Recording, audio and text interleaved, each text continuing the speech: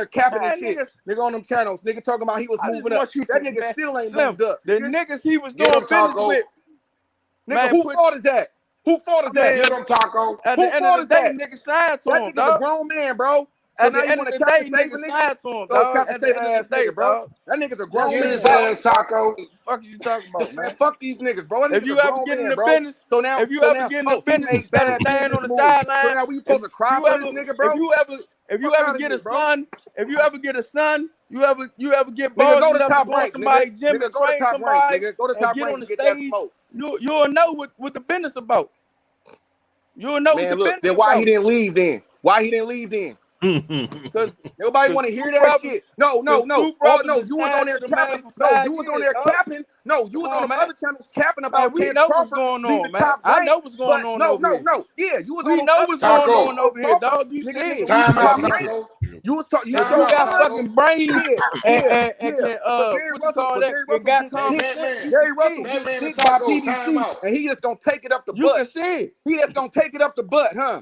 Nigga, he a grown ass man. And you up here, ain't faggots over here, dog. Bro, that nigga grown man. Dog. I know you a faggy nigga. I know you a tell a nigga suck your dick and all that shit. I know you a gump. I know you a gump, dog. So we don't take nothing up the butt, dog. Yes, he did.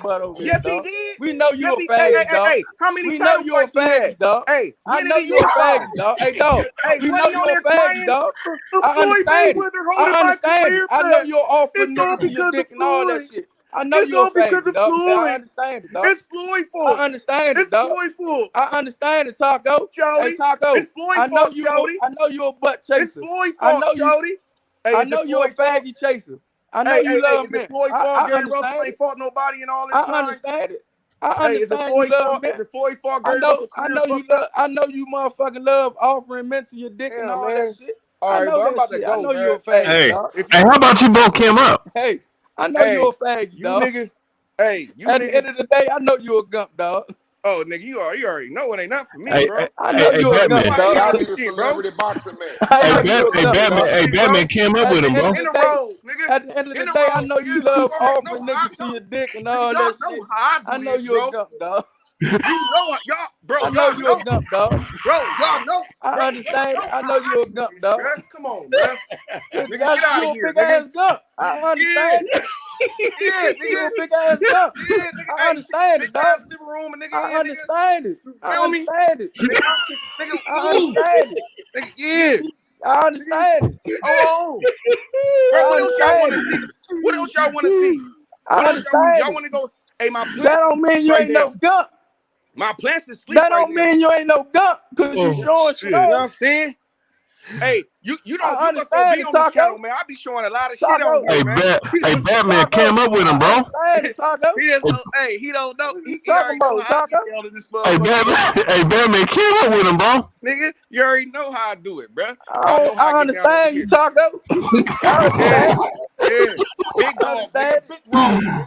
I understand. Yeah. Hold on, nigga. Let me put my hood on. Hold on, nigga. I know that. You feel me? Yeah, I know you know it, nigga. I know you know it. And don't let me go show the headboard. I know that's your girl joint, the headboard. You feel me? You know what I'm saying?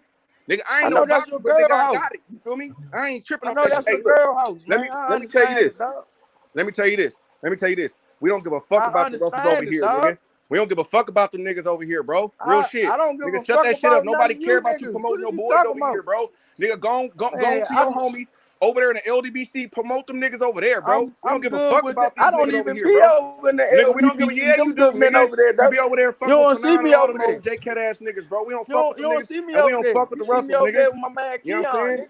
We don't fuck with them niggas, bro. Hey, Batman came up with him, bro. Hey, man, nobody's trying to come up with that rusty black ass nigga, bro. See me over there with my homie out of here, bro. Hey, nigga, Bill already got on that nigga head, bro. Plenty of times, bro. You don't need a regular talent. Niggas already seen that. I don't have to do that no more. Fuck you talking about? I got money. Fuck you talking about? I already showed my house way before. Nigga, I don't got to do this shit. Yeah. We don't want to see that shit. We don't want to see that shit. We don't want to see that little shit. You know what I'm saying? We don't want to see that shit. I understand. We got big shit over here, California, nigga. You in a one-level house, nigga. I can come out there where you at two of them bitches, nigga. Get the fuck out of here, bro. Hey, you in a one-level house. Check this out, though. You in a one-level house. We don't give a fuck about over here, nigga. It's Devin Haney, nigga. House, nigga. Care about Spence. You in a one-level house. All that other shit, nigga. Fighters who fight somebody, bro. You in a one-level house, man. Get the fuck out of here, man. Let me know when they fight somebody. You in a one-level house, bro. Nigga, go promote them niggas somewhere else, bro. You on a one-level house. Fights. Nigga, y'all niggas think I know you a faggy, dog. Nigga, what y'all think of Antoine Russell that y'all say he could be fucking boot in it, bro? Oh, you think the amateur? Get the fuck out of here, bro. This is sad, bro. One-level house, dog. About boxing, bro. Who the fuck being a one-level house? Amateurs. I didn't even know they made one-level houses, man. How many times we see a I nigga live in DC. I never knew they made one-level houses. And they get their ass whooped. You're on the How many one level times house you see that? talking about People we lose in the amateurs. in People lose space. to somebody in the amateurs, We and they in get in the pros space. and they get their ass whooped by that We person. in space. Come on, bro. Nobody care about that Talking shit, bro. about the one level. You're on the one level house, dog. Get the fuck out of here, man. Hey, this nigga must Fuck know out of enough, here, y'all. man. This You're nigga talking old, that goofy bro. shit, man. Hey, did you say what level? Hold on, let me go upstairs quick. Okay, cool. That's right. This nigga, bro, I hate Head fucking upstairs, man. Hold on, bro. I hate proving these niggas, bro. You know what I'm saying? Sometimes you gotta do it, bro. Hold on, wait. Oh, is that upstairs? I commend you, dog. Oh, hold on, no. It look like that's your girl joint, though.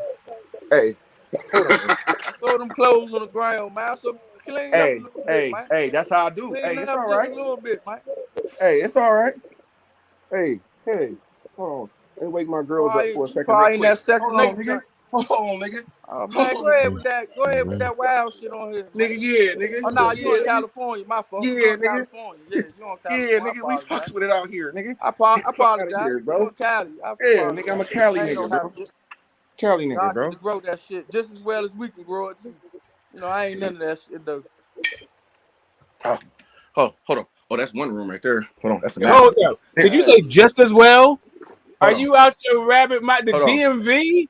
That's Man, another room. you That's better another room ask right there. somebody. Get the hell There go out the of here. bathroom right we there. can grow it, too. Hold on. I'm just ain't none of Hold that. on. I ain't none of There that. go Yeah, another nah, room man. right Yeah, there. I hear you. You're not Hold seeing on. a Hold on. podcast. Hold Yeah, on. I feel you. We in another room. Hold on. Wait a minute. Let me see.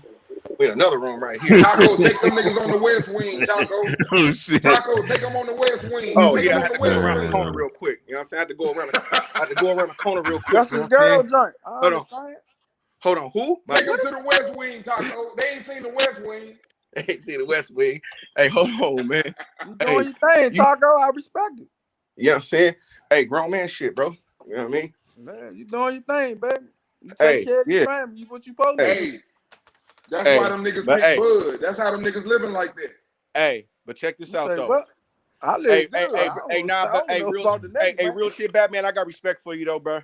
You feel me? You know what I'm saying? I got respect for you, bro. But, bro, come on, bro, with that capping shit, bro. I'm tired of hearing them shit, bro. I mean, yeah, you is, bro. I know your niggas is good. Hey, look, let me give you your let me give you your props, Batman. Damn. Yo, niggas is good, bro. I ain't gonna lie. I like boxing, so I ain't gonna cap on you. You know, I'll just be capping, talking shit. Your niggas is good. Antoine Russell was a good fighter, bro. Like real shit, but let's just hold off, bro. Like let's just hold off and wait to see what he do, bro. He kind of like what he struggled in that last fight. Cuzzo was dealing with a lot of family shit out there in the East with the war and shit. Let him get like a couple of more, bro. Like you feel me? You know what I mean? Let him get a couple of more, bro. Like don't put too much on that man plate. Yeah, let him get a couple of more. Let him get a couple of more wins, bro, before we start putting him up there. You know what I mean? He could beat this guy. He could beat that guy. You know what I mean? What is your corner supposed to say? If you grew up seeing this guy fight, they've been doing this shit for years. They've been watching him fight and all that stuff. Everybody does that. None of y'all, when y'all pick y'all guys, I don't say let your guy do this and do that. I mean, I know what my guy can do once that top level fighter get in his face. I just know. I mean, I don't, you know what I'm saying? Like I said, I be saying it. You know what I'm saying? I don't just be speaking this shit just to speak it. I be saying it. You know what I'm saying? I be saying it. Hey man, I'm 100% on my motherfucking picks. When I pick, if I pick a fight, it's because I know what the fuck's finna happen, and I know Crawford finna whoop Spence ass. I'm letting you know that. You know, at the end of the day, Taco. I mean, the fights you be talking about. Taco ain't even on here no more, bro. Huh? Nah, he in the I think chat. he stepped out. Yeah, but at the end of the day, the shit I be talking about, I done already seen it. Oh man, you guys have my fucking neck and brain hurting, man. Listen, Bro, I was crying, bro. I was crying, bro. I was crying. I was crying, bro. You see the tears coming out my eyes. Bro, that shit historic, bro. That shit was historic. I don't even be serious with this shit no more. God, you know, man, doing this shit with H Money the last time showed me that this shit is just the internet. I don't. Yeah, it is. But you can't let none of that shit really bother you, bro. That shit ain't. Niggas gonna talk their shit and they gonna do what they gonna do, bro. That shit ain't. Oh man, I've been talking all kinds of It's shit all on here. good. You still see me. Hey man, I'm from the South. I'm from the South. That's all we do. That shit that Nigga, get on your oh nerves. yeah. Is that? If we Hey, know it get on your nerves, we coming back tomorrow, nigga. Hey, D, you from Alabama, right? Yeah. I'm originally from Mobile. I live in Pensacola, Florida, but I'm originally from Mobile, and you know, Oh my God, man. Hey, bro, look, hey, bro, I'm from Georgia, bro. So that's what we do down here. You can At the talk end of the all the day, shit you gonna talk, bro. It's all good. It's if all don't good. nobody live close to me or Right. 2 hours, 3 hours away from me, like when YB. man, I don't even trip off that shit no more, man. Yeah. Nah. That Hey shit be man, going over the so bridge. all right, so new plate, man, new plate. We switching subjects, bro. Man, OG. You say you got all your picks right except for that Spence and Bud shit. Bud gonna get stopped in the late round. I don't know what you mean. You keep talking about all this crazy shit and that Errol Spence is one dimensional. Man, look, OG, you got to watch some film on Errol Spence, man. I don't think you know how good this dude was. He was the better. Hold on, OG. He was the better Olympian than Bud Crawford. He got better amateur pedigree. This motherfucker, and y'all keep saying sparring means something, then y'all say it don't, then y'all say it do. But what the fuck, OG? What the fuck my boy did to Floyd? What Big EJ did to Floyd? Hey, What he did to everybody he sparred? Let's get it. Fucked him up. You'll never, OG, you'll never hear no Spence stories and them dudes getting on his plate for real. Man, Tell me when that happened. Please, YB, he was getting his ass whooped in scoring just last year, bro. Come on, now. Come on, bro. Like, bro, that's a rumor, bro. Tell me who. Tell me wait. Tell me. Hold on, BH. Hold on. Tell me who confirmed that. Tell me who confirmed that. Several people from their. Man, fuck no, bro. From who camp? From who camp? Bro, tell me who was in the gym when that happened. Bro, come on, man. They confirmed that shit. Okay, who confirmed? Okay, here's my question. Hold on, bro. Just because he got an eye injury, didn't Ray Leonard get a detached retina when he beat Thomas Hearns? Did he knock out Thomas Hearns? Yeah. So what? So how What's the that fuck got to do with he him? getting his ass whooped? No, Y'all we're motherfuckers talking don't know about shit about boxing. we're talking about sparring. We're talking Y'all about don't know shit sparring. about boxing, bro. How the fuck We're talking about YB sparring. on that level tonight. We're talking about sparring, bro. Hold on, bro. Let's go, y'all say YB. sparring don't mean nothing, y'all say it do. Well, I know Floyd had to kick my boy out the gym because he got his eye black. Well, Big Floyd did that. Big Floyd did that. Big Floyd I know, did that. but they still kicked him out the gym, bro. That's a fact. That's a fact. That's a fact. Yeah, no. Nobody's talking about that. We're talking about Errol Spence. You're talking about he never got beaten sparring. Yes, he was just bro. They were talking about because here's the thing. Yeah, hold on, no. Answer the question, bro. Answer the question. I'm answering the question. Who beat him? Who beat him? Who beat him? But I heard some stories about somebody out in. I don't want to say no names. Hey, YB. Hold on, wait, historian. Hold on, historian. Before, but I ain't gonna say no names. Hold on, historian. Who beat Spence in sparring, bro? Who beat him up? We don't know his name, but they were saying that thing he got his ass ripped. Hey, YB. We don't know his name. All right, it doesn't fucking matter, bro. They said he was getting left up in sparring, bro. That's what they said. So you telling me? Hold on. You talking about the motherfuckers that hate Errol Spence? But what you telling me? Hold on, bro. Do you ever see these motherfuckers in the gym? Hey, BH. Are they reporting from the fucking house talking about some Spence got hurt in sparring? By who? Who confirmed that? Who's confirming that he's beating up all these guys in sparring, man? I know motherfuckers that been in the gym with him that saw it, bro. Where are those sources at? So I don't want to hear all that shit. Bro, one of his. So what are you talking about? I got real motherfucking sources. BH, you got motherfuckers that sit on YouTube and hate Spence. Cool. Hey, BH. Ain't got shit to do. Ain't got shit to do with no hating Spence. Stop it. Daquan Arnett, bro. Hold on. Daquan Arnett, who was an Olympic alternate with Spence, bro. I got real sources, my dude. Okay, cool. But here's the thing, though. You're talking about dudes that be at the motherfucking behind the computer talking about some, hey, man, Spence got hurt in sparring because he got a detached retina, so he obviously got his ass whooped. Come on, bro. No, but that wasn't these guys on YouTube. They was talking about motherfuckers that were actual sources that was saying that's what they were told from the gym that happened. What sources? Real, bro. What sources? I know what that got to do with. Okay. Hold on. YB, hold on, real quick. Hold on, real quick. No, hold on, real quick. Batman say he know the sources, bro. Go ahead, Batman. I ain't talking about the Spence. I know sources that when Bud was down in Atlanta, he got dropped by Brian Norman Jr. Hey, Brian Norman is a beast, bro. Brian Norman is a beast, bro. He's a beast. When he was down in Atlanta, what happened, Batman? Who dropped him? Brian, He ain't get dropped. He got a real good motherfucking. The motherfucking legs was whole. What the fuck? Hey man. And when your brother sucker punched him, who gave him an ass whooping in sparring that day? Was it Dynamite Dargan? Yeah, Dynamite. Yeah, exactly. The Philly boy beat the fuck out of him. Tell the truth. Did that really happen or not? Yeah, that really happened. So who to say, bro? Who to say Spence can't fuck around and beat Bud Crawford, bro? These dudes acting like Bud ain't never been fucked up. Come on, man, stop playing. This shit is fucking biased in the bitch, bro. What's the argument we talking about? Blowing shit up, bro. This shit is bullshit. And watch, y'all finna lose all y'all motherfucking money, bro. What are we talking about right here? We talking about sparring? What are we talking about? Everybody gets in. Look, everybody wins and loses in sparring. So what? That's right. Who whipping Errol Spence ass in sparring, bro? Tell me. I want to know. Well, obviously, somebody confirmed that shit just a second ago. My question is, what does it matter? Bro, you don't want to. You don't want to. Nobody was not talking about no fucking sparring, shit, bro. These boys getting on Bud plate, fool. I'm gonna tell y'all about what. When Bud down the y'all need put some respect on Brian Norman's name. That man can fight. I'm trying to understand where the smoke coming from, so we can attack the root of this smoke, man.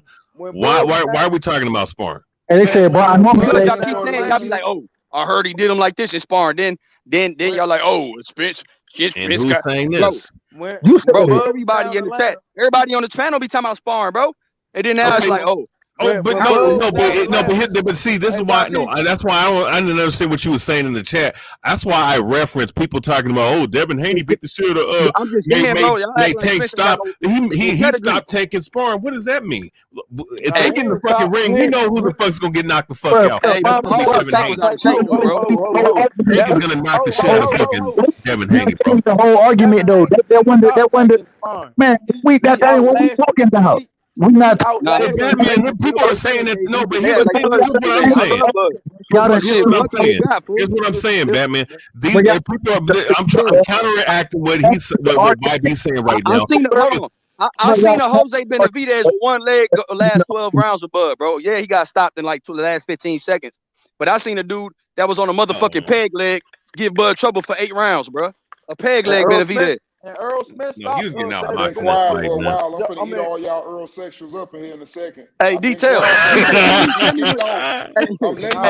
Uncle D, what was Benavidez doing with Bud Crawford, bro? Had that motherfucker Bud confused for the first 6 rounds with just a 1-2. A 1-2. And Jose got stopped by Earl. That was sparring though. He got stopped with a headgear on. Tell the truth. Hey, Batman with a good leg. He had 2 good legs when he got stopped by Earl. To be honest with you, bro. Before he got shot. But here's the thing, though, man. Okay, but here's the thing, though. Batman, look, this is saying though. People only talk from one. People only talk from one perspective, bro. People don't know shit about boxing, bro. It's a 50-50 fight. It's a 50-50 fight, Batman. And that's all the fuck y'all doing. Talking about the past. YB, you saying it's a 50-50 fight now, but you were saying that he was going to destroy. You said he was going to destroy Crawford like a week ago. I said Spence going to win. I said Spence. I'm leaning Spence. I think Spence gonna walk him down later in the fight. It's still a good fight though. Bro, why y'all? I said because of the work rate, Bud might get stopped because he like to fight. Give me your password. I'm gonna take over your account after. Why y'all winning shit? Why y'all like to get so emotional about when we say Spence wins? Who's getting emotional? Spence ain't winning shit. Listen, just listen to it right now. Not you. Just listen. Spence ain't winning. I'm telling you, I don't care.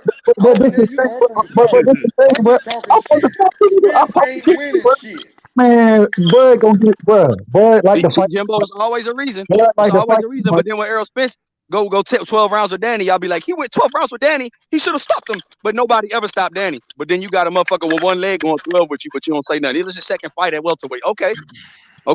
It's always something. It's always something. It's always something.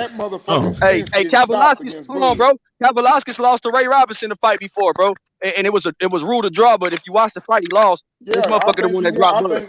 Kambosos dropped Bud, bro. But let y'all say, Errol Spence should have got Mikey out of there. Errol Spence should have got Mikey out of there. Okay, bro. See how it's always one-sided? It's bullshit, bro. Call the shit down the middle. Man, listen. Who got stopped and who ain't got stopped? Man, come on, bro. Call that shit down the middle, bro. Errol Spence the box. Errol Spence the box. Errol Spence is a very good fighter, bro. Ain't nobody.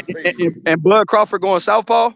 again and trying to take away his jab because strong hand in the front. because he can't stop a jab. He can't stop a regular jab from a southpaw fighter. In the front. Right hand in the front. You gonna get it? Bro, this is the problem.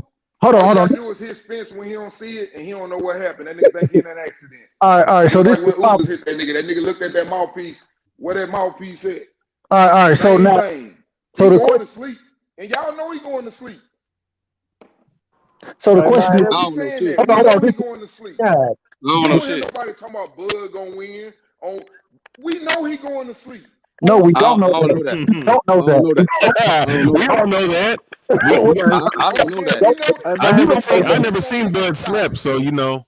Bro, I never seen Errol slip. So I don't know if he's sleeping shit. I don't know. Stop coming. Hey, well, he almost got slept this past fight. I almost seen Bud get slept. Shit, Bud the one got put on the ground. Shit, Errol Spence never touched the ground. For sure. Yeah. So what the fuck you talking about? Hey, how Errol almost got slipped and Bud hit the ground before.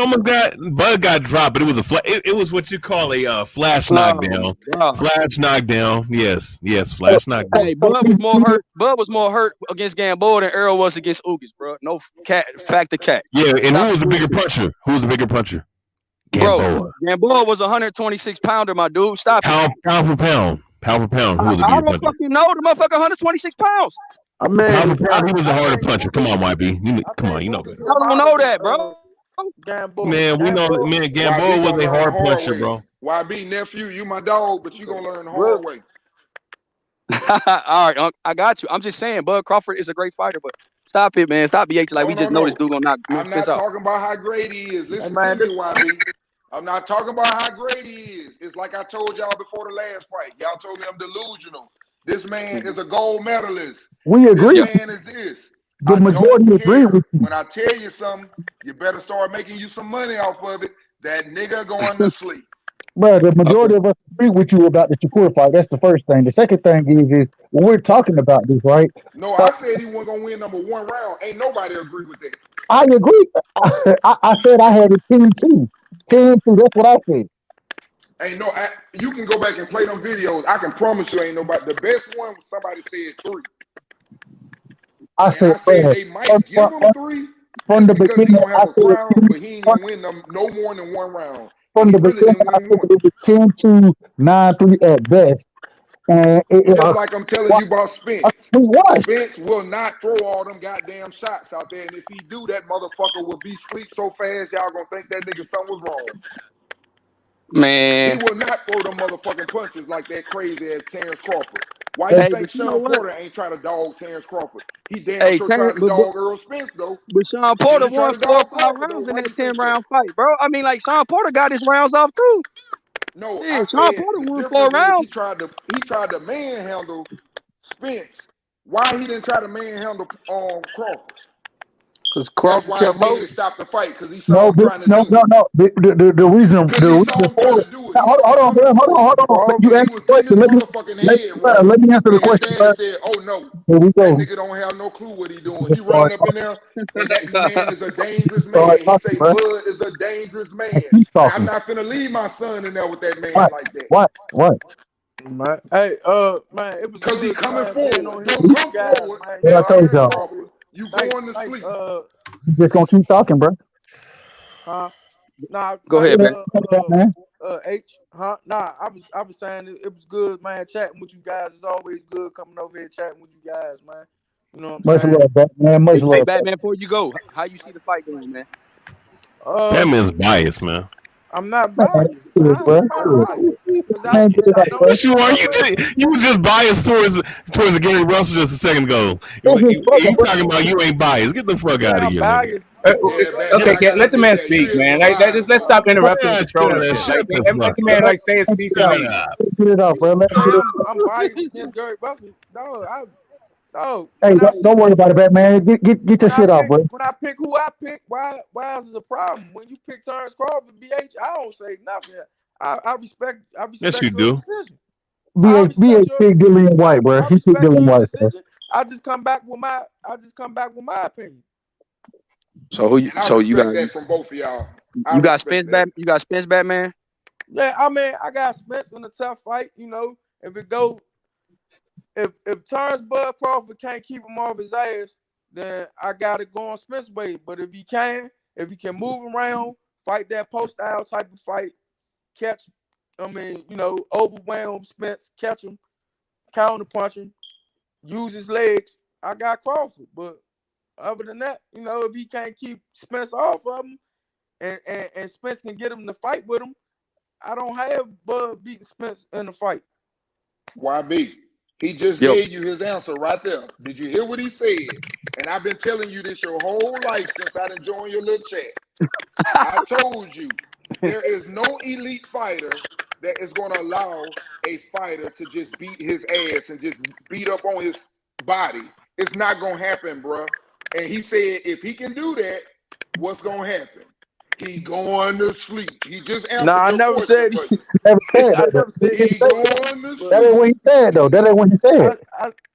I mean, at the end of the He day, said if he can move and avoid that body attack of Earl just overwhelming him, and he can keep him off him with something, he said he could see him winning it in that way.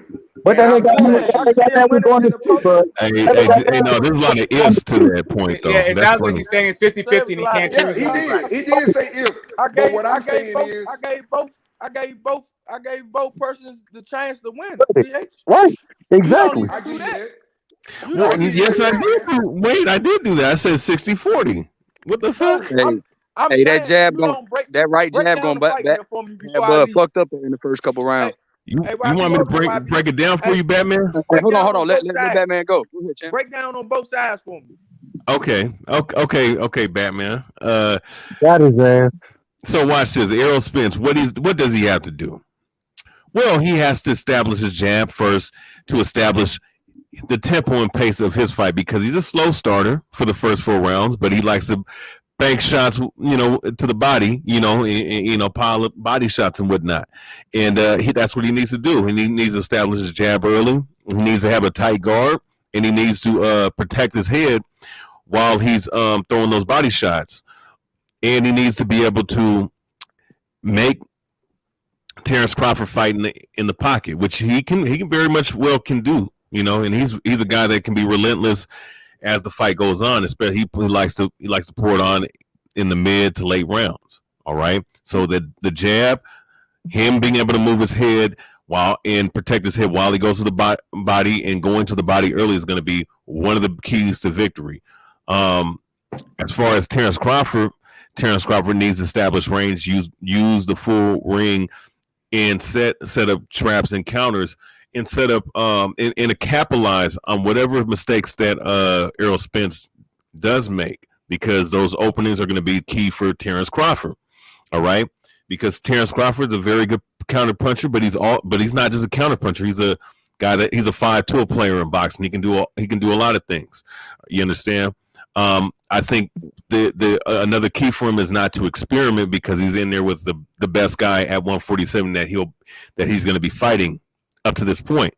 So if he keeps things, he fights at distance. He keeps at range.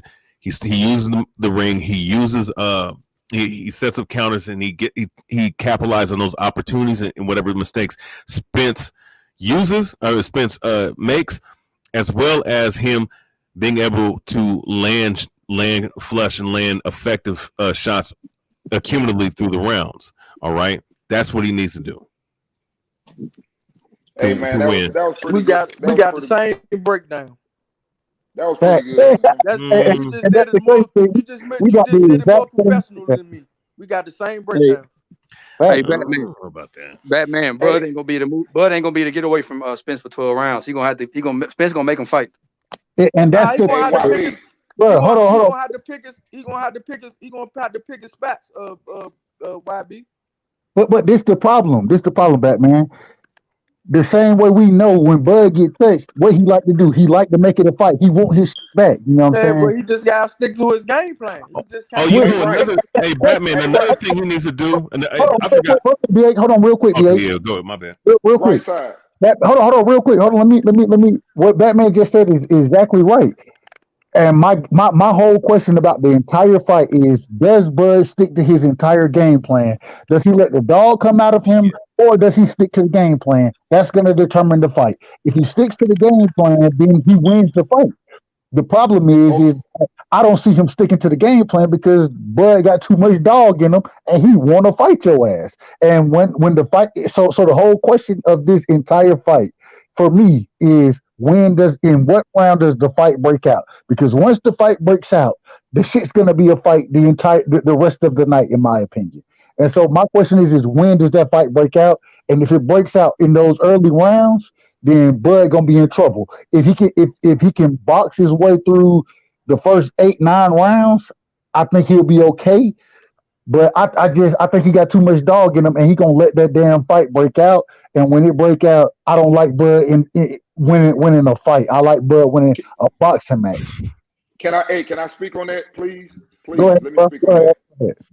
Okay, right side. I just listened to what you said, and to show you that I have been consistent. And I know it seemed like I'm only on Crawford's side, in which I only see it in Crawford way. I'm not gonna lie. And I am a Crawford fan, but I'm as much of a Spence fan, but not over Crawford. But here's something that I want to say that I said to you, YB, and y'all thought I was crazy when I said this too. Do you remember me telling y'all, I'm trying to explain to y'all, when Spence beats up a person, it is like overwhelming him with dominance. He dominates you. He's hurting you. But the difference is I said that Crawford was the better inside fighter. And I think what you just said, right side, see, that's where I see things different. And I don't see Spence having no weight. Because you just said if the fight come out in Bud. Well, let me tell you what I know about the fight when it come out in Bud. He nasty as fuck. He jumping on your left side, your right side. Go look at him when he got mad and started fighting Kambosos. He's even more dangerous. And what I know about that, when he turns that way, Spence has a very, very bad problem of putting them mitts up. That's why Sean Porter was successful. You've never seen him fight on the back foot. And that's what the hell I see happening. So it don't matter if he turn into Bud or not Bud. I just don't see it good because his hands are faster. He's a more accurate puncher. He's more precise. And he got more tools in the toolbox. And it's going to show. Hold on, D. Let me respond to that real quick. I know somebody want to jump in, but the only thing I'm not disagreeing. I think that we do see the fight very similar. Where we divide is I give Errol Spence on the inside. I think he's a better fighter than Bud Crawford is, and because of that, I think Bud's gonna have to take a lot of punishment to be as effective as he wants to be on the inside. And that's exactly what you said. And like once again, I think we see the fight very similar. It's just what we disagree is who's the better inside fighter. And in my opinion, once again, just my opinion, nothing against yours. All I'm saying is if it becomes an inside fight, Errol Spence gonna beat the shit out of Bud, in my opinion. I don't like Bud in an inside fight. If Bud can box from mid to long range for 7-8 rounds, I like him to win the fight. But I don't see him doing that, and because I don't see him doing that, that's why I pick Errol, because I think that it's going to be a fight, and once that fight break out, even though, and once again, no disrespect to you, you got Bud winning on the inside, I got Errol Spence winning on the inside, and so that's what I think is going to happen, and when that fight break out, bro, I don't like it for Bud. Okay. Well, here's another thing with Bud. How do we know Bud gonna put him on the back foot? But you know what? There's a possibility of that. But I will say this though with Bud. No, it's not a possibility because if Bud, it's possible. I'm not saying it's going to happen. If Bud try to put him on the back foot, Errol's still gonna come forward and make it an inside fight. You know what I'm saying? It's hard to put somebody on the back foot when they want it to be an inside fight. You got to be able to control that. I think we underestimate Spence's boxing ability. That jab ain't no joke. No, but yeah. I mean, maybe when they post turn. Yeah. I just want to be on tape. I just want to be on tape when we were playing these tapes saying that y'all lost y'all motherfucking. You know what? I'm gonna go ahead. It's a lot of wishful thinking. What about your tape when Bud, when all this wishing and hoorah and you doing I'm gonna tell you the stuff that you're saying don't make a whole lot of sense. Just breaking it down, you're you see what happened against Kambosos? Kambosos is nowhere near no damn Errol Spence. I don't even know the other stuff. I'm not even talking about oh, Spence is going to do this because Bud is like Ugas. Like, I don't even think this. I'm Bud just is talking not about like the tendency. Ugas at all. Exactly. I'm just looking at the way that these two guys fight. I'm not like that. That's it. Like, when it comes down to the way that these two guys fight, especially at 147, I'm not seeing the fleet of foot. I'm not going like, oh, yeah, what he did against Postol. Like, even if you go back, Smoke, I don't know let me finish. We had that conversation about an hour ago. I understand that, and I'm having it right now. I don't need your help, dude. I swear to you, I don't need your help. I got this. Okay, but we don't care. Hold up. I got it. Just put yourself on mute. Just put yourself on mute. I got this. You need help breaking it down, bro. No, we don't. I just finished watching Jose Benavidez fight. I just finished watching. That's why I've been on mute this whole time. I watched Amir Khan fight. Taco said, nigga, you had that lotion in there, nigga. We ain't hearing that shit. Bullshit. Right, I get it, man. Listen, I'm not trying to drag you out the church. I'm not trying to drag you out the church. I really am not. You're in the Bud church, and that's where you're gonna be praying at. I got it, bro. That's where you tied. I can clown if you want me to. I told you. I know. I would just like for you to stop interrupting. Really, is what I'd like. So anyway, like I was just saying, I just watched the Jose Benavidez fight. I just watched the Amir Khan fight. You keep going back about the shit we don't. Hold on, hey, D, let him rock, bro. Let him rock. Come on, I don't know who this we is. You gotta give everybody the opportunity to speak, bro. Let him rock. Right. So and then I watched the Amir Khan, and then I watched the Sean Porter. What I'm seeing, like the Bud that fought Jose Benavidez, I'm seeing this dude is long gone. That guy was real fucking quick. He had like cat-like reflexes, all that shit. I'm not seeing the same kind of like fast twitch shit out of Bud from that fight to his last fight. I'm seeing a little bit of a slowdown. I'm seeing a little bit of like I feel like he's lost a half a step. That's just me. That's what I'm looking at. Go ahead, Uncle D. Go ahead, bro. Hey man, I respect your opinion, man. I already know, and I can't change that. And I respect everybody on this panel. I enjoy just having fucking fun with y'all. But and we appreciate I'm not going to change who I am, what I believe, and I ain't hearing none of that shit about who they fought, the other one who got beat up in sparring, and this one said that shit, and this one he'll want 10 million, and he's scared. I don't care nothing about none of that shit. I'm talking about the fight, and I'm looking at the skill sets. I'm looking at a man that ain't been in the ring with nobody, that's left-handed. I'm looking at all that shit. I'm looking at a man that ain't never seen the most powerful hand being used as a jab, just like Kell Brook never seen no nigga with his strong hand used at the jab that could fucking knock his fucking head off, and he damn near run through the ropes. I'm looking at all of that, and you know what that tells me? It don't tell me that it's gonna knock Spence out, but what it do tell me, that motherfucker won't walk up in there because he got some power. And you don't see his shit. That's the worst part about it.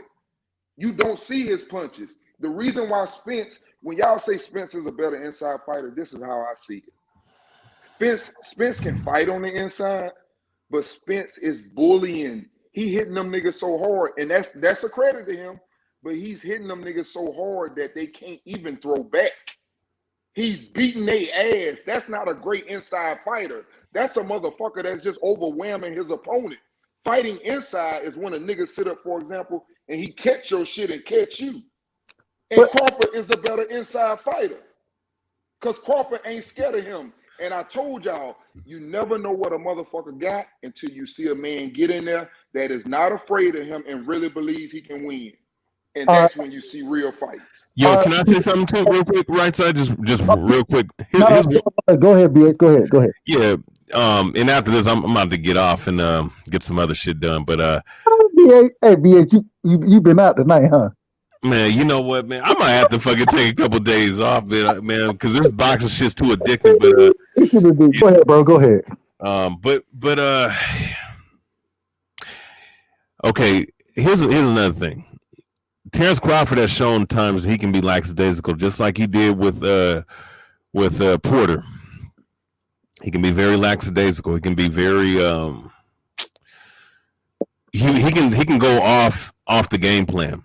He's shown in unhealthily, or all right, go off the game plan. And that can be something that Errol Spence can that could be something that he can capitalize on. And I that's why I say that if he sticks to the game plan, he has a good shot of beating Errol Spence, but he does have the tendency to be lackadaisical sometimes. And Spence is not the guy to be lackadaisical with. Just being honest. But with that said, if he does stay with the game plan, it's going to be a hell of a fight. But I do see Errol Spence catching something from Crawford that he hasn't caught before, and I know he's going to take a knee. All right, so BH, and I want you to finish. You got something else on that? I don't want to. No, I'm done. Hey man, we going I ain't gonna say what I want to say, but we're gonna kick it to YB. Then we going to Cash to get the smoke. You on deck, bro. Go ahead, YB. All right, YB ain't there. We going straight to Cash. Cash, what you got on this, bro? Ugas is a harder punch than Bud. Are you out of your fucking mind? Who just? All right, Cash, you there? Yeah, I'm there, man. Can you hear me? Yeah, we can hear you now. Go ahead, bro. Yeah, man. No way.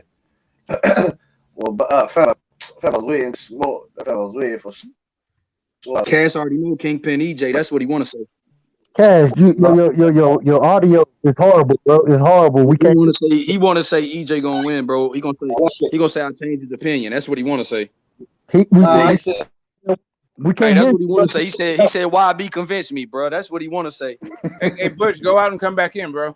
Yeah, that's why it's fucking up, because he everything that he believed in, it just kind of got turned in front of him. And so now his shit staticky. His internet got fucked up all of a sudden. So you know how it go, bro. I think I convinced Cassidy, bro. BH is next. Hey, YB, what you got on with BH and what Uncle D said, man? What you got on that? Uncle D about him being a better inside fighter, man. I just can't even rock with that. I don't see it. Go ahead. Errol Spence gonna fuck Bud up on the inside. Had Bud looking like Jeepers Creepers. He stay on the inside with him, bro. You see how easy his eye was swelling up against Kell Brook in 3 rounds, had a cut on it. And Sean Porter had it cut in 2. Hold on. Let him finish though. Let him finish. Hey, Uncle D, man. I just saying he feeling good. I'm just messing with him. He feeling good. Go ahead. Uncle D. Now I know he messing with me. Go ahead. You know what I'm saying? I like when I come on now. Hey, but you know what though? I gotta give you credit, man. And that's the thing about you. You'll have fun every now and then and mess with me or whatever, but you do let them know, you let anybody go back at you too on your channel. So I gotta give you credit. I gotta give you props. Yeah, you believe I'm wrong. I let you tell me, Uncle D. I don't have no problem with you telling me about your pick. You know what I'm saying? It's not because me, bro. I trust everybody's opinion on here. I just think that I just watching film, like you watch film on Bud, and like it's just how you look at the film. Like I could see different things. Like BH is saying, Bud gets lackadaisical and spins backs up in a straight line. That could be motherfucking. That could be very detrimental to Errol Spence. With Bud. I agree with everything y'all saying. I agree with everything y'all saying. I just feel like, for example, Bud hasn't had, like y'all always say, he ain't fighting nobody. The fighters that he have fought, with all due respect, and I think we can all agree as just former athletes or professionals, or I don't give a damn. When a man walks in that ring and he's fighting for a championship and he's undefeated, I ain't talking about he know how to lose. He really believes he can win. That's all I'm saying. You can say what you want to say, but I'm just telling you. See, that's the thing about what fans think versus what a real person as an athlete thinks. I've never met a man that I thought could beat my ass. I don't give a fuck who he was, Jordan, whatever. I never met a man that I thought could beat my ass when I get on that court. I'm just telling you how I feel. And I know they feel the same way. If you have never lost in your life, when you get in that ring and y'all sit up and make that joke about that nigga had one leg, this and that, have y'all ever noticed that Crawford said Sean Porter won his toughest fight? Because them niggas that he fought was undefeated. And them niggas gonna fight you until they just lost. But when you say that, you're saying, hold on, go ahead. Go ahead. Yeah. My man, listen to me. I'm not saying just undefeated. I'm saying it's the mental. It's the mentality of you when you're undefeated and you're fighting for a championship and you got this belt, or you used to be champion. Like Benavidez was the hottest project. He was the hottest prospect out of any of these motherfuckers we talking about before he messed his knee up. These dudes, wait a minute. These dudes have a mentality is all I'm trying to tell you. Felix Diaz, when he went in that ring, he had one loss. And everybody thought he beat Lamont Peterson in that fight. And he's a 2-time gold medalist. He went in there to win. When he fought against Kambosos. And see, that's what I'm trying to say to you. These dudes are not the same. Hold on, when who fought against Wait a minute, let me finish. Hey, I know I'm cooking and you getting mad because you don't like what I'm cooking. No, I'm not getting mad. Let me finish. Hold on. Kambosos, I was asking who you said. But Kambosos was undefeated and he's a 2-time gold medalist. All I'm telling you is right now when they fighting, their confidence is off the roof, bro. You missing the point, what I'm trying to tell you. Now, I'm going to give you another example. Oscar Valdez, gold medalist, undefeated. His confidence was off the roof. But you know what? He's been fucking ruined. Right. Because you know why he been ruined? Because now he going to doubt himself. Nah, I don't think. Doubt himself. Wait a minute. Let me finish. He going to doubt himself. The things that he been able to do in his past, he ain't going to even try some of them things because of how bad Shakur made him look when he did them. I can't just go in there and throw no wild ass hook no more. Nigga, you was diving on the floor and shit. And that nigga was hitting you in your ribs. You're not going to even try some of those things. It changes your mentality when a person lost. Now, when we talk about the people that Spence fought, like I told y'all earlier, it's nothing against Spence, but I don't think any man walked into that ring and really thought they could beat his motherfucking ass. Right. Brooke was coming off a motherfucking broken ass eye and dropping weight. Danny Garcia done had his ass kicked by every motherfucker down the line. Sean Porter done had his ass kicked. Ugas done had his ass kicked 6 times. These niggas know how to lose. It's a difference. Okay, all right. We understand. And how does that? Smoke, I don't want to hear that bullshit. Go ahead. No, I'm just saying, like, what do you think? What do you think of Bud's opponents? Do you think all of them, none of them, been scared of Bud? Like they've all been there, walking in there trying to kick Bud's ass, or it's only Spence's guys that are shook? Okay, now you asked me the question. I'm gonna answer that. Hold on. I'm gonna answer that. I'm gonna answer that real quick. Yes, I do. Because when Gamboa fought him, they said he wanted to fight at his home, and they said, okay, motherfucker, we'll give you Gamboa. They thought Gamboa was going to go in there and whoop his ass. Gamboa was one of the top fighters at that time, undefeated, 2-time gold medalist. Now I got it. You don't have to go into all Gamboa's resume. It's all good. Gamboa. No, I got you. Don't have to break down Gamboa. You don't have to go that deep. You don't want me to. I know. Gamboa is filthy though, man. What you talking about? Get the smoke. I'm just wondering. I wasn't asking you to break down the entire resume of the guy. Hold up. Everybody, hold up. But you don't want me cutting you off like that. No, because you're going too deep. I mean, the question's not that deep. You asked me because the question is not that deep. The question is, Gamboa was a dominant champion, bro. Were all Bud's opponents shook like Spencer? And the answer is no. But Gamboa. Oh man, stop. Listen, man. I don't know what the fuck nobody done said. Hold on, man. Hold on. Wait. Hey, real quick, right side. Hey, salute to everybody, man. Salute to H Money. Salute to everybody on the panel. Out of here. Shout out, my man. Shout out, man. Appreciate you, man. But listen, man. If we gonna do this, man, if a question is asked, if you gonna ask a question, don't talk over the person answering the question, bro.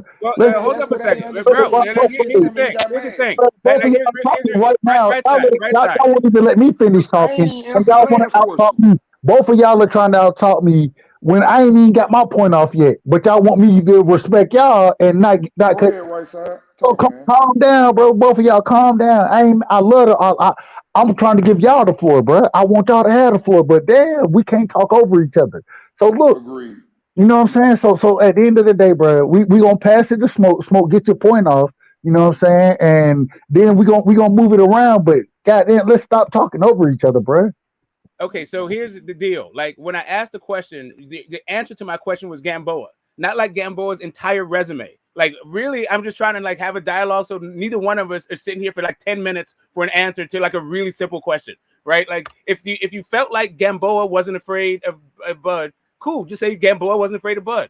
I don't think that Porter wasn't afraid of Spence. I think Porter showed up to win against Spence the same way Gamboa showed up to fight against Bud. Now, can I speak? Go ahead, Unc. Okay, first of all, you asked me which fighter that I think went into the ring thinking that they can beat Crawford. And you cut me the fuck off and you answered it the way you wanted to answer it too. Let's not do that. Let's not do that. Let's not do that. Okay, but this is what he just asked me. He Right. asked me, and I started on the list. I was finna say, yes, Gamboa thought he could beat him. When he fought at 140, Felix Diaz was hot. He never lost. He beat Lamont Peterson in his own damn thing, but they gave it to him on a split decision, and everybody thought he won. He's a two-time gold medalist, and he really thought he was going to win that fight, and everybody was talking about he going to be dangerous. And he came from PBC. That's why they sent him to beat him. Okay, yes, I thought he could beat him. Victor Postal stopped the man who got Lamont Peterson out in one round. He was undefeated. It took Spence 6 rounds to get him up out of there. Nobody wanted to fight Victor Postal. Danny Garcia left the fucking division. He went and fought Victor Postal. Yes, Victor Postal thought he could beat him. The next one he fought, Benavidez, had been calling him out for 2 years. And he was the main man at one time. And he wanted to get his get back. And he told everybody, I'm going to come to your hometown. I'm going to walk your ass down and beat you in your own damn crowd. Talk shit to him the whole time. Yes, he thought he could beat him. Kavaliauskas thought he could beat him. Obviously, the way he started off in the fight, he knew he could beat him. Even Kell Brook. But Kell Brook is not the same as the other ones. The other ones were undefeated, and they really don't know how to lose yet. Once you lose, you doubt yourself with certain things. It's like when I'm playing basketball, if I make a move on a motherfucker and I make a good move and them motherfuckers foul the shit out of me and I miss a layup and they don't call it, I come back down there again. Nigga, foul the shit out of me. I tried it and they don't call it. Basketball now? Hold on. Listen to what I'm finna say. Let him finish. They don't call the foul. Listen. But wrap it up now. You gotta wrap it up. Hey, Uncle D, you gotta wrap it up though. You gotta wrap it up, D. We don't need examples, bro. Like what you're saying is not that hard to follow.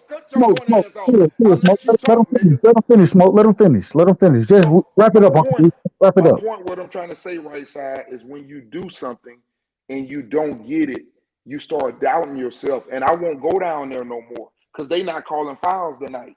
So bring that back to boxing, though. Bring that back to boxing as far as the Errol Spence, Terence Crawford. What are you saying when we're comparing that fight? I'm comparing winners. Let me finish. I'm answering what you're saying, right side. I'm answering what you're saying. It's the question. I'm comparing people that have never lost versus people that have lost. He's moving the goalposts. That's what he's doing. He's moving the goalposts. If you count, you see how this nigga keep cutting me off for disrespectful, corny ass. Hold on. We're not gonna get personal tonight. We're not. Okay, but you won't stop talking. Like it's not that difficult a question, bro. Nigga, we ain't even. God damn. I ain't even got the energy to separate that shit. Separate y'all, bro. Like, look, man, y'all grown ass man, bro. Like, be respectful. And at the end of the day, I'm trying my best to be equal. Hey, right side like Arsenio Hall right now, bro. He like Steve Harvey. He's right. He's being a referee. He's like Bill Clinton in here. Family Feud and shit. He said, "We going to you, bro. We going to YB. Then we going to Cash. Then we going back up." Hey, like, listen, we went from no, right side. Hold on, guys. Bro, look, I rock with all y'all. I love all y'all, bro. I rock with you. Look, man, look, if we gonna get this shit off, we gotta have some type of structure, bro. Everybody can't be talking at the same time. So look, if we're gonna make points, let's make our points and let's keep it boxing. And if we're gonna go into another sport, let's bring it back to boxing, and then let's let them get it off. Come on, man, let's have some structure, bro. We better than that, bro. We are all better than that. So, and once again, I ain't even trying to. Y'all know I can argue the shit out y'all ass, but I'm not trying to even argue. I want y'all to get y'all shit off, but let's just make sure we respectful and letting everybody get their points off. Because I can't the argument if nobody can't say shit. Go ahead, YB. No. Hey, hold up, YB. I don't mean to cut you off. Not being disrespectful. I put the thing in basketball terms. Right side. You had just asked me, but I was cut off because Smoke jumped in. I was going to break down what I meant by that. Go ahead. I said that about going to the hole. What I meant about people that are undefeated, that have a lot of confidence, they've never lost. when you've never lost, you think that you can always win and overcome things. When you lose, you have doubts about things that made you lose the last time. You can feel those things. Right. That's all I meant by that. When a person is undefeated, they do not know how to lose. When a person has been beat and you start seeing them going into that same motion, you can almost tell, yeah, that's the same shit happened to them when what's called beat them.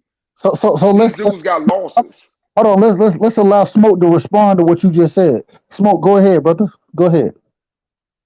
Right. So we started off from whether or not a guy is afraid to fight you to an undefeated fighter. Like, I'm not going to, like, I would, if you have a point, I would like to hear the entire point, not this like breakdown of the thing, because at this point, we're talking about something different. Now we're saying which guys wasn't afraid that were also undefeated. Like, okay, I mean, we can keep putting these fine ass fucking points on it. I feel like guys who came in to fight Errol Spence were just as motivated to beat Errol Spence as guys who were going in to fight Bud. I don't think Bud has like the edge on this. Like, you may have an edge on a guy who are undefeated versus not undefeated, but even that is like a general statement. You have to take the fighter specifically. You can't just say just because a guy has a loss that means he's fucking now he's doubting himself. Canelo got a loss. Like, is Canelo doubting himself? Of course he isn't. Like there's a whole bunch of people who got losses, had multiple losses, then got better after that. I'm just saying, like, it's a cool rule of thumb to have and a general statement, but where we started this whole conversation was guys being afraid to fight Spence, but guys not being afraid to fight Bud. To me, it's that conversation is kind of a wash. Well, guys are motivated and think that they can win against both guys once they step through those ropes, in my opinion. I don't think I think the original conversation, and I could be wrong. Y'all correct me if I'm wrong. I think the original conversation was the breakdown of the fight and how we would see certain individuals winning that fight. You understand what I'm saying? As far as Bud and Spence goes. So I want to kind of get back to that and keep the conversation going. You know what I'm saying? So for everybody, this is our last round of Bud Spence. You know what I'm saying? This is our last round of this shit. Break the fight down in your opinion, and tell us why you think the fighter that you got is gonna win. After that, we're gonna move to the fight this weekend. We're going to Canelo versus Bivol because that's a big fight. That's a really big fight, and it might be one. We're gonna go to Bud. We're gonna get that off first. Let's get that off first. Go ahead, Uncle D. You gonna start it off? And no. I'm good. I already explained it. I already explained mine. I'm good on that. YB, you started off. Smoke, you get yours in. Let's talk about Canelo and Bivol after that. All right, look, this is what's gonna happen. Bud is gonna start off fighting nice. Gonna start off, trying to counter. Spence gonna be throwing a jab. Bud gonna be trying to look for a counter. Spence gonna feint the jab, make him have to reset, and then he gonna start touching him here and there. Bud gonna be swinging, wild. Bud throw a lot of looping shots. I just see the deficiencies in Bud and Spence, and I think Spence can neutralize what Bud does well, which is his looping shots, his power shots, hitting you with stuff you don't see. I think Spence gonna be a lot smarter the way he goes in and uses his jab and also tries to go to the body. I think he's gonna be smarter than he was against those guys that don't have the type of power that Bud has. I don't see Bud being able to use his legs the whole fight like he did against Postal. I don't see that Bud anymore. I think he slipped a little bit as far as foot speed, foot movement, and also being able to keep it up for 12 rounds. Being able to use his feet like that, I don't see it at the heavier weight class. So just a little. I think Bud is more of a flat-footed fighter than he ever was at 147. He still has a lot of explosiveness. He's still explosive, very explosive. But I don't think he's going to be able to keep it up for 12. I think Errol Spence activity, and I think Errol Spence's conditioning is on a different level. Then I just think that eventually, he'll get the best of Bud. He'll win 8 rounds to 4. And Canelo Bivol, I favor Canelo in every way by decision. Real quick, YB. So you got to go into decision, and you got a 8-4 decision wise. Yeah, 8-4 Spence by activity because he's gonna win the first 3 rounds. Hey, Logic, mute yourself. Yeah. There we go. Smoke, go ahead, bro. Go ahead, Smoke. Yeah. So it's for me. It's two ways this fight could go. Like from what I see either an early stoppage from Bud because because Earl's like his defensive deficiencies show up and come to bite him in the ass. The way he sort of leaves his pen out to dry. A lot of times he uses his ability to absorb a shot as his defense. Like his catch and shoot is not like sometimes it's really on point, sometimes it's not so much. Sometimes he he zigs when he should have zagged. Any number of things I feel like Bud can capitalize on early with his power and his speed. And Bud is very opportunistic as a fighter, right? So early KO, I feel like Bud has that going for him. As the fight goes on, I see like the tendencies of the fighter coming into play. And I think when like I've been saying, if from the mid range, that jab that Bud has, that left hand to the body that's coming behind that, and maybe when the timing is right, if he can trap you, there's going to be a 3 and a 4 coming after that. Also to the body, that pendulum 3-4 to the body is coming. 3, 4, 5 rounds of that shit, and I think we're gonna have ourselves a fight in which I think favors Errol, and he could get in a fight like that. He can win like 8-4, and I think he could also end up stopping Bud. But it's hard for me to say that he's gonna stop Bud because Bud just has too much heart. Both of those guys are gonna be in excellent fucking condition, so I don't really think there's gonna be a stoppage. But so. For me, it's if a stoppage happens, it's late for Spence, it's early for Bud, and most likely, I think it's going to be like an 8-4 fight, like it Spence on points due to the range of the fight and Bud's output, effective aggression, sharp, clean punches. Okay. And Uncle D, before we move to the next topic, and matter of fact, Uncle D, do you want to respond to that? If you do, go ahead. Yeah, man, I don't really have no, big breakdown. That's y'all opinion. I mean, I respect everybody's opinion on here, bro. I kind of like gave my breakdown. I already told you, I Yeah. know it's odd to think like that. It's the same way I felt about Shakur. I have high levels of Bud Crawford, Shakur Stevenson, Tank Davis. It's even Canelo. There's just certain fighters I have a high level for them.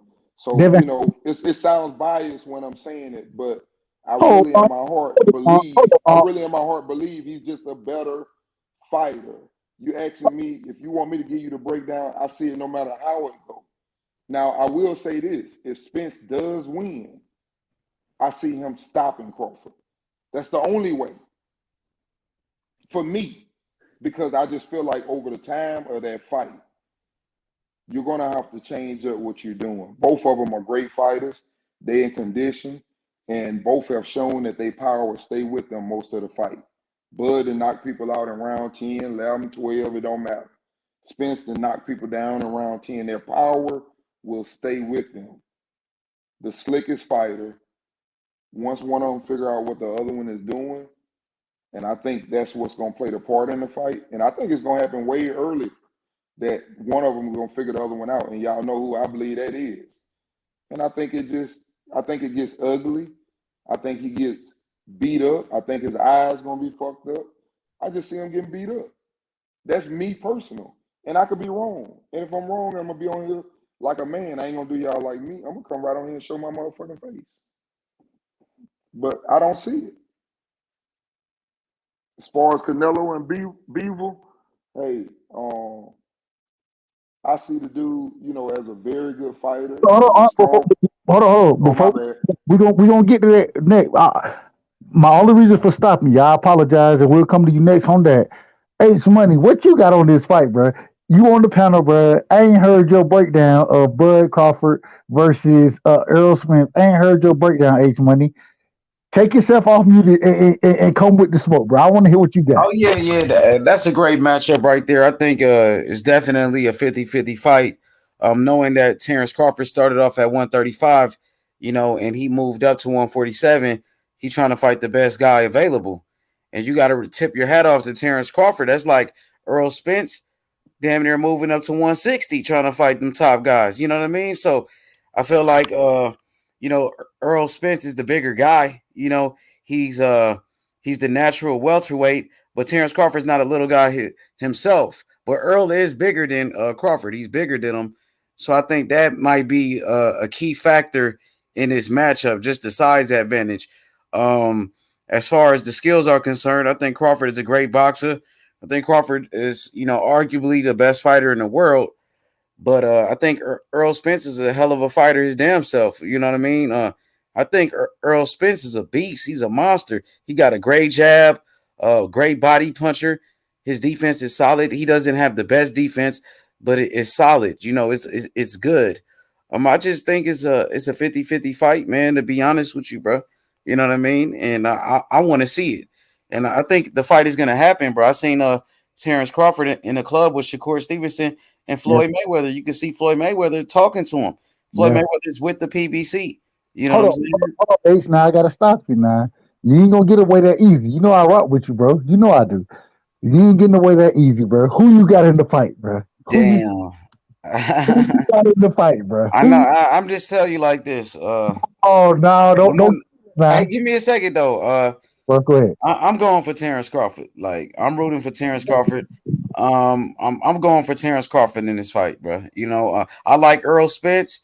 I know he's a beast. I know Terence Crawford will be the underdog in this fight. I'm rooting for Terence Crawford, bro. I'm rooting for him. I'm going for Terence Crawford in this fight, even though I like Errol Spence too. You know what I mean? But I'm going for Terence Crawford. It ain't no shame in that, bro. You can love, and that's one thing I've been trying to push, bro. You can love both of these fighters. I love both of these fighters. I don't have a dog in this race, in my personal opinion. I'm picking Errol Spence to win, but at the end of the day, if Bud win, I'm gonna be excited for Bud. If EJ win, I'm gonna be excited for him. I love both fighters. I fuck with that team over there. I'm gonna be way more excited if Bud wins than if Errol wins. I'll be super excited if Bud wins. If Bud can pull this shit off, yeah, man. Like, yeah. That'd be crazy. I guess it's this weird thing where I'm rooting for Bud, but my brain is telling me that Bud's not gonna win. Like, so it's kind of like, again, I like Errol anyway. So like the rooting kind of thing it's a wash kind of. But I would be way more excited for a Bud victory than I would be for Errol Spence victory. I think Errol should beat him. He should win because he's the natural. Let me say this right side. He should win because he's the natural welterweight. That's his weight class. Crawford started off at 135. So he's the bigger guy. You know what I mean? But shout out to Terence Crawford. Like I said, he met up with Floyd Mayweather at that Shakur Stevenson after party, and looked like Floyd was talking to him. And we all know Floyd, he's with the PB. Hold on. We all know that Floyd is with the PBC. You know what I mean? So I think the fight is going to happen, bro. But go ahead, right side. That's all I had to say. I'm back on you. I agree with you, H. I think the fight is going to happen. I think, once again, just me trying to be objective and looking at the styles and how I see the fight playing out, I'm picking Errol Spence to win, but at the end of the day, man, and this is what I always say, man, we gotta the Bud fans, the Spence fans, man, we gotta kind of chill on that a little bit, because somebody like myself, I don't really have a dog in this fight. I'm picking Errol, but I gotta argue both ways, because I think once again it's a 50-50 fight, and if Bud come out there and box, bro, I like Bud to win the fight. I do. My only reason for picking Spence is because I think Bud got too much dog. I thought about this the other day. I say Bud got too much dog in him. It's never been a time in my mind that I've ever said that somebody has too much dog. The only reason in this situation is because that dog in him puts him in the wrong fight. And if he can control that dog and go or implement his game plan, fight from the mid to long range, I like Bud to win the fight.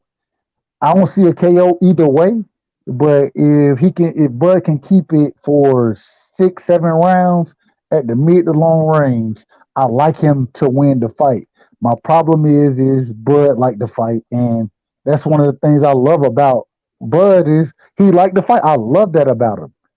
It's just I think it put him in the wrong fight in this fight. You know what I'm saying? So You know what's funny, right side? Like I had your same opinion. That you Like just jumped over all of me. 2017, That's what's funny. 2018.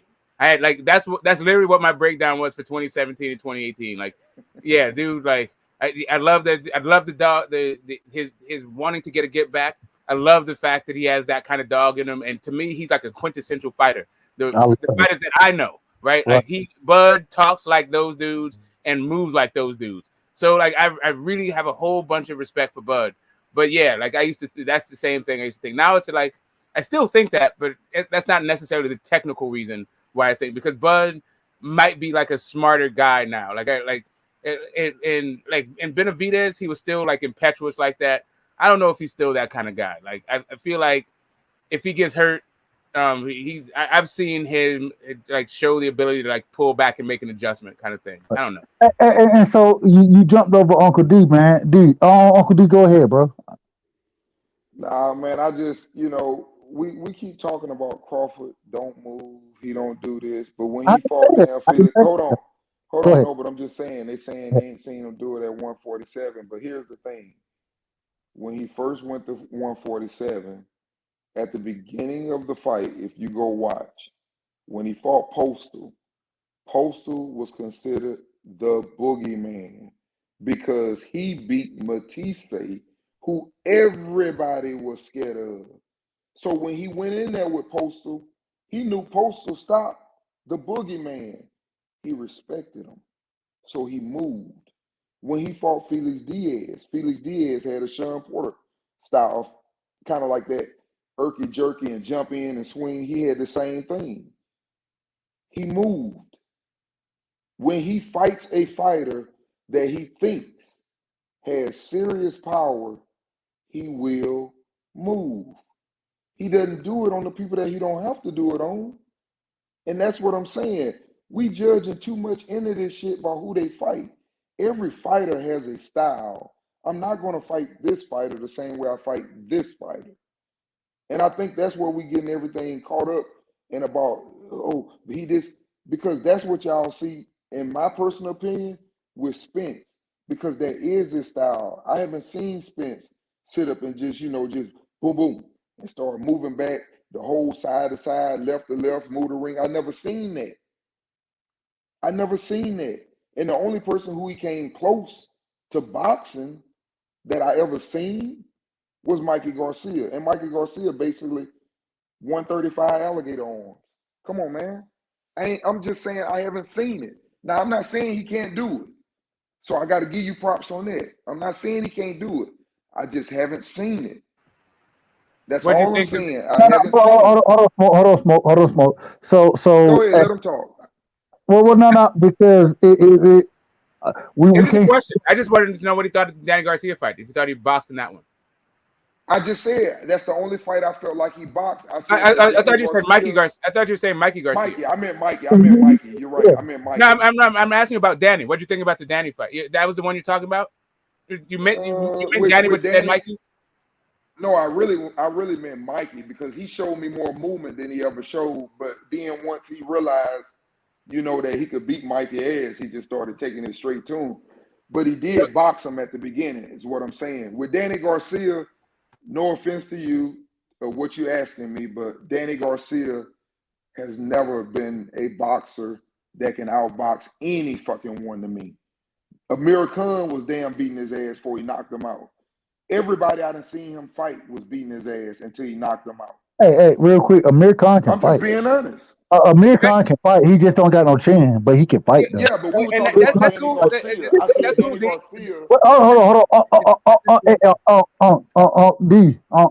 We're gonna let Smoke respond, but we're gonna move on to Canelo Bivol after this. After Smoke. Yeah, I was just wondering if you thought what you think of Danny's skills. Questions. You can't keep asking them questions because no, I got you. We're gonna move on to Bivol. Hold on, bro. Hold on, let them talk how they want to talk, bro. If they want to talk Bud and Spence, bro, let them talk Bud and Spence until they feel like moving to Terence Crawford, because it's a never-ending cycle, big right side. It ain't gonna end how it's gonna end. You feel what I'm saying? I just wanted to. I just wanted to. You got two guys that you already know how it get, big bro. You know what I'm saying, right, Sai? So you know how it is. So all I want to know, like even though you don't like, D, even though you don't like, you don't really rate Danny as a boxer. I'm just asking you about Errol Spence as it like in the way that he fought that fight. Do you feel like he boxed in that fight? I feel like he just brutally beat him. Like I said, he's beating up people. He's overwhelming them with his power. That's what I feel. Now you asked me the question. I'm just telling you that's how I feel. Yeah, no, that's he's overwhelming them. I don't think it's where he's fighting him. And for example, Danny Garcia came out there like throwing some snip jabs and moving to the side, rocking his head. I don't feel like Danny Garcia was doing it, is what I'm saying. I feel like Spence just pretty much just said, okay, I'm a 1-2 him with this jab and come over the top hard as I can. And the man had no answers for it. That's how I feel. He's looking for one thing to catch you with his counter, which he did catch a couple of them. He caught a couple of them, nothing, serious, but that's what he does. I'm saying that Danny Garcia has never impressed me as being an elite boxer. Yes, he has serious power, and he's a great counterpuncher to me. That's it. To me. I'm done. Go ahead, whoever want to speak. Yeah, now we can move on. But Bivol Canelo. I had started on that. What I was going to say about Bivol and Canelo, the thing about Bivol is we got to remember that he's a pretty big dude. I do feel like, for example, he's a decent boxer. I think he has good boxing skills, but one thing that I think that he does too much, and I think the same way I say about the other boxers, I think Canelo is one of those boxers that really gets it, and Canelo will time you if he see you doing the same thing over and over. I think Bivol will start off. I think he will get Canelo problems because I've seen a lot of boxers that can box, especially when they're big and can box, that will give him problems. Problem is, I've never seen Canelo get rocked. That's the problem. So I don't think he's going to stop Canelo. I do think, for example, once Canelo stays in the game so long, he'll eventually wear Bivol down, and I think that's where the fight will be determined. I also think the crowd is going to be a big factor. Anything Canelo do, he's going to get recognition for just swinging. Whether he's landing or not, I think he's just a superstar in the sport, and that's going to make it hard on him also. Man, it's interesting. I got Canelo winning. No, and I have Canelo winning the fight. Man, I was watching Bivol earlier today. I was watching the Joe Smith fight, and I ain't even gonna try to pronounce the other dude's name. I fuck names up, but when I'm watching Bivol fight, bro, like he can box. I agree, but man, I don't know. I just didn't see anything special about him. And in my opinion, to beat Canelo, you got to be pretty special. Canelo brings head movement, body work, decent, not great foot speed, because I ain't trying to take it away from him. The man, I don't know, man. I didn't see too much outside of Bivol. I don't see Bivol getting a knockout, and I don't see Bivol outboxing him. And it's just hard for me to see Bivol winning the fight. I'm not gonna say it was it's not gonna be as clear of a wash as I expected Valdez versus Shakur would be, but man, Canelo's probably gonna win this 9-3, 8-9. He might have a chance for the knockout because I hadn't seen Bivol's chin really tested like that. He got hurt against Joe Smith, but outside of that, I hadn't really seen his chin tested. And I'm not a big Canelo fan, but I got to give that man respect because he can fight, bro. Like Canelo can fight. Canelo, he's implemented different individuals he's fought against. I look at the fight he had against Floyd. I look at how he fights now. He's implemented the tools that would be able to somewhat. I'm not gonna say he'll beat Floyd. I don't think he could beat Floyd, but he implemented tools in his game that would give Floyd more trouble, if that makes sense. And so when I look at him fighting these other fighters, one thing I give Canelo a lot of credit on is he takes when he struggled with certain fighters, and yeah, I think Laura beat him, Esteban Laura. I think he beat him. I thought he had. I thought he beat the shit out of Danny Jacobs. In my personal opinion, I didn't think Danny Jacobs had much of a chance in that fight. But overall, even Austin Trout kind of sort of made it. Canelo beat the shit out of Austin Trout, in my opinion. Just to be honest. Hey, it was a competitive fight. Canelo dropped him. Hey, Logic, you there, bro? You got something to say? Yeah, And you got to fix your audio. Your audio's fucked up. Can you guys hear me? Yeah, we hear you. But you had like an echo. You got like a TV on or something? Or No, I YouTube don't. on a different device? No, I just signed in on this page, but I'm not sure. I mean, can you guys hear me clearly or not really? Yeah. You're good now. Go ahead, brother. Go ahead. All right, brothers. All right. Thank you all for letting me in. I'm a fan. I'm a boxing fan, but I'm also a friend.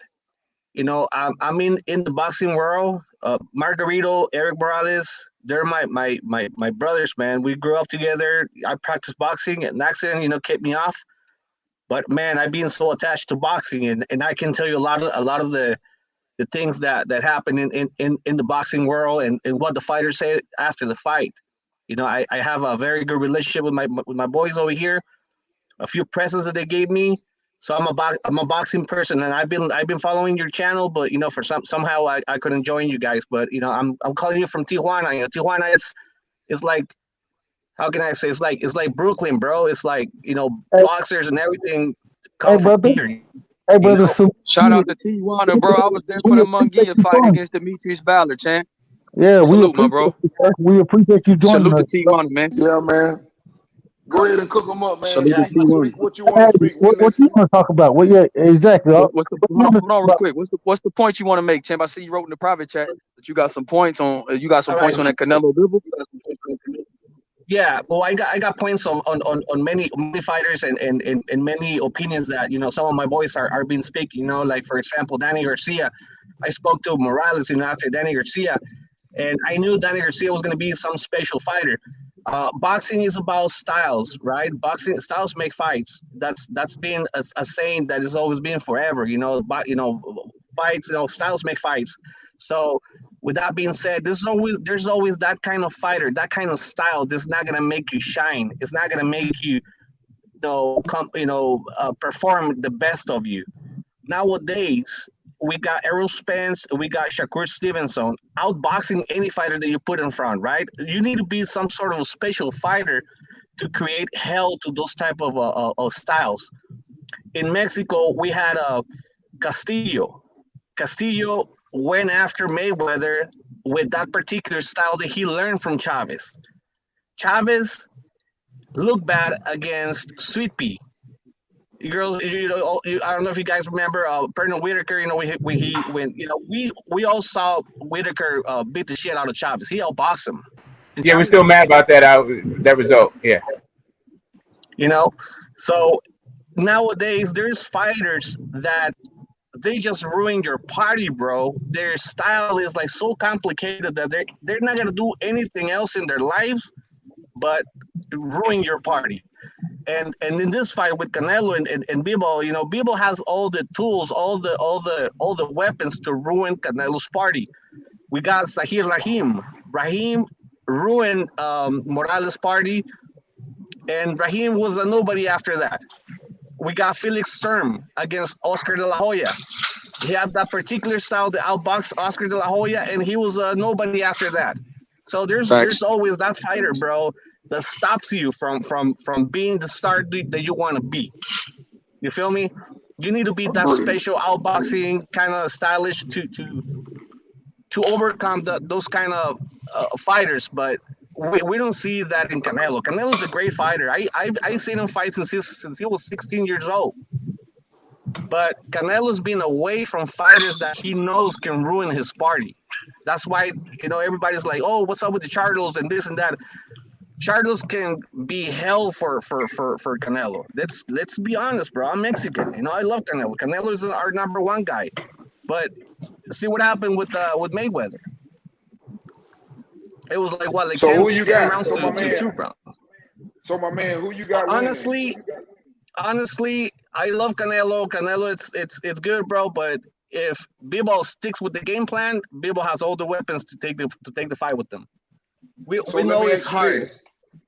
We know it's hard because you just said. Go ahead, D. I want to ask you because obviously you just told me you're from Tijuana, so I know you believe in your fighters and you should, and I love the way y'all support each other. That's the first thing I want to say.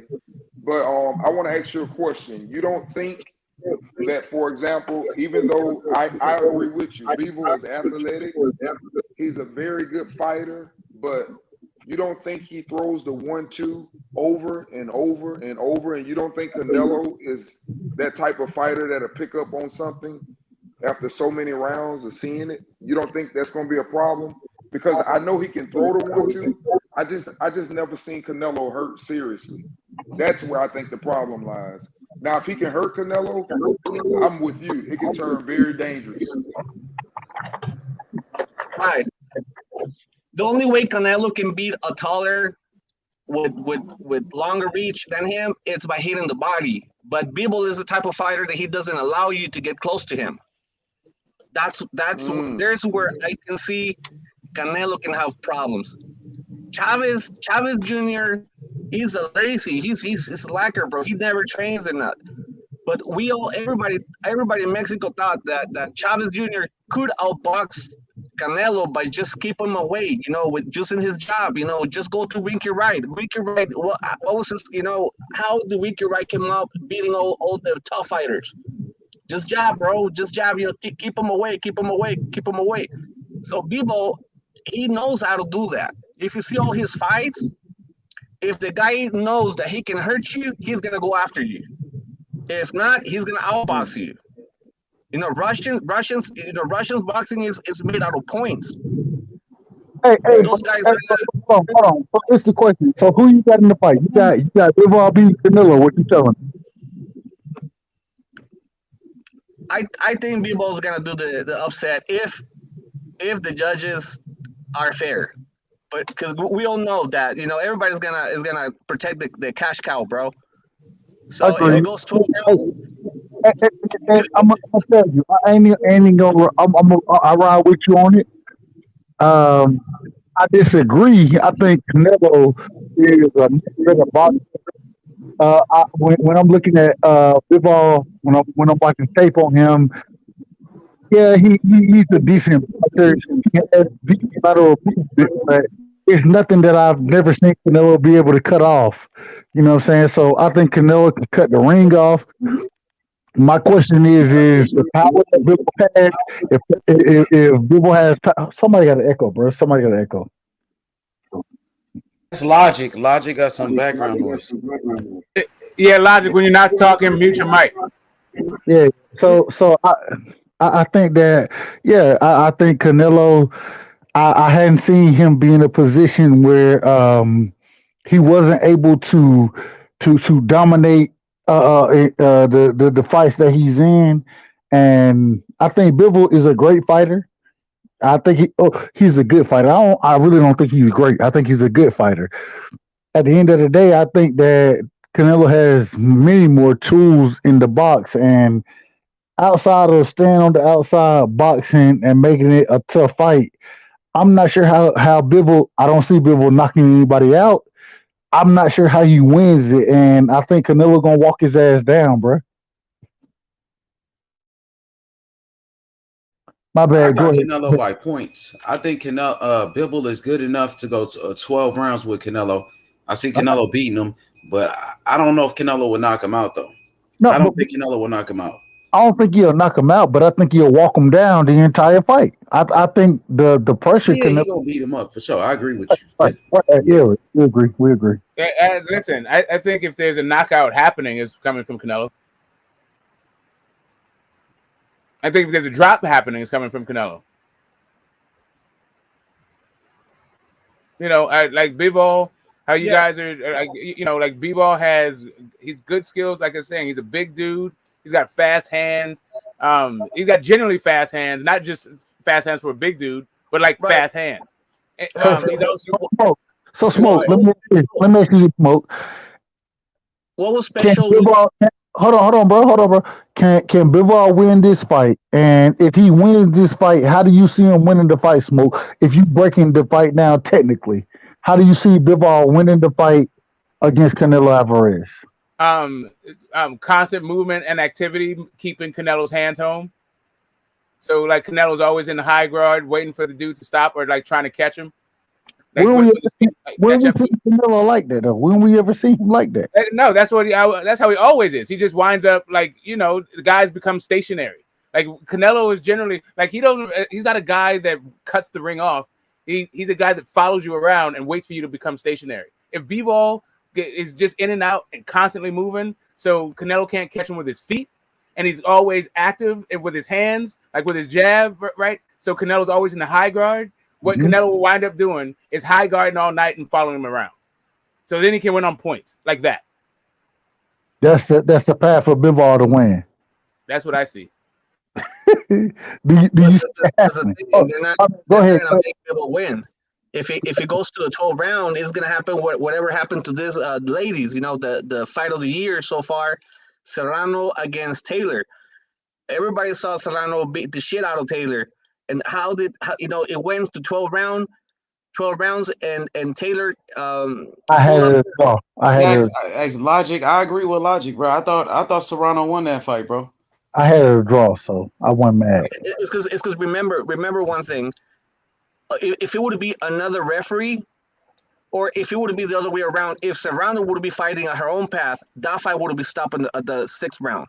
You know, when the lady got like really hurt badly and she got like liver shots. 5th round. You know, it was 2 rounds. It was 2 rounds. You got to ask. It was both of them. yeah, that's a fact.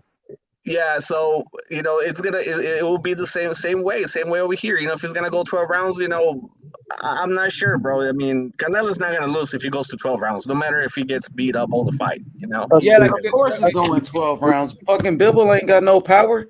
Bivol ain't not. He only got 11 fucking knockouts. His last 6 fights went to a decision, and he ain't been fighting nobody. His last 6 fights, he fought nobodies, and he ain't knocked them out. So you guys think he gonna knock out Canelo? He knock out those fucking bumps this fight. Let me ask you. So here's the thing. Hold on. Hey, is Bivol worthy of this fight? With him fighting Canelo right now? I mean, he is a champion. He's undefeated, but he's not like a big name like that. He just was on the undercard of Derek Chisora and fucking and Joseph Parker. So, I mean, it is what it is, bro. Like, he's a champion. I guess you could say he qualified because he got a belt. So, he's a good boxer, though. So he got skills, though, right side. Ain't gonna take nothing away from him. He can box. He can box, but you kind of distorted. What you say? Say it again. Yeah, you know Munguia, you know that TJ dude, the Tijuana dude. Yeah, Jaime Munguia, man. I know every fighter, bro. Yeah, I know every fucking body.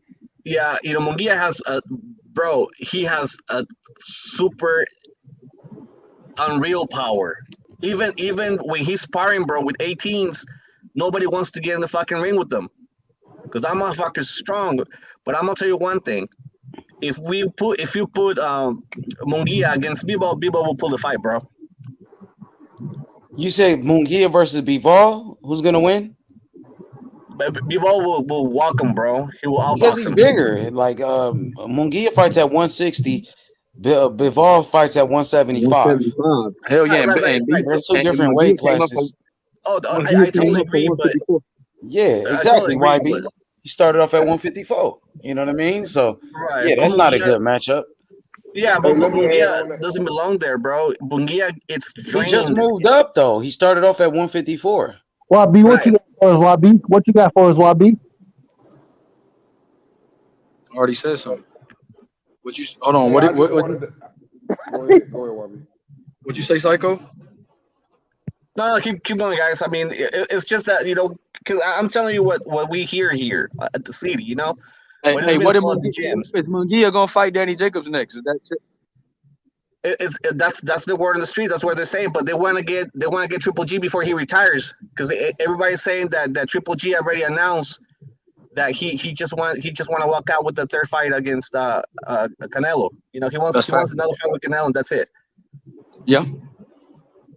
He might as well vacate those belts then, shit. If that's all he wants. Exactly. Give them belts up. Let the division progress, man. Jesus.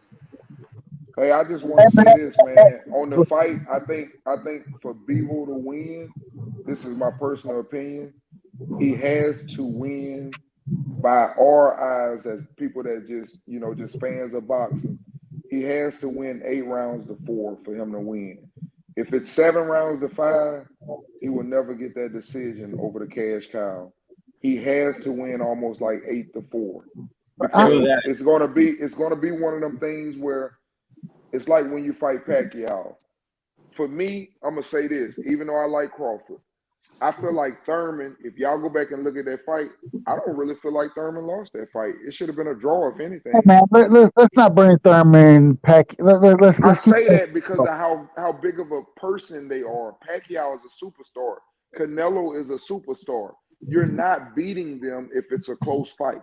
There we go. That's all I'm saying. There we go. I rock with that. He's a superstar. I agree with let him talk, bro. Let him talk. Go ahead, Uncle D. So do you think Pacquiao Canelo is a superstar? So do you think Marquez? Hold on. Hey, Uncle D, do you think Marquez won those fights? Marquez?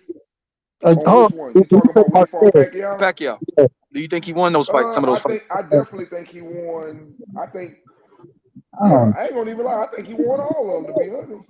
Right.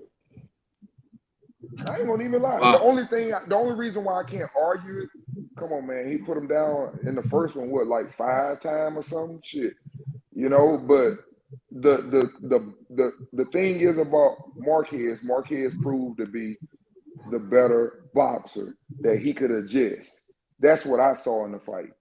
Manny was overwhelming him and could box. You know, he's a good boxer, but he does the same thing. And Marquez picked up on that shit. So, yeah, I do think Marquez actually won because he showed me he could adjust. They said here in TJ, you know, because Beltran is from TJ also. Beltran is Marcus' promoter, that he declined 100 millions Marcus to go for number 10. Hold on. Yeah, I was gonna say, who are we talking about? Are you talking about Ray Beltran? No. The promoter, okay. Beltran. Right, cool. Yeah, he promotes Marcus. So he was like kind of pissed that the Marcus declined $100 million fight in Manila against number 5 against Pacquiao. That was the offer, bro. He was so pissed, though. $100 million. I would have fought the shit out of Pacquiao. Me and that motherfucker have been scrapping. But you know, Marquez was really upset, man, about that first 2 downtown Manila. So when he beat him, when he finally beat him and knocked his ass out, he was satisfied because he felt like he had been cheated. That's why he didn't want to fight no more. He like, I proved my point, and I should have got the wins in the first 2 fights. So he won't go back in there with him. I don't think he will anyway, because I think he proved his point. Right, but imagine 100 million in you know, this is boxing it's a purse game, you know. Everybody goes for the big purse, you know. And that don't really like defies logic, bro. Real quick, Smoke. Hey man, much love to all y'all brothers, man. I'm out for the night. H, appreciate you always rocking strong with the boxing shit. Got your smoke, get on here and fuck this up. Got them YB, appreciate you. Uncle D, appreciate you. I don't fuck with you, Uncle D. I'm gonna tell you why. Cause I'm gonna tell you why. You an Alabama fan. I'm a Georgia fan. It ain't nothing personal. It's all about the game of football. But I love all y'all, man. Salute all y'all, and we gonna rock again. I'm out for the night, man. Much love. Much love, bro. Have a good one, right side. Good night, Risai. So yeah, that defies logic that there's $100 million for a boxing match in Philippines. Like, I don't believe that shit at all. Sorry. Well, yeah. Well, I mean, it is what it is. I mean, you know, it's this is not like the word on the street. This is I personally heard him say that. You know, I'm not sure. I mean, exactly. I get you. Listen. I'm just saying I've never seen it, and it like it strains credulity. Like I just don't see like 100 million. Like anyway, whatever. It is what it is. Like Manny, like I feel like Manny would have fought in Manila at some point if they had that kind of cash in that country. Well, you know, imagine. I don't know what would it be for Pacquiao to fight Marquez at his own path. Like, imagine, like, I don't know. I mean, such a big advantage. I mean, logic. Like, why not take Tim Bradley to fucking Manila in the third fight? Like, if they got money like that, like, why wouldn't that fight be there? Like, man, I'm sorry, bro. That shit just don't make no. But GT, you gotta know something, bro. And this is something that it is. You know, boxing is a business. Yeah. And it's not only of what you can sell, but it's what the other person can sell. Tim Bradley was never a good seller, bro. It's not a hot ticket. Bradley was never a hot ticket. No, that's what I'm saying. Like, the only person, if you're going to Manila, the only ticket they seller in Manila is Pacquiao. They don't give a damn about who. Like, it's not like Marquez is big in Manila, is it? Well, he got big in Manila thanks to Pacquiao. You know, because that's what I'm saying. That's my entire point. Like, Bradley beat Pacquiao. They fought, then Pacquiao beat him back, but then they fought a third time. Why not bring that third fight since they already beat each other once to Manila? If there's money like that in Manila for fights. It was just money for the event, for like the Marquez Pacquiao 5, you know, the fifth fight, you know. I'm not sure. Oh, you're saying the fifth one? Oh, the fifth one after the knockout. The fifth. Wow, yeah, because I hear you. Yeah, because Pacquiao people they you know they weren't comfortable, bro. You know, they say, you know, our idol wasn't gonna be fucking left over in the canvas. You know, he needs to turn around the game and, you know, bring the fight over here to Philippines. And Marquez declined it. He said he didn't want to. He said, you know, like Uncle D said, you know, I can say like that would have been a big fight because of the knockout. I can see all of that. I just don't see them having the tax base for that kind of and like who's putting up that fucking money for that? I don't know. Whatever. It's all good. I guess somebody was interested in that. Yeah. I remember Marquez said he put everything in that one punch, though. He put all the love, all of his family, all of his ancestors. He did a whole fucking lot in that one punch. Yeah, you know what? They said Marquez was training that shot forever. Like you know, through the camp, you know, he was training that shot. We all know that it was, you know, I don't know whether it was practice or it was luck or whatever, but it happened, right? And then there's haters everywhere, you know. Same minute, Morales, you know, he posted tweet. He tweeted that a Mexican pharmacy won that night. So he was basically saying that Marquez was on roids. The reason why is because Marquez, physical trainer, he was banned from the U.S. Olympic team because he was. You're talking about Angel. You're talking about Angel, right? I'm talking about, what's his name? Heredia. Yeah, Angel. Yeah, that dude. Yeah. Yeah, everywhere he went though, like everywhere he went, like they said that when he fought, he was in Robert the Ghost Guerrero's corner too. Like that's just like, you know, it's just like going to snack. As soon as you go over there, the rumors start that you're on something. Yeah. So if you see Marcus, you know, physical body, Marcus body shape, and Marcus pimples, you know, because it seems like pimples on some athletes, you know, start popping up, you know, when you're in juice. So everybody will start hating on him and say that he was juiced, you know, in that fight. So yeah, bro. I mean, instead of like everybody supporting him and all that, nah, they were saying a lot of crap. And there's a lot of things that a lot of people don't know, but when Chavez used to fight, every time that they did the drug test on Chavez, you know, he would put his cousin to pee on the freaking bottle.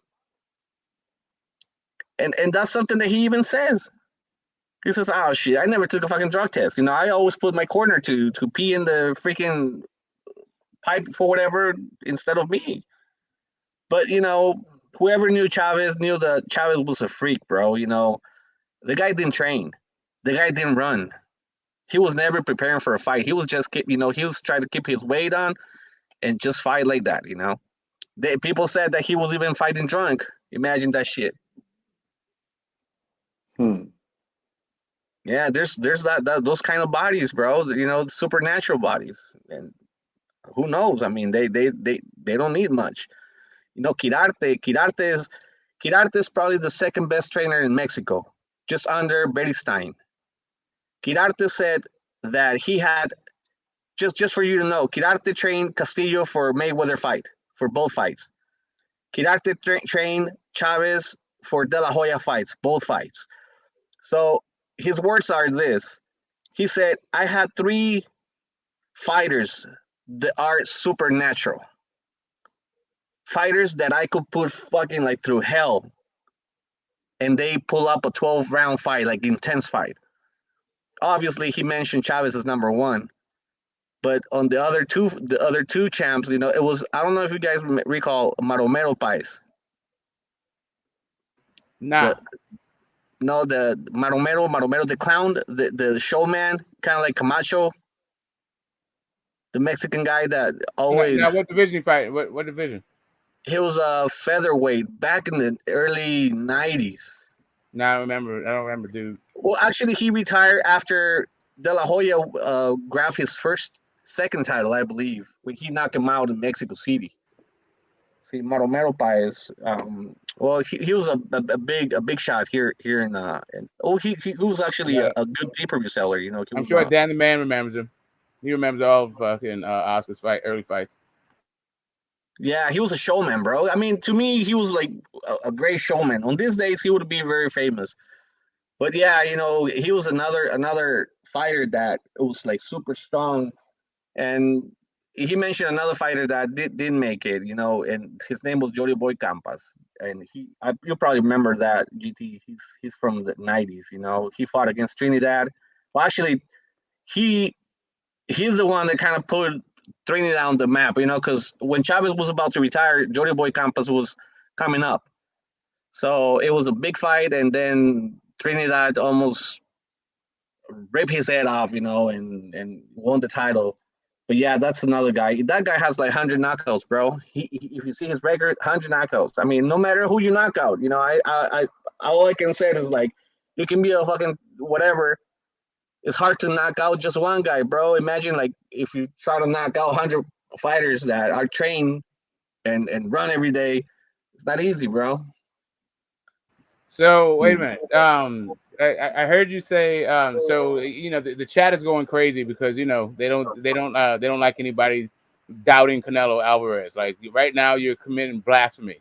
You said Charlo's style gives Canelo trouble. Are you picking Charlo to beat Canelo? Psycho? Oh man, he has. If he boxes, yeah. If you box him, yeah, he has the speed and everything, bro. But you know, both Charlos have a problem, bro. And this is something that I could tell of these brothers. When they get clicked, when they get hit, they're so proud, bro. They don't run away from you. They stand in front of you. They trade, and that's the mistake that they can make against Canelo. If they can get clicked and keep outboxing him, they can pull out the fight, bro. But if they stay toe to toe against Canelo, I don't think they can win the fight. And that's what happened with Charlos, bro. I mean, they have heart, bro. They're not like the typical fighter that can just outbox you and run 12 rounds. No, those guys, bro, if you hit them, you know, they stay in front of you. They trade. And that's one thing that I don't see positive in the Charlos. I mean, if you stay toe to toe with Canelo, that will be your mistake.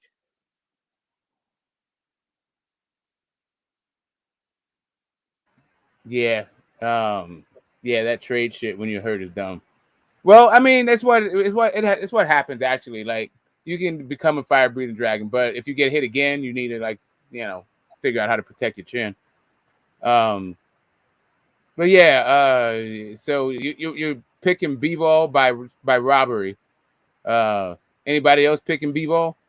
Or is anybody else got a Canelo Bivol breakdown? I just think that Bivol has a very good chance. I just don't think he'll get the victory. I think, for example, at the end of the night, if he doesn't stop Bivol, I think Bivol will beat him on points, but he won't get the victory. That's my personal opinion. Otherwise, I think Canelo has to hurt him and he has to stop him.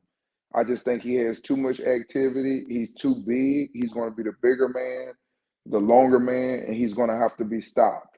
Because if he's not being stopped, he has good power and he's not a bad boxer. So I think Canelo stops him. And if he doesn't, he'll get a split decision.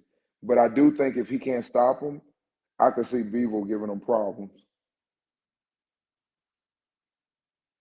You know what I can say? Like the other thing about the difference between those two guys' work, like Canelo's work is a lot cleaner than Bivol's.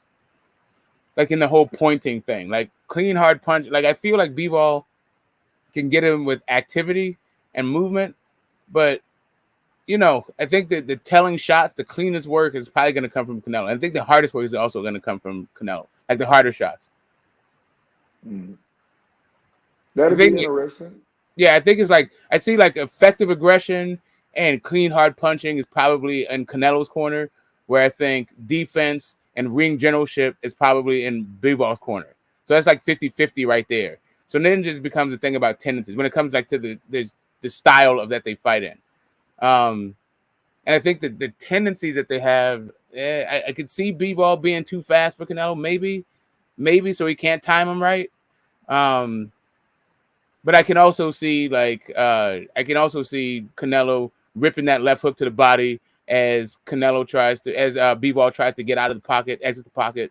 I can see him getting hit with left hooks there. I can see him getting hit on his chin and getting dropped or stopped, like in the middle of throwing punches when Bivol throws combinations. He leaves his chin out there. So there's a couple of ways that I see Canelo can like really hurt Bivol. I don't really see Bivol hurting Canelo like that.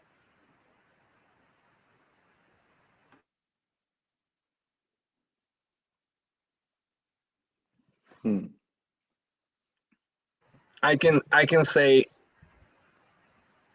Bivol's gonna win 7 rounds, 7-5, and they're still gonna give it to Canelo. It's gonna be a 12 rounds fight, split decision. Canelo takes the fight, but Bivol's gonna win 7 rounds. I could see that happening, or a draw. I don't think a draw is going to be a business. I don't think they're going to go for a second fight. This is going to be a one night, and that's it. I think if Bivol wins, and everybody thinks that he won, and the crowd supports Canelo from his activity. You know how that is when they throw. When you're a superstar, I think we underestimate that. When you're a superstar and you throw punches, it really doesn't matter if they land or not. You're going to get credit. You're a superstar. The crowd is going to scream, and it affects the judges. That's why they're trying to get some of them to wear headsets now. I just think that, he just gets a bad decision. So that's really the only reason why I get Canelo the advantage, because I just think he's a superstar, and I think the people going to come out. It's like I told my man, hey, the Mexicans, I got to give them credit, man, and that's the way it's supposed to be. They come out, they support their fighters. They're going to be in there. They're going to be cheering. Canelo's going to be ready. He's going to be hyped, energetic. I think Bivol has that. Like I said, he's got a good size on him, man. He's a pretty big dude. Canelo's coming up. And dude got power. If he's got power to keep Canelo off of him and to respect him, it could be a long night. It could be a very long night if he got power to keep Canelo off of him. Now, remember, they want to bring Canelo to Mexico. Canelo, he's obsessed with fighting at the Azteca, at the Estadio Azteca. So why? Because there's a record there. 100,000 people were viewing Chavez fighting that night. So it's a world record, I believe. So Canelo, he's obsessed with breaking that record. So you can imagine that if whatever happened with Bivol, whatever, I'm sure the rematch is going to be in Mexico City. Just write my words, if that ever happens, right?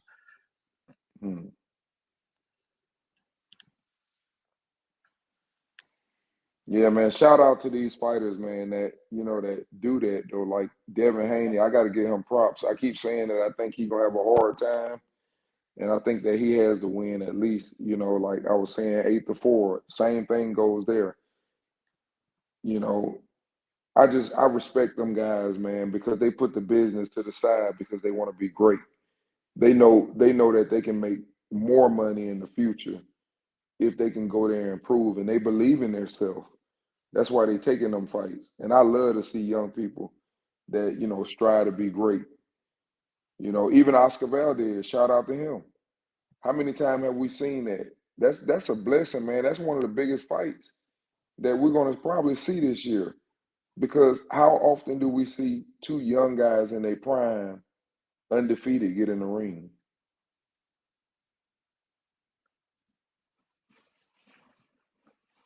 Yeah, I mean, listen, like not only two undefeated guys, but Canelo, two undefeated guys in their prime that are both champs.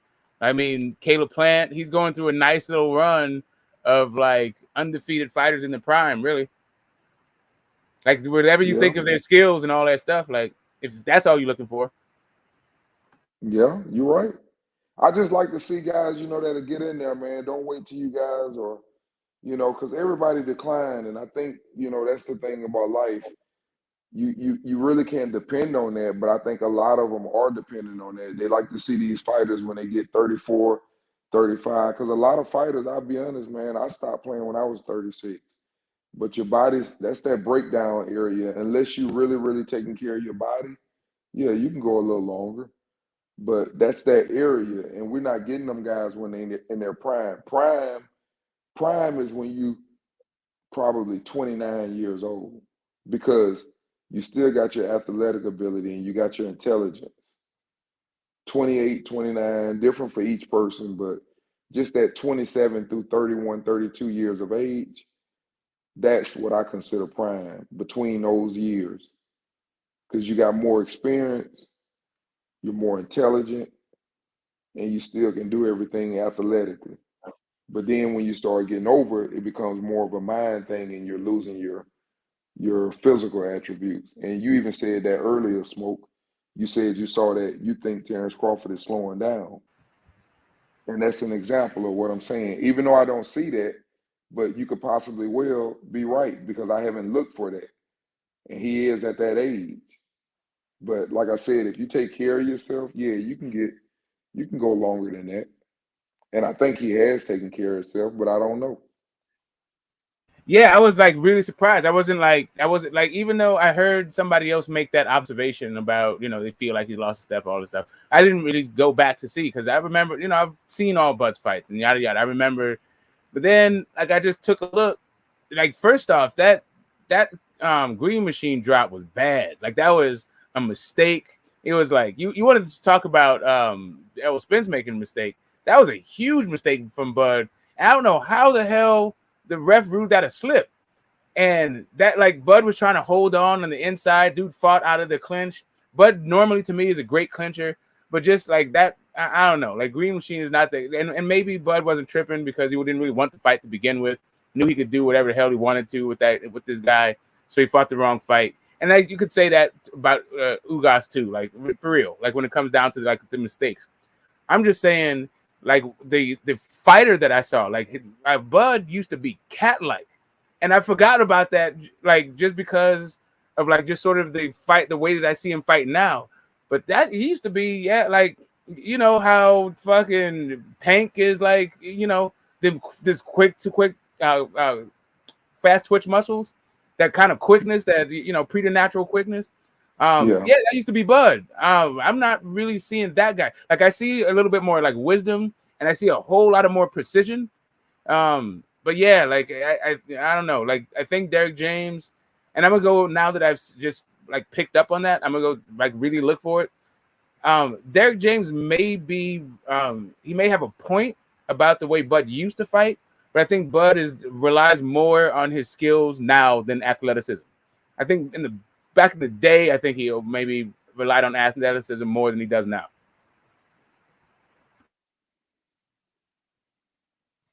Yeah, I mean, You can have a point there, man. I just, like I said, I just think that, you know, the thing with that match, man, it's gonna be a great matchup. And like I said, I'm gonna tell you right now, it doesn't matter. Yes, I believe he's gonna win, but even if Errol Spence wins, what do I want to see? I want to see him go to 154 and unify that division too. It doesn't matter whoever wins. I'm pulling for that person to move up to the next weight class because that's what we all here for to see, man. We want to see greatness. Man, I'm just saying, shout out to 147-pound division, who has always had like the next generation on deck. You always had fire fights, fire matchups, great fighters, and also a whole nother generation waiting to like champing at the bit. I love this shit for real. Like, yeah, like whoever wins that fight, I feel like the belts are gonna scatter, and the next generation is gonna come up. I hope so, because that's one thing I do have a problem with the welterweight division, because it's almost like nobody wants to be a gatekeeper because they know them young guys coming up. None of them want no part of Boots and Virgil Ortiz. I don't see none of them guys, and which they need to fight also.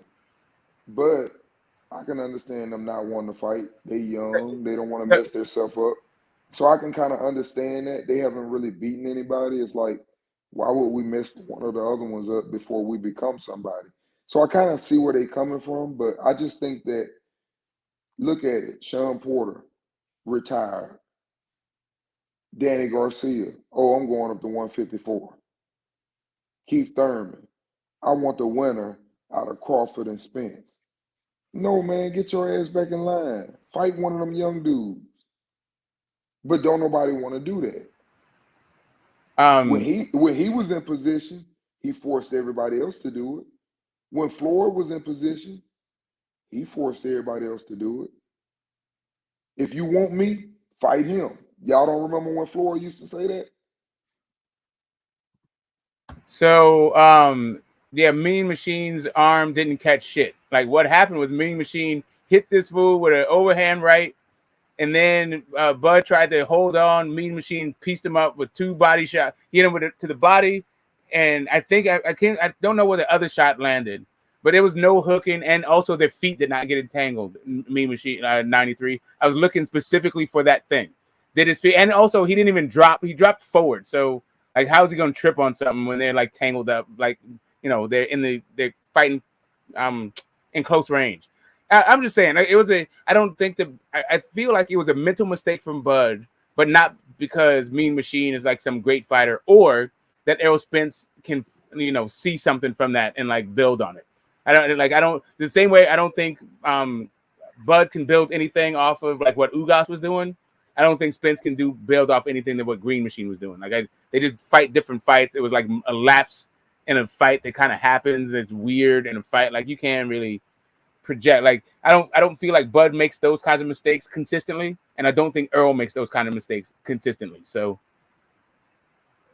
who was you answering that for? Somebody in the chat, Smoke? Yeah, 93 Octane was like he said Mean Machine's left arm caught Bud's right arm in an overhook position, and he leveraged his weight to turn Bud along with his foot entanglement led to slip.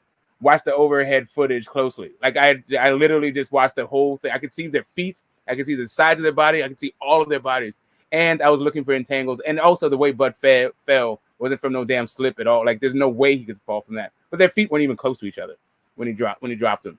But whatever. The judge was like kind of off to the side a little bit, but it seemed like he had a good enough vantage point to see that shit wasn't no damn slip, and he wasn't pushed down either. It was from a shot because the motion that the judge made was like it was a push, like not a knockdown from a push, but it was no damn push. That fight is gonna come down to timing, bro. Whoever hits the right time at the right moment, boom. You know, I mean, Bud has the power to rock Spence, bro. I mean, Bud is not like anything Spence I ever fought before. You know, they can say a lot of things. They can say Spence is good. Spence is my favorite fighter to nowadays. I can tell you that. You know, he has the skills and everything. He's a left guard and everything. But man, Bud is it's a special fighter. You know, this fight is like one of those fights that you see every 25 years, bro. Yeah, You know. and you made some good points, man. And it's good to see somebody. You say that's your favorite fight. I know a lot of Mexicans have gotten behind Errol Spence, but you guys know boxing because I think you guys. I don't know what it is. If that's y'all, as I say, y'all strategy or how y'all believe in great boxing and what it is. Most Mexicans are warriors. It's like, hey, I'm not backing down, and I got more heart than you, or I got more dog in me than you, however you want to look at it, and I'm gonna get it up out of you. If most Mexicans, what I've seen in my life, if they see you weak, it's gonna be a long night because they coming to take your heart. But what I have found for them to have problems with when they get in there with a very good boxer that has the same heart and he's not willing. And that's what I saw with Marquez when he fought Pacquiao. That's why I told I told young Billy earlier. Yeah, I do think Marquez won the fight because Marquez showed Pac-Man that was when all those rumors were going around. Pac-Man's so strong, he's on steroids, and he knocked Marquez down. But it did not change his demeanor or what he was going to do. He got back up and he boxed him. And that gives them problems when they realize that a man is not going to go away from them. He's going to be there the whole night. When they realize that, they get kind of frustrated. And I just believe that good boxers, you don't have to knock someone out. And I think that's what a lot of people don't understand. You don't have to knock a person out to mess them up. You mess people up when you just make them doubt themselves. And that's what great boxers do. You make them doubt themselves and they fall apart. They get frustrated. Yeah, man. Like that knockout stuff. Like I was getting into it with somebody a couple weeks ago behind this very idea that all boxing fans prefer knockouts. I'm just like, not me. Like, I don't give a damn. Like the Shakur versus Valdez was very entertaining. I didn't even need it to be a drop for real for me to get the same amount of entertainment. I wasn't even tripping off that drop. Like it's cool. Like I feel like for the casual fans, right? And we've all been there as casual fans. Like you don't really understand the technical parts of boxing just yet. So it's just all about like the excitement of a knockout and something you can see clearly. And that's cool. I'm not like hating on it or anything, but I'm just saying like as your appreciation and your knowledge of the sport goes, and you can see what's happening in there, like guys jockeying for hand position and foot position and all that shit, and fighting for distance. Then you start to appreciate that kind of stuff too, not just like if there's a knockout or not. Yeah, I definitely appreciate watching good boxing, man, and I think that's the thing that goes underappreciated. Man, that was a clinic. I enjoyed that fight. Like you say, some people, they don't see a knockout, they don't like it. But for me, that's an art to be able to do what you do. And it goes back to what I always say to you, do you not think that the game plan, I think the game plan was for Oscar Valdez. You don't think the game plan was to get rough and go to the body? And I know he's not, like we always say, he ain't Spence, and Spence ain't Crawford, Crawford ain't Spence.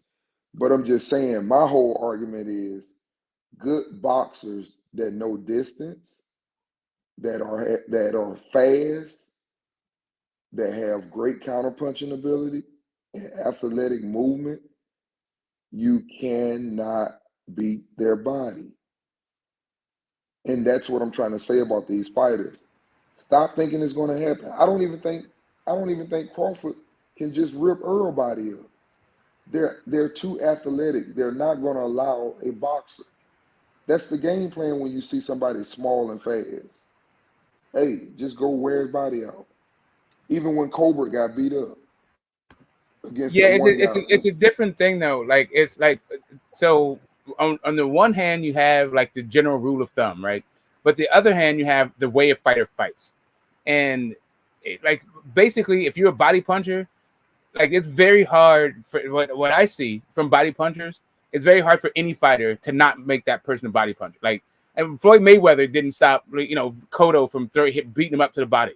Like that's not how it goes. Like it doesn't matter how, like all that fancy foot shit and all your head movement and all that stuff, your body's right there. And if you're a guy that the way that you conceptualize boxing is going to the body, like that's what your thing is, yeah, you're gonna get a whole bunch of body licks. Whether or not a guy is stationary or not stationary. Like, so Smoke, you think Cotto was really ripping Mayweather body up? Yeah, like that was a rough ass fight for like. As a matter of fact, that fight was so rough that like Floyd Sr. buried the hatchet and got back in the corner. Definitely, bro. I agree with you. I totally agree with you. I thought when he fought Cotto, my personal opinion, I think I really do in my heart. I think that he kind of like toyed with Cotto and stood there instead of being who he used to be. The people wanted excitement, and not only that, but I will say this, not to take nothing away from Mayweather, but I do think he got kind of like battered and bruised Cotto, and that's why he stood in the middle of the ring with him. I don't think he would have stood in the middle of the ring with the Cotto before the margarita with the loaded gloves and Pac-Man knocking him out. I don't think he would have stood in there and fought him like that. I think he knew where he was in his career, and Floyd just decided to give y'all some excitement.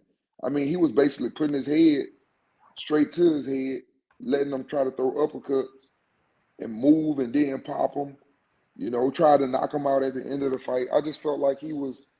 If that was the case, then I don't think they would have changed trainers. Like they made a change in the corner behind that fight.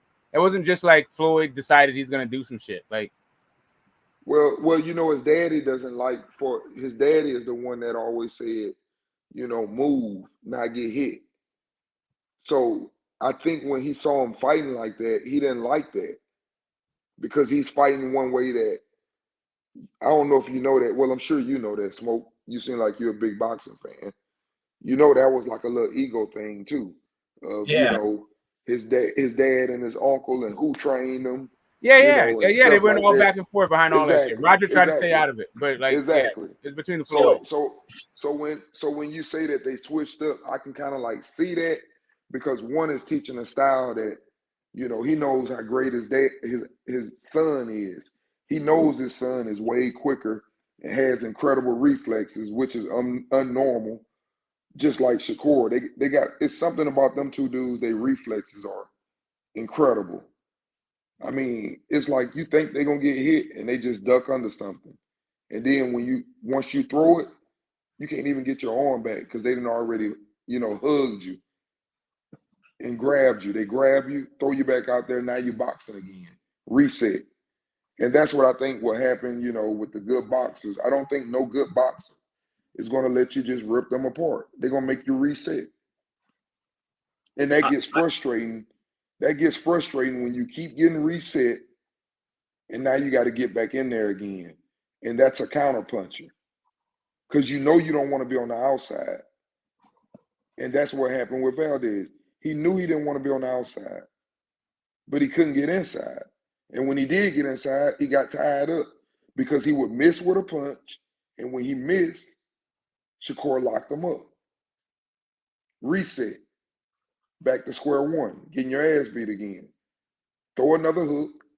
Miss. Reset. They're not going to let you miss and then throw all them shots to their body. They're going to make you box. That's why it's called boxing. Put them back in the middle of the ring. Let's box. I'm not going to let you, if I got, think about it like this. The same way people say a person with long arms, he runs. Oh, all he did was run. Well, he's got a 78 damn inch reach and you got 65. Why the hell would I let you start swinging on me on the inside? Just like your ass don't want to be on the outside, I don't want to be on the inside. You get where I'm going with that? So you got to understand that no fighter is going to want to fight on the inside with someone that's dangerous on the inside.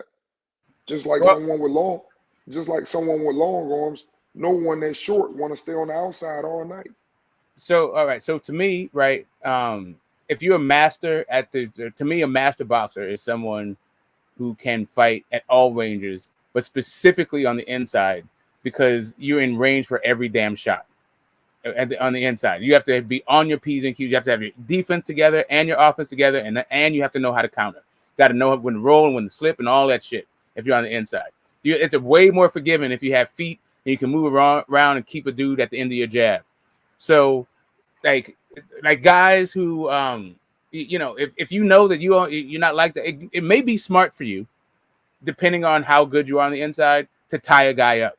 And that's a skill too. Like, forget all this banging it out, clinch a guy, reset, start at the center ring, get back on your jab and get all, boogie down, however you do it. I'm just saying, like the body thing from Errol happens from outside, mid-range, and close up. His body attack is unlike anybody. Like, you see how Shakur was hitting Valdez to the body from the outside. That's also what Spence will be doing. It's not that he don't need to get closer to hit the body, and he's not even trying to get close to you in order to hit the body. He just hits the body. Period. That's like what he does. Yeah, but by the time Spence trying to hit the body, he's gonna get at least a combination of at least like 3 shots before you even. Yeah, Bud is not 3 for 1 like that. Especially like Bud, like the idea that Bud is gonna outwork Spence. Yeah, that nah. Like Spence ain't that fucking slow. That's firstly. It's not like he's like unfurled. He's not like Joe Joyce in there, like a butterfly is landing on his punches. Like, nah. That jab, and not only that, he disguises that body shot with his jab. So maybe he'll double up on it, maybe he'll triple up on it, but that body shot is coming from every single range, out from long range, from mid range, and from close up.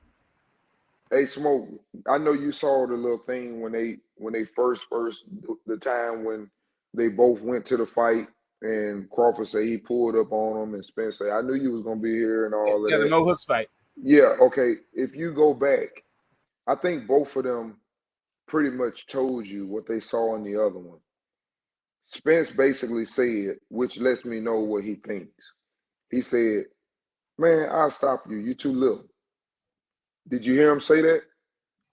He said, I'll stop you. Yeah, the lighten the ass was lighten the ass was the exact phrase. Okay. But okay. And then Bud said, okay, now, don't say nothing when I stop you. They're going to say that you stayed in the class too long and you should have been moved up. That's what Bud says back to him. Yeah. But one of the key things that I thought in the fight, and that's what they're banking on, he's banking on, you too little. I'll hurt you. You're too little. I think that the fighters that come forward, like I said earlier to you, I think those are the ones that Bud shine the best on. A person who throws a lot and comes forward. He is looking for that. That's the easiest way for him to get you, and that's what he wants. A person who is patient with him that can really punch, it puts a different type of mentality on Bud, and Bud won't walk in there. Like when people were talking about how strong Kell Brook was, Bud wasn't finna walk up in there acting crazy. He decided to box on the outside. And then he realized Kell Brook had a good jab. It kept him honest. Same thing with Mean Machine. Mean Machine was supposed to be a very powerful puncher. Everybody say how hard he punched. He respected him. The same thing with Spence. Everybody already talks about Spence is a powerful fighter. Well, guess what? He gonna respect him. I don't think he gonna run in there like that until the fight gets to where he feels like I can take this power now. And that's why people say he's a slow starter. No, it's not that he's a slow starter. He's looking at your punches, where they come from. Even though you may punch hard, I can see the punch. And once I feel the punch, I know what it feels like. Now, I done took the other stuff from you. If you don't have nothing else in your toolbox, and that's the only thing you're going to hit me with, I'm finna give you a whole bunch of shit. And that's where I think the fight is going to separate. Even Sean Porter said it. Hey, man, I enjoyed it, man. I enjoyed it. You know, it was like a chess match. You know, he just kept going to levels and levels. And I just wonder if I could have kept up because he kept going up on levels. And I haven't seen that. I know Spence incredible physically. He's an incredible physically athlete. Same thing with Boots Ennis. We talked about that earlier. He's an incredible athlete. But we ain't seen them have to go through the things like you talking about Bud getting knocked down. Those things are pluses to me. Getting hurt, having a wobbly legs, all those things are pluses. Because people that ain't never been like that in a championship fight, look at Teofimo Lopez when Kambosos put him down. You know what? I'm going to tell you something about that. He sent up saying that he was sick and his asthma. What happened, and the reason why he almost died in the ring, is because he came out there to knock that guy out, and he couldn't do it. He ended up getting knocked on his ass, and he had a panic attack. That's what the fuck happened to him. And he's in a boxing match with a panic attack. That's what the fuck happened. And people were already telling me, which I didn't think that it would ever be that bad, they were saying that Teofimo is unstable. And it showed in that fight. He panicked. Yeah, he's too emotional. Yes, he panicked. He had a panic attack in the fight. That's what it was. But you know what? I think his corner had a lot to do with it. Exactly. That's it. Because your corner is supposed to be able to like help you manage that, your emotional ranges and shit like that. Like they're supposed to be able to notice that, tell you, breathe, calm down, let the fight come to you. Don't just go out there, try to knock the guy out, work behind your jab, set him up, triple up the jab, double up the jab, step to your right, like something like that. Like you get him to thinking and get him like relaxed and his head back in the game. Instead, like you got one guy panicking and the other guy screaming in his face. Yeah. What the fuck are you doing? Why'd you knock him out? Like, okay. Yeah, that reminds me of Emmanuel Stewart in the corner, man. He was like super calm no matter what. Yeah, Derek James is super calm no matter what. Like, not everybody needs like Teddy Atlas in there screaming in your face, like trying to motivate. Like he does that for guys that need motivation. For guys like tripping out there, like you need to calm that guy down, get him back, have him fight within himself. But anyway, I feel like they came in with the wrong game plan, so like that doesn't surprise me. I don't know. Like I feel like a lot of their career was just based on the TO thing, and they didn't. I mean, on the Loma fight, like they were searching for this fight for so long, they were training for this fight for so long that like afterwards they still had a Loma hangover, and they're just like, we already beat Loma. Who the fuck is this guy? I'm just gonna go in and bulldoze. You know what, GT? The fight against Haney, it was a lot easier than Kambosos. The fight against Haney, who? For Tio? Remember Tio, he wanted to fight against Haney, but all of a sudden, he needed to fight Kambosos and all that. So he was like looking forward to beat Haney without worrying about Kambosos, and then there's where tragedy happens, Well, he also said after that he was looking to move up. So all that shit he was talking about sounds like a bunch of bullshit. Like I don't know what to believe when it comes to what he's saying like, at this point. Like he just said some wild shit. Like, and he doesn't really like qualify. He doesn't explain it. He like says it and then bounces. So it's like whatever, dude. Like I guess you think in fucking 140 characters or less too. Hey, to touch on that smoke, to go back about what we were talking about earlier, he's another one. For example, he has that mental thing. Teofimo talking about. Now he's been beat. I think, for example, his mental unstableness and he's been beat. A good fighter that's going to go in there to win is going to give him headaches all day because they know he can be pretty much broken. And when fighters that are top-notch fighters, all you got to do is go look over the history. It's like Tyson. Nobody wanted to see Tyson. And I ain't talking about the Buster Douglas fight, even though the reason why Buster Douglas stood up, his mama had died, and he promised his mom he was going to do it. So he went in there with all his heart on his sleeve, fighting for his mom, and he wasn't no bad boxer. And Mike Tyson, no, he was good. Mike Tyson kind of took the fight. Hold on. And I think Mike Tyson kind of took the fight a little too easy also. That didn't help either. But I think Buster Douglas was a good fighter. But here's what I'm going to say. I don't think it would have made no difference with Evander because Evander is just that dude that's going to fight. He don't give a damn who he get in the ring. He coming to fight. You're going to have to beat him. He ain't going to lay down for you. And I think once Evander got in the ring and beat Mike Tyson, that's what I mean by when a person loses, they begin to doubt themselves. So when Evander went in there with him, and when he was the bully, the big man that's the strong man, he's used to hitting somebody and knocking them out. Well, when he hit Evander would throw right back, and Mike Tyson would tell you to this day, Evander's badass. I never met nobody like that. This motherfucker wants you to hit him, and he gonna pop you back. I mean, I hear you, bro. I'm just saying that Buster Douglas was a good fighter. The book on Buster Douglas was, if you press him, he'll fold. But on that night, he wasn't folding. That was an homage to his dead, right? Parent. Like I don't think anybody would have made Buster Douglas fold that night.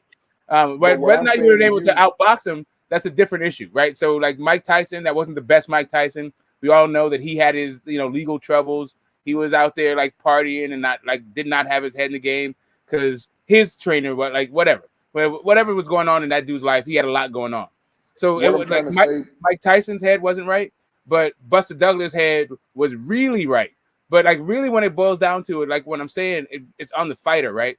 I've seen Vitaly take multiple losses and then become actually it's Vlad who took multiple losses and then became a better fighter after that. To me, Canelo became a better fighter after losing to Floyd.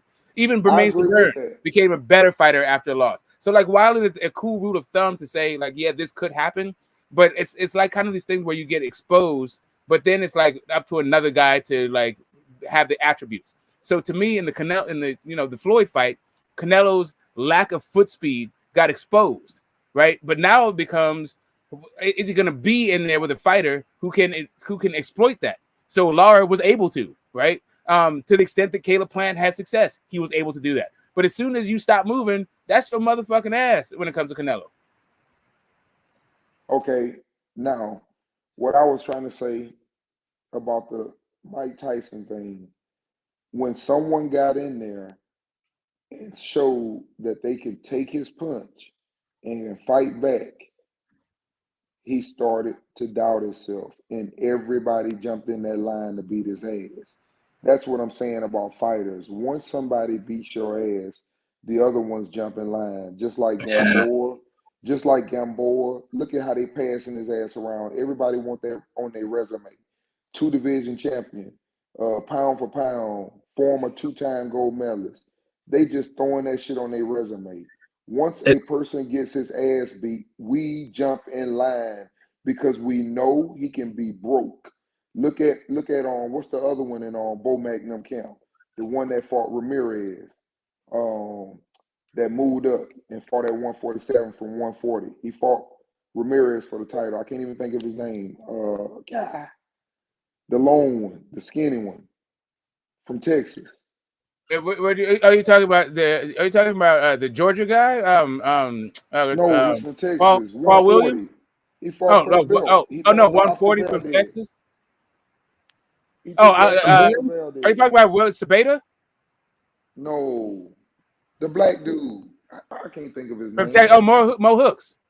Yeah, Mo Hooks. For example, Mo Hooks was undefeated. When Ramirez whooped him, they threw him to Valdez. Maurice Hooker for you guys. Yeah, because they know that he can be broken. And that's all I was trying to say about fighters when they lose. Boxers get a certain confidence in themselves because they know you're human. When you're undefeated like Spence and Crawford, them two dudes don't know how to lose. That's all I'm telling you. They don't know how to lose. They going in there, you're going to get the best of them when they walk in there. And I'm saying that, yes, you can regroup your mind and go out there and you can say that they were a better fighter after losing. But come on, let's be honest. You saying Canelo, when he lost, he became a better fighter? Did he really? Yeah. Hold on. Wait a minute. Let me say this. Did he really? Because when Floyd beat him, the only person he ever saw similar to that was Lara, and Lara beat his ass too. So yeah, but I'm just saying, look at the way he fought. Like, but when he fought Triple, I feel like if there was no Floyd fight, then I'm just saying, like that Triple G fight. What I saw in Canelo, the reason why he was able to do what he did with Triple G was because of what he picked up in the Floyd fight. I feel like before that, Triple G do similar to Floyd. But there's two ways. There's two ways to that. Remember Floyd Mayweather? When he was pretty Floyd, he would have fought toe-to-toe right in front of anybody. When then he became Money Mayweather, where he learned how to outbox everybody, make the big money, and just walk out, bro. He would have walked out just clean, clean face everything without getting punished. Now Canelo learned that side of the business. Why? Because after that fight, then Canelo wanted to emulate Mayweather by just outboxing his opponents, now getting toe to toe. Now Triple G brought back the old Canelo, the old Mexican style, getting from toe to toe. Why? Because Canelo's that kind of guy. If you hit him, he's gonna hit you back. If you try to trade punch with him, he's gonna do it.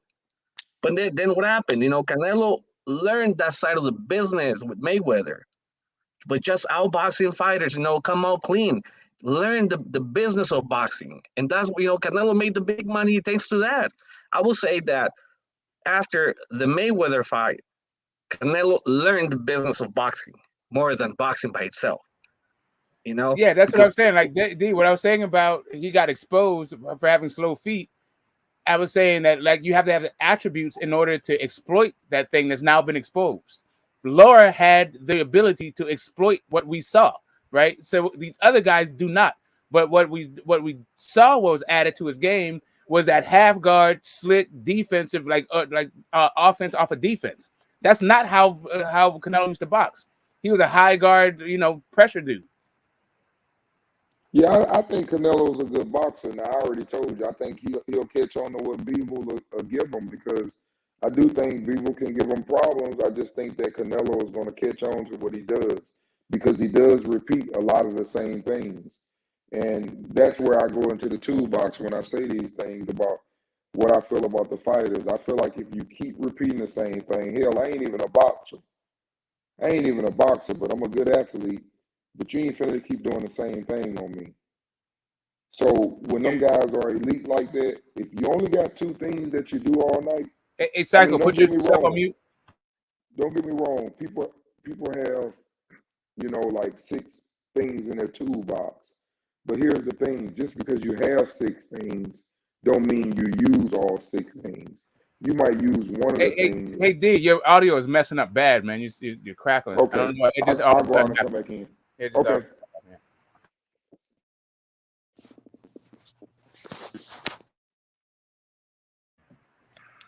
Yeah. Yeah, D was saying a lot. He was saying a lot of facts. He was saying about fighters that can outbox you, and fighters that go in front of you. Go and stay in front of you toe to toe and work the body. And he was saying that the only way to be like Shakur Stevenson or Spence or any of these guys is by going, just in front of them. The only downside with this is like that's what Oscar Valdez didn't know how to cut the ring. One thing is to be a boxer and know how to move the ring. And the other thing is know the art, how to make the ring smaller to your opponent. And not many fighters have that skill. Castillo learned that art through Chavez. Chavez will make any ring smaller to you. Because even though, remember, I don't know if you guys remember when Pernell Whitaker fought Chavez, they fought on an extra large ring. Yep, I remember that. Old Chavez team was like they were surprised. They were like, what the fuck happened here?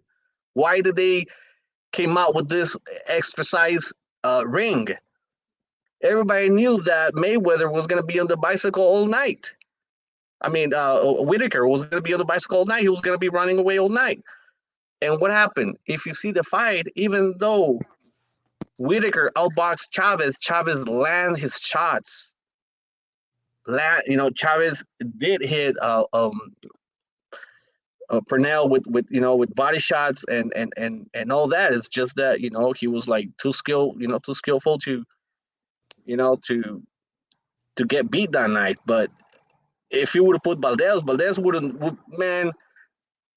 he would never find a Sweet Pea that night. And if you put any other fighter, they wouldn't find Sweet Pea that night. You need to know how to move in the ring, how to make the ring smaller to your opponent. Chavez was a master of cutting off the ring. but he has also built a career off of beating guys that could box better than he could, right? So. Well, one thing I want to say too about cutting off the ring, you're right. There's an art to it, and you got to be good at it. You got to have good foot movement, but not only that, when you're cutting these people off, it's also dangerous depending on who you're doing it against, because that's what Victor Postal tried to do.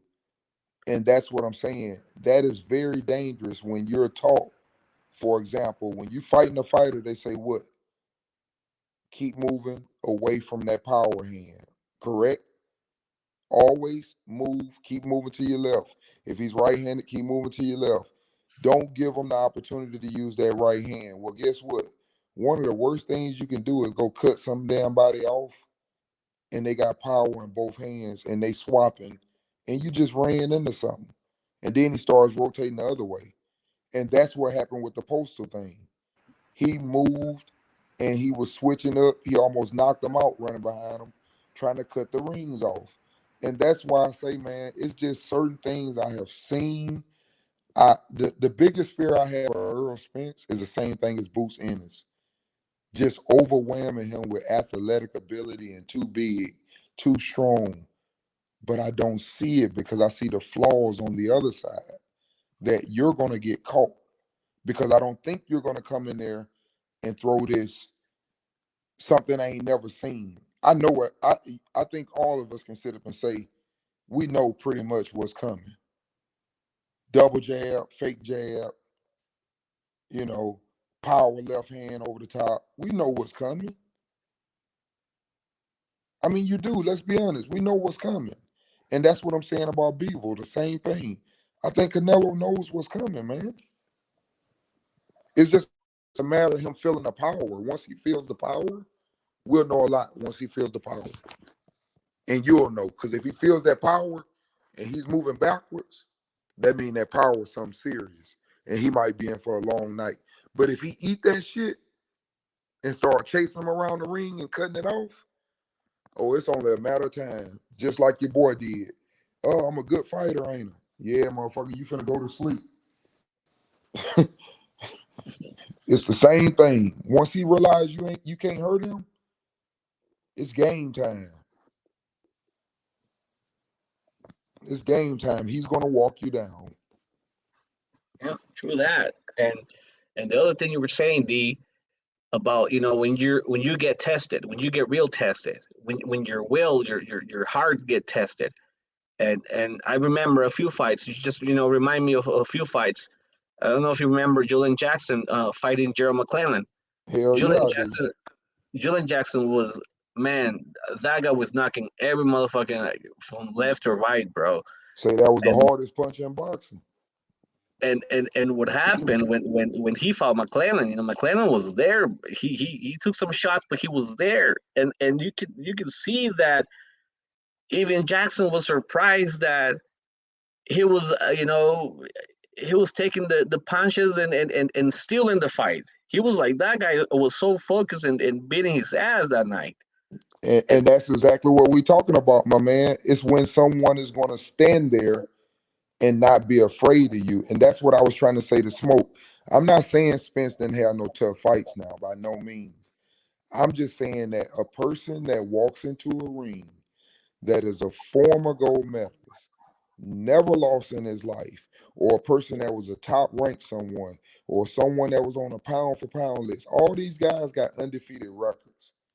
I'm not saying they better than any of Spence competition. I'm just saying I can almost guarantee you mentally they are in a better place because they've never lost. That's all I'm saying. Not saying that the fighters that he fought weren't good or they didn't believe they can win. Obviously, they believe they can win. I just don't think it's the same as an undefeated fighter getting in there that has never lost. He don't know how to lose. He thinks he can overcome anything, just like Oscar Valdez. Oh yeah, he's never been in there with someone like me. Hey, I'm gonna take him to places he never been. But then you get in there and you find out, hey, you can't take this motherfucker places he ain't been. He taking you where you ain't been. But he had the mentality going in there because he was undefeated. I guarantee you, if they said, "Hey, we're gonna do a rematch," I guarantee you he doesn't have that same confidence no more. I think this fight, Spence against Bud, it's probably the same way as Trinidad and De La Hoya when they cooked that fight. It was two in their prime, and the whole fans were split. There were 50 on one side and 50 on the other side, and we know what happened. But I think this fight, Spence against Crawford, it's a whole different animal. They're not gonna leave it up to the judges. I can tell you that. And number two, both fighters are coming to this match in better shape and in better time. You know, because they're not young, but they're not old. They're like right there. They're mature. You know, they have like the experience. They fought the styles at the end of the fight. Their confidence is up there. It's right there. I can probably say that right now they're ready for each other. They are completely ready for each other. It's probably the best fight in the last 25 years in the paper. In the paper, obviously, there's a lot of fights that surpasses that, in performance, but in the paper, probably is one of the best fights in the last 25 years. Yeah, you know what? I would find it very hard to disagree with that because I've been saying for the longest time that a fight between Spence and Crawford is going to end up being a super fight, and I truly believe it'll be a 3-fight deal. In my honest opinion, I still think it's going to end up being a 3-fight deal. But right now, they're at that age; they're ready for each other. There's enough hype behind each name. And the lines have been drawn with the fans and all. I think this fight is going to say a lot. And I don't think they're going to leave it to the judges. Neither one of these fighters are going to leave it to the judges. I think somebody's going to knock somebody out. I agree. Most definitely. I don't think it goes to the end, man. I think they both. I don't even think they'll do a 3-peat, my man. Even though I would love for it to happen, I just think that they got it out for each other so bad that this fight is going to be a great fight, and I think it's a one-time fight because of what you just said. I don't think that it's going to go the distance, and I think whoever does end up getting stopped or whatever, because I do think it will be a stoppage either way. It doesn't matter which way it go, even though I predict Crawford, but it doesn't matter if Spence stops Crawford. I don't think either one of them really wants to rematch because I think it's going to be the one that knocks the other one out. I think it's going to be dominant.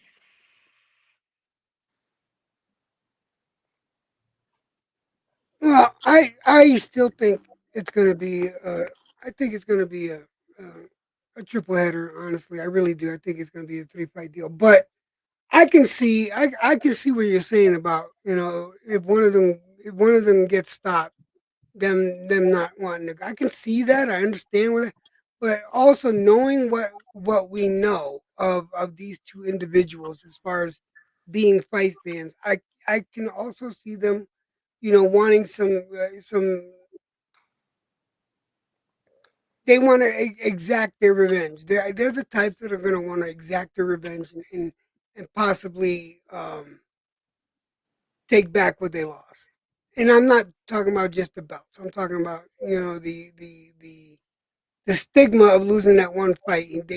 Both these fighters are the type of fighters to try to prove a point that they had an off day or whatever the fuck may be. But I think it'll go multiple fights. Well, the only reason why I say it won't go twice because first of all, like I said, I'm predicting Crawford to win it. But if he does win it, why would he go back in the ring after all these years he wanted to go fight Spence again when he's going to have the opportunity to go up to fight either Canelo or Charlo?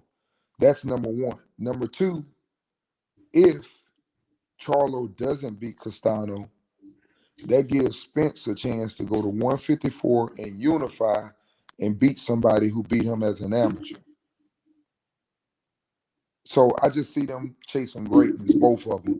Doesn't matter which one win. I think they want They want to be great, man. Nothing like saying I unified two divisions. You know what, D? In order to have multiple fights between them two, you know what Electrojet was saying, it's probably Crawford beating Spence and then get the rematch in Texas. Because I'm sure Jerry Jones would love to get that fight at the stadium. Yeah, and you know that's a good thing, man. But one thing about two boxers like they are, you know, that's what's held this fight up so long. You know, I don't like to get into that business of why he didn't fight and this and that or whatever. You know, I just want to see the fight. But I think the problem there is no fighter wants to go when you're pretty much both of you. And when I say A side, first of all, let me say this. Spence is the A side, Crawford is the A side. What do I mean by that? Okay, Spence might get more money, but I can guarantee you, when the fight happens, if Crawford wins on 1 point, he's going to get that decision. If Spence wins by 1 point, he's going to get that decision. I don't feel like what I'm saying about Canelo. I think you got to beat Canelo 8-4 to get that fucking victory. That's just my personal opinion. If you go in there talking about some 7-5 and I beat Canelo, you're probably going to be disappointed when the judges announce it. That's just my personal opinion. But with Spence and Crawford, I don't think they would rob either one of them. Let's say, for example, if Spence won 8 rounds to 4, they're not going to rob him and say Crawford won or it was a draw, and vice versa. If Crawford wins 8-4 or 7-5, I don't think they're going to do that. Because I think they're both A-side fighters. Maybe not the money-wise, but, hey, man, you can't cheat this dude. This dude got history. Look what he's done. No, I totally I get what you're saying, and I agree with you on that one. I think that the playing field will be even when the two of them get in. There's not going to be an advantage towards one or the other. Now, Spence might make more money, but what I'm saying is I think as far as the public, there's two A sides, and they both will be respected. That's what I think on the decision. So Jed, like I was sitting around, you told me to come to your channel for the breakdown the next day. You never went live again. I haven't seen you since. You all right? No, I was sick for last week. I really was. I was not feeling good. All right. But I did go live last night, yesterday. Oh no, I was talking about the Spence Ugas. I thought you wanted to break that down. So, I mean, I know it's been a while. But you didn't get a chance to do that aftermath. What were your thoughts on the Spence Ugas? Are you tired of talking about it? Oh no. Ugas, I thought, you obviously know, you remember I was going for Ugas, right? And there was a couple of rounds that I saw. Hold up a second. Wait. No, I didn't remember that. Okay, you thought Ugas was going to win that? Okay. Yeah, no, I thought Ugas was going to win that. I was obviously wrong. I thought Ugas gave it his all, but that was not his day, not at all. And Spence, I can't take anything away from Spence. He fought a brilliant, he fought a brilliant fight. He did what he said he was going to do, and I can't take anything away from him. He gets his flowers from me for sure. Hey, that was a great fight, man. Spence did a great fight. I ain't finna take great performance. I thought Spence did a tremendous job, and like I said, he stuck to his game plan, and Ugas just, he couldn't get out of the gate. There was a couple of good rounds for him. There was a few good moments, but yeah, Spence had it, man. Spence had it. So he gets a little more respect from me. Hey, Smoke. Speaking of that fight, not to take nothing away from him, but let me ask you this. Do you think that when he fought Spence, it's kind of like what y'all saying about, the same thing with Crawford? That would be dumb for Crawford just to go stand toe-to-toe or try to walk Spence down. I don't think that Ugas I don't think Bud has ever fought like Ugas. Like this is like two totally different styles of fight. Yeah, Like, but I'm just so here's the thing. Like I didn't think that Ugas threw enough shots to beat Sean Porter. Like there's absolutely no damn way. Like and he doesn't have the power. He doesn't have the percent. Like his punches are clean. I'll give him that. His work is pretty damn clean. The foot movement. The guy, he has good feet, but he doesn't throw fucking shots. Like that's really what I always thought about this guy. I never thought like Bud's on a completely different level. There's nothing that I could glean from from Spence fighting Bud from that Ugas fight. Just like nothing. Other than Spence is getting back to biting down on the mouthpiece and going in and willing to attack the body. Because I thought in the Danny fight, he got a little bit cautious and was like willing to just win from the outside, take what the other guy gives him. Not willing to go through hell, right? But in the Ugas fight, he's like, whatever. Maybe Ugas just don't hit like that, so he like invited Errol Spence in. Maybe that's what it is. I don't know, but I don't really think like, oh yeah, because of what happened with Ugas, that's what was about to happen with Bud. Like I never, nah. Yo, But GT, I think Ugas was surprised that Spence had the game plan. I bet you Ugas was never expecting that Spence was going to be in front of him all night. Well, that's what I was about to say. That's why I was finna say the smoke. For me, it was an incredible performance by Spence. But at the same time, I just want you to understand something. Ugas became basically complacent. He thought that he could do the same thing he had been doing because he had a winning streak going. And you can't do that against a person that has more power than you, got a better motor than you, younger than you, stronger than you. And I think he just came with the wrong game plan because even at the beginning of the fight, you can see that his whole mentality was, I'm just going to put my mitts up and I'm going to be here all night in front of you. That was basically his game plan. Yeah, I'm going to try to counter you. I'm not going to run from you. I'm going to be in front of you all night, following you around. That's the game plan. He's always right there in front of you. I don't feel like that's what's the thing. Like if you like what you were saying earlier about guys not really going in there to win, I feel like that is more indicative of Ugas than like anybody else. Like I don't think he was intimidated or anything like that. I think he came, but I'm just saying Ugas had a very I'm just happy to be here kind of vibe, and I'm going to represent for my people. But I don't feel like he came in like with the determination and the focus. He was always smiling, always cordial, always cool. And to me, the dude was too damn cool for school because he didn't realize what the fuck was happening to him. Like Spence was not playing with this boy, and that guy came in to fucking chill. Whether it was because of all of his like streak or whatever the fuck it was, he did not come in prepared to beat Errol Spence that night. That's what I don't think he had the tools or the style to beat exactly. I never even thought he could beat Errol Spence, but at least you can get in the proper mind state, right? Like, I feel like Maidana could never beat fucking Floyd, but Maidana came in to fucking win every single time, regardless of he just didn't have the tool set, right? I don't think Ugas had that at all. Ugas had I'm happy to be here. Check out my diamonds. Check out my baddie. I'm getting a whole bunch of money. Everybody's seeing me fight. And I'm going to hit your guy. And I'm going to play my game. I'll take whatever you give me. If you don't give me anything, I'm just going to be here shelled up, chilling. Yeah, his attitude was kind of like that. On the interview, he was saying it. So in a way, he was like that. He says, he was like more on the side that whatever I can make from now on, it's a win-win situation for me. I totally agree with that. I mean, he actually said that. He actually said that, and indeed, the fight came out like that. He had a game plan, and if it wasn't working, he wasn't even trying to walk away.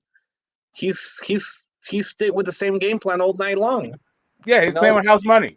He's playing with house money, and you could tell he's playing with house money. That dude was throwing the dollars in the air, and like he was. They just like the urgency just wasn't there. Like I saw him be opportunistic, and that was cool. That he got like he saw a shot and he took it. But for the most part, he was just like, okay, if you're gonna stop punching, this is my shot. This is my chance. So then Bud was So then Errol was just like, oh, if you're just waiting for me to stop punching, fuck it, I'll just keep punching. then you'll have no time. You can't punch in between my shots. If all you're gonna do is cover up and wait for me to stop, like, no. Yeah.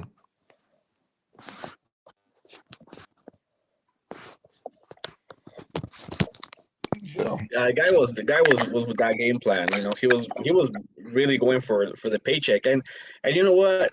I don't think anybody else would have paid more for that title than Spence. You know, because he went to Texas and you know he put the title on the line and he made a good paycheck. You know, nobody else would have make him make more money than Spence at that weight class. You know, at that moment. The two fights that I saw where Ugas really let his hands go was the Omar Figueroa fight and the Pacquiao fight. Other than that, that dude was like, he was a counter puncher, like, 1-2 shots. I don't know. I was never that big. I was never that high on Ugas. I didn't think he was Porter. You know what surprised me, GT? What?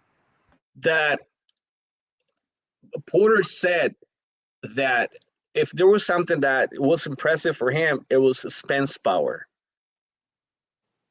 So probably Ugas was more worried about, protecting himself than letting his hands go. You know, because what happened is when he felt the power of Spence, I think, his whole game plan, was ruined. Yeah, I don't think he liked those body shots at all. I don't think anybody likes them body shots, bro. Like I feel like some people, like, they'll be like, okay, cool, you can take a couple to the body, but I think Errol hit you to the body once or twice. You were ready to not get hit by Errol ever again in that fight.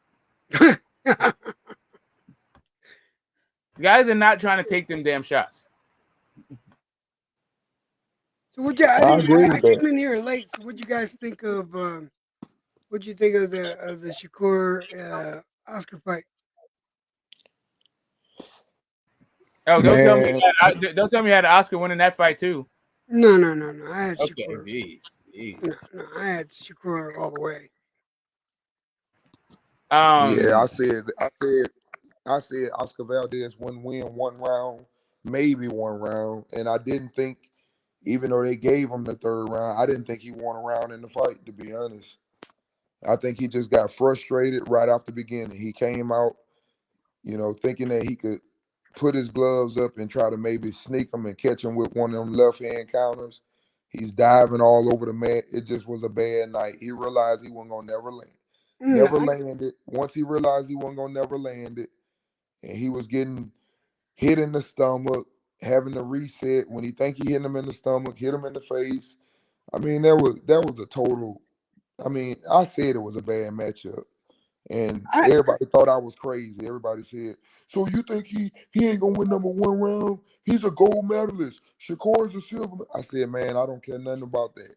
It's the styles and the fighter that he was fighting.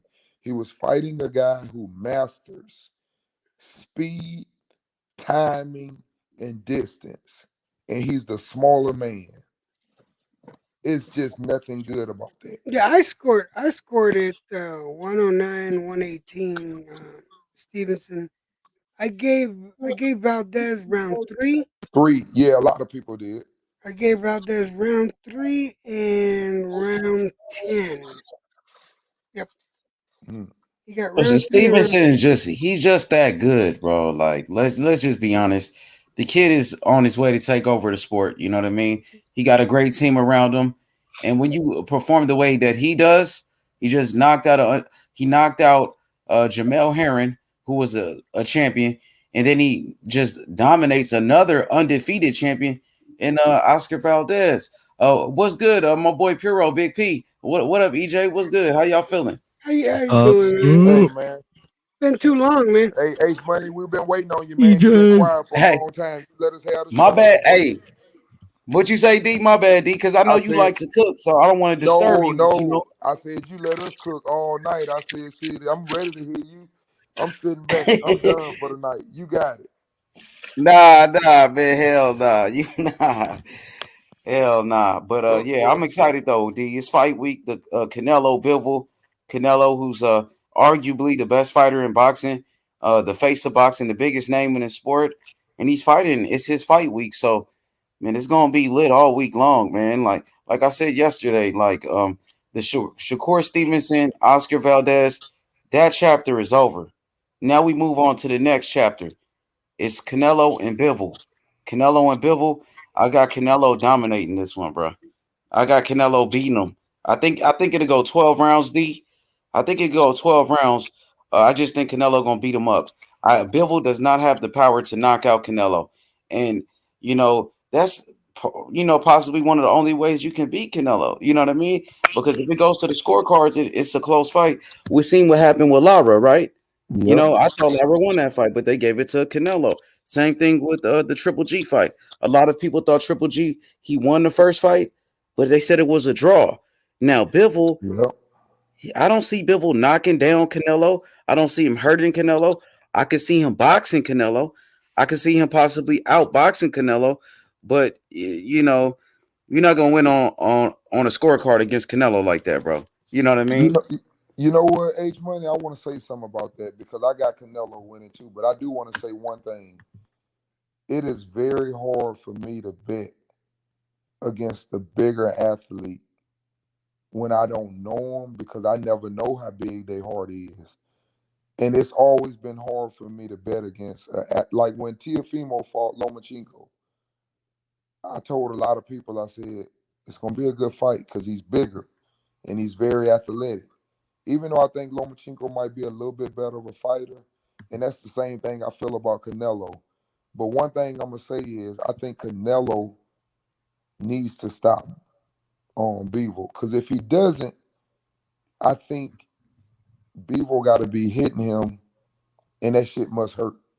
Because I'm telling you, if it don't hurt, I already know how this shit ends. The same way all of them end. It get round in that 8th, 9th round, and Canelo finna put that goddamn pressure, cut them damn rings off. He finna find out where your manhood at. So yeah, you better be able to hurt him. Like you just said, like maybe round number 9, Canelo starts to break him down. But I think like the first 8 rounds, it's gonna be competitive. You know what I mean? Because Bivol can box. I think the first 8 rounds of the fight, Bivol will give Canelo problems. But like you said, around round number 9, that's when I think Canelo gonna start breaking his ass down. But I think Bivol is good enough to go 12 rounds with Canelo. He's good enough to survive and go 12 rounds. That's what I think. If it goes 12, though, I mean, I could see Canelo winning from the crowd and the judges, but if it goes 12 rounds, I ain't gonna even lie. I probably picture it being 7-5 for Bivol. Yeah, I feel like Bivol. I don't think he'll make it. I don't think he'll make 12 rounds though. But if he does, I think deep down inside, if I judge the fight with no sound and no favoritism, I really think Bivol would have had to beat him 7-5 because I know Canelo. And if you ain't hurting Canelo, he gonna find out where your manhood at real quick, bro. And he tough. And you better be able to hurt him. And he don't get hurt easy. Cause I ain't never seen him get hurt. Yeah, the hurt part. Yeah, I don't think you need to necessarily hurt him, but I do think he needs to stay active, like stay moving. And Bivol is a movement guy. So I like him. Like, when he stands still, he stands just out of range and he's trying to counter you. But I also think like Canelo's feints are fucking cold. So like why you think you're about to get countered, you're just waiting to counter you. He's waiting to counter your counter, right? So it's just kind of like I can see Bivol getting 7 rounds. I think Bivol has the most chance to getting 7 rounds out of Canelo since Triple G. Yeah. Like I say, man, we're gonna find out. We can't see because neither one of them felt each other power. But I don't know. Hey, D, I can tell you for a fact, Bivol don't have the power to hurt Canelo or knock him down, or definitely knock him out. He don't sit on his punches like that. He's like he's on his toes. He's trying to move around and shit. He ain't got no power, D. 19 fights, 11 knockouts. Look at the guys he's been fighting. His last 6 fights, he couldn't knock those guys out. He's been fighting nobodies. You know what I mean? And he couldn't stop those guys. And you're probably right, because that's exactly what I'm trying to say. You got to have enough power, and that's what I'm saying. Whether we judging any of these fights, there are going to be some people coming tough at you, but I'm not saying you got to be a knockout artist. Same thing with Shakur. But you do have to have respectable power that you going to respect me. You ain't finna just walk through here. You going to respect me. If he has that type of power, I think it can be a good fight. And it's a reason why Canelo picked Bivol too, D. It's a reason why Canelo chose to pick this guy. You may be right. But I seen old boy, for example, but Joe Smith got a motherfucking chin. And it goes back to what you just said. Even though he beat the shit out of Joe Smith never stopped chasing his ass the whole fight. Exactly. And Joe Smith did hurt Bivol in that fight. Yes. He hurt him with a punch. And walking drunk. Yeah, I think because he hit him after the bell, if I'm not mistaken. After the bell, it was right before the bell. So he got out of there. He survived. And that's probably what Canelo see. He survived because he got hit at the bell. But if it would have been more time on that clock, ain't no telling what would have happened.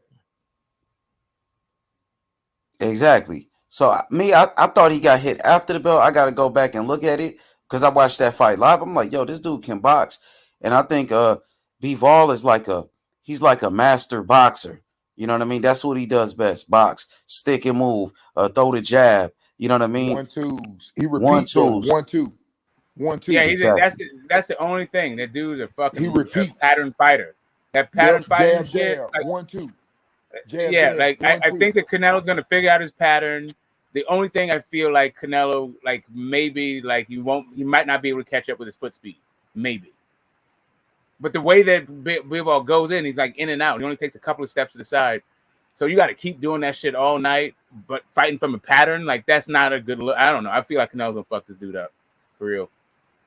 And another thing too, man, I always say this. It ain't about getting hit sometimes. It's the fact that Canelo is that dude that's gonna be right there in your damn face while you're running around. Mental tiredness gets you too. And I don't think he ever had nobody that's gonna be on him when it get round to 7 or 8, like he gonna have Canelo staring in his face and dodging punches and trying to catch him.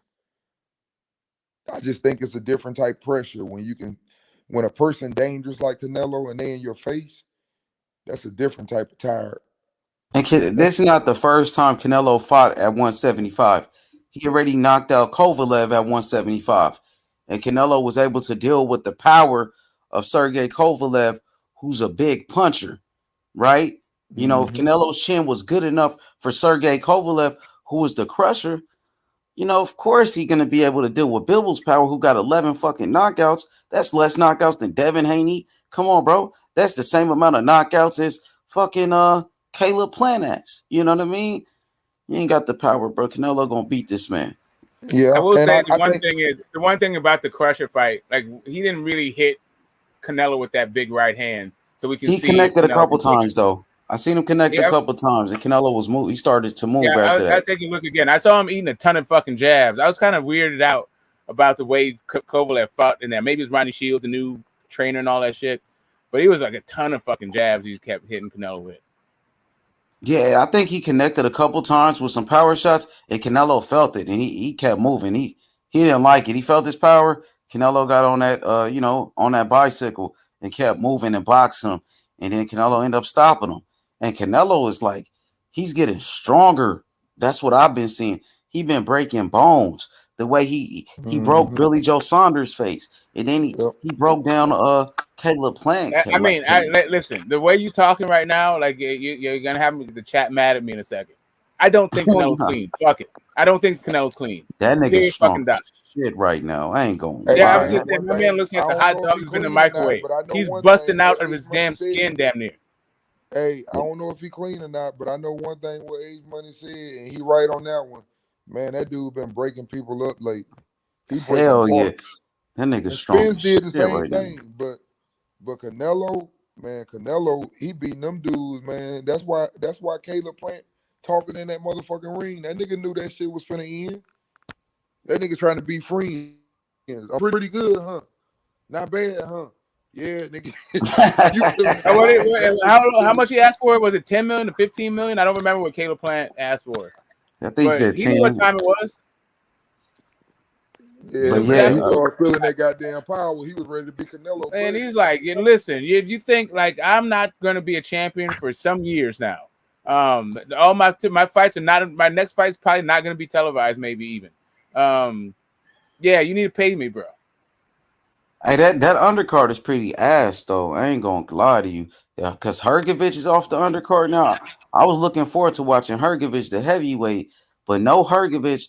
What we got? Fucking Montana Love. That's it. Come on, bro. Some bullshit.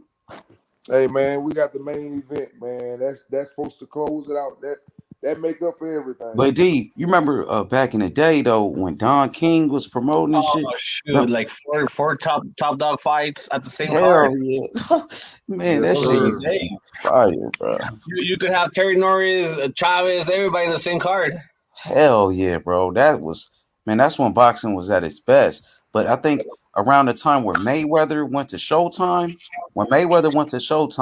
and then the undercard start being ass because he would just put his fighters on his undercard, fucking Jalen Love, Ishe Smith and shit, Mickey Bay, and he would be the main event. H Money, why you think he was making all that money? Shit, Exactly. He was finessing them. He put on that bullshit undercard, but they gotta pay you $100 million. Yeah, but you know what? Mayweather doesn't have that IQ. Probably it was some brain, some mastermind behind them. That of course it was like Al Heyman, those dudes, but they gave Mayweather or Ellerby, one of those two guys. It's like the same thing with De La Hoya. De La Hoya, if it wasn't because of what's his name? Now, Leonard Ellerby is not a mastermind. Just break this down. I would say Al Heyman though. Yeah, Jay Prince and Al Heyman. Okay, fine. Leonard Ellerby, nah. And what's the name with De La Hoya, Golden Boy? Sheffer, right? Schaefer. Yeah, Richard Schaefer. Yeah, but Al Heyman was over there too. Yeah, they was all working together at the time. You had Al Heyman, Floyd Mayweather, and that they were doing business with Golden Boy, which was Richard Schaefer, Oscar De La Hoya. And that's what they was doing. But when Floyd went to Showtime, like those undercards for his pay-per-views were trash. All he did is just put HBO out of the fucking market, bro. I used to love HBO cards, bro. But every now and then I remember when Mayweather fought Canelo, they had Danny Garcia versus Matisse as the co-main event. They kind of like loaded that one up a little bit, but yeah, Mayweather Canelo was nice. I like that entire card. I think John Molina fought on that card too. Yeah, that shit was fire. Yeah, that was a good one. I remember I was had a good time that night, man. Hey, you know why I smoked? Because all them fucking Mexicans were like, they swore Canelo was gonna win. I was like, man. Anyway, it was fun. I smoked because remember before that that Canelo fight, Mayweather fought against Robert Guerrero, and that pay-per-view didn't do too good. So he had to give a Showtime in him a big fight, and then he fought Canelo. I remember. So I saw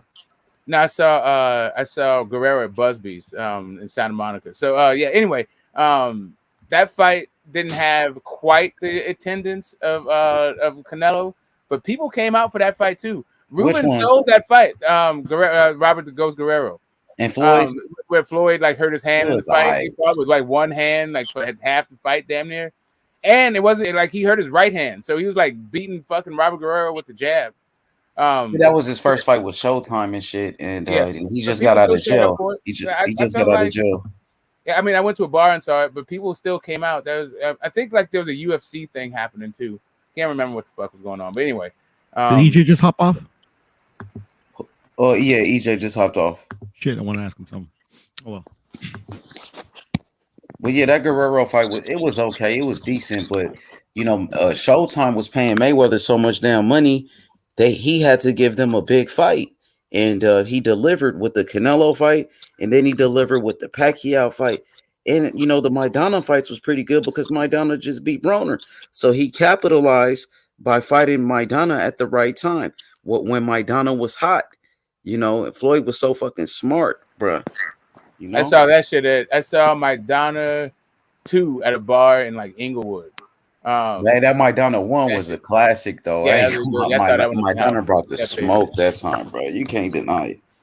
That motherfucker Maidana came to fight in that first fight, bro. That shit was. Oh yeah, that was a good fight, man. That's a good. I was nervous that one. I'm like, apparently the chat is unaware that the Filip Hrgovic fight has been scrapped. His dad died. Filip Hrgovic will not be beating Zhilei Zhang this weekend because he won't be fighting this weekend. Yeah, that's kind of whack, bro. I was looking forward to watching Hrgovic, and that would have been good for him building up his profile on a Canelo Alvarez undercard, bro. Being a co-main event, they was ready to build this guy up, but pulled out of this fight. You might not get this type of opportunity again, fighting on Canelo's undercard and being the co-main event. They're probably gonna bring somebody from Mexico, bro. I will say that the Guerrero build-up was funny. Like Ruben sold that thing. Like Robert was like talking about Jesus and all this other stuff. But Ruben showed up with the low rider, the old school Impala in front of Oh yeah, he had that beef with Mayweather Senior too. That made it. He was making that. He beats his wife. Like he was on it on that. Woman beater. This guy, woman beater. And you remember Floyd Mayweather Senior was on his ass. That what made it kind of interesting. Yeah, they was like that build. Yeah, the fight wasn't that cool. I mean, at that point, like Robert, he was dining out off the Joel Casamayor win. Still, kind of was. I think that still might be his best win.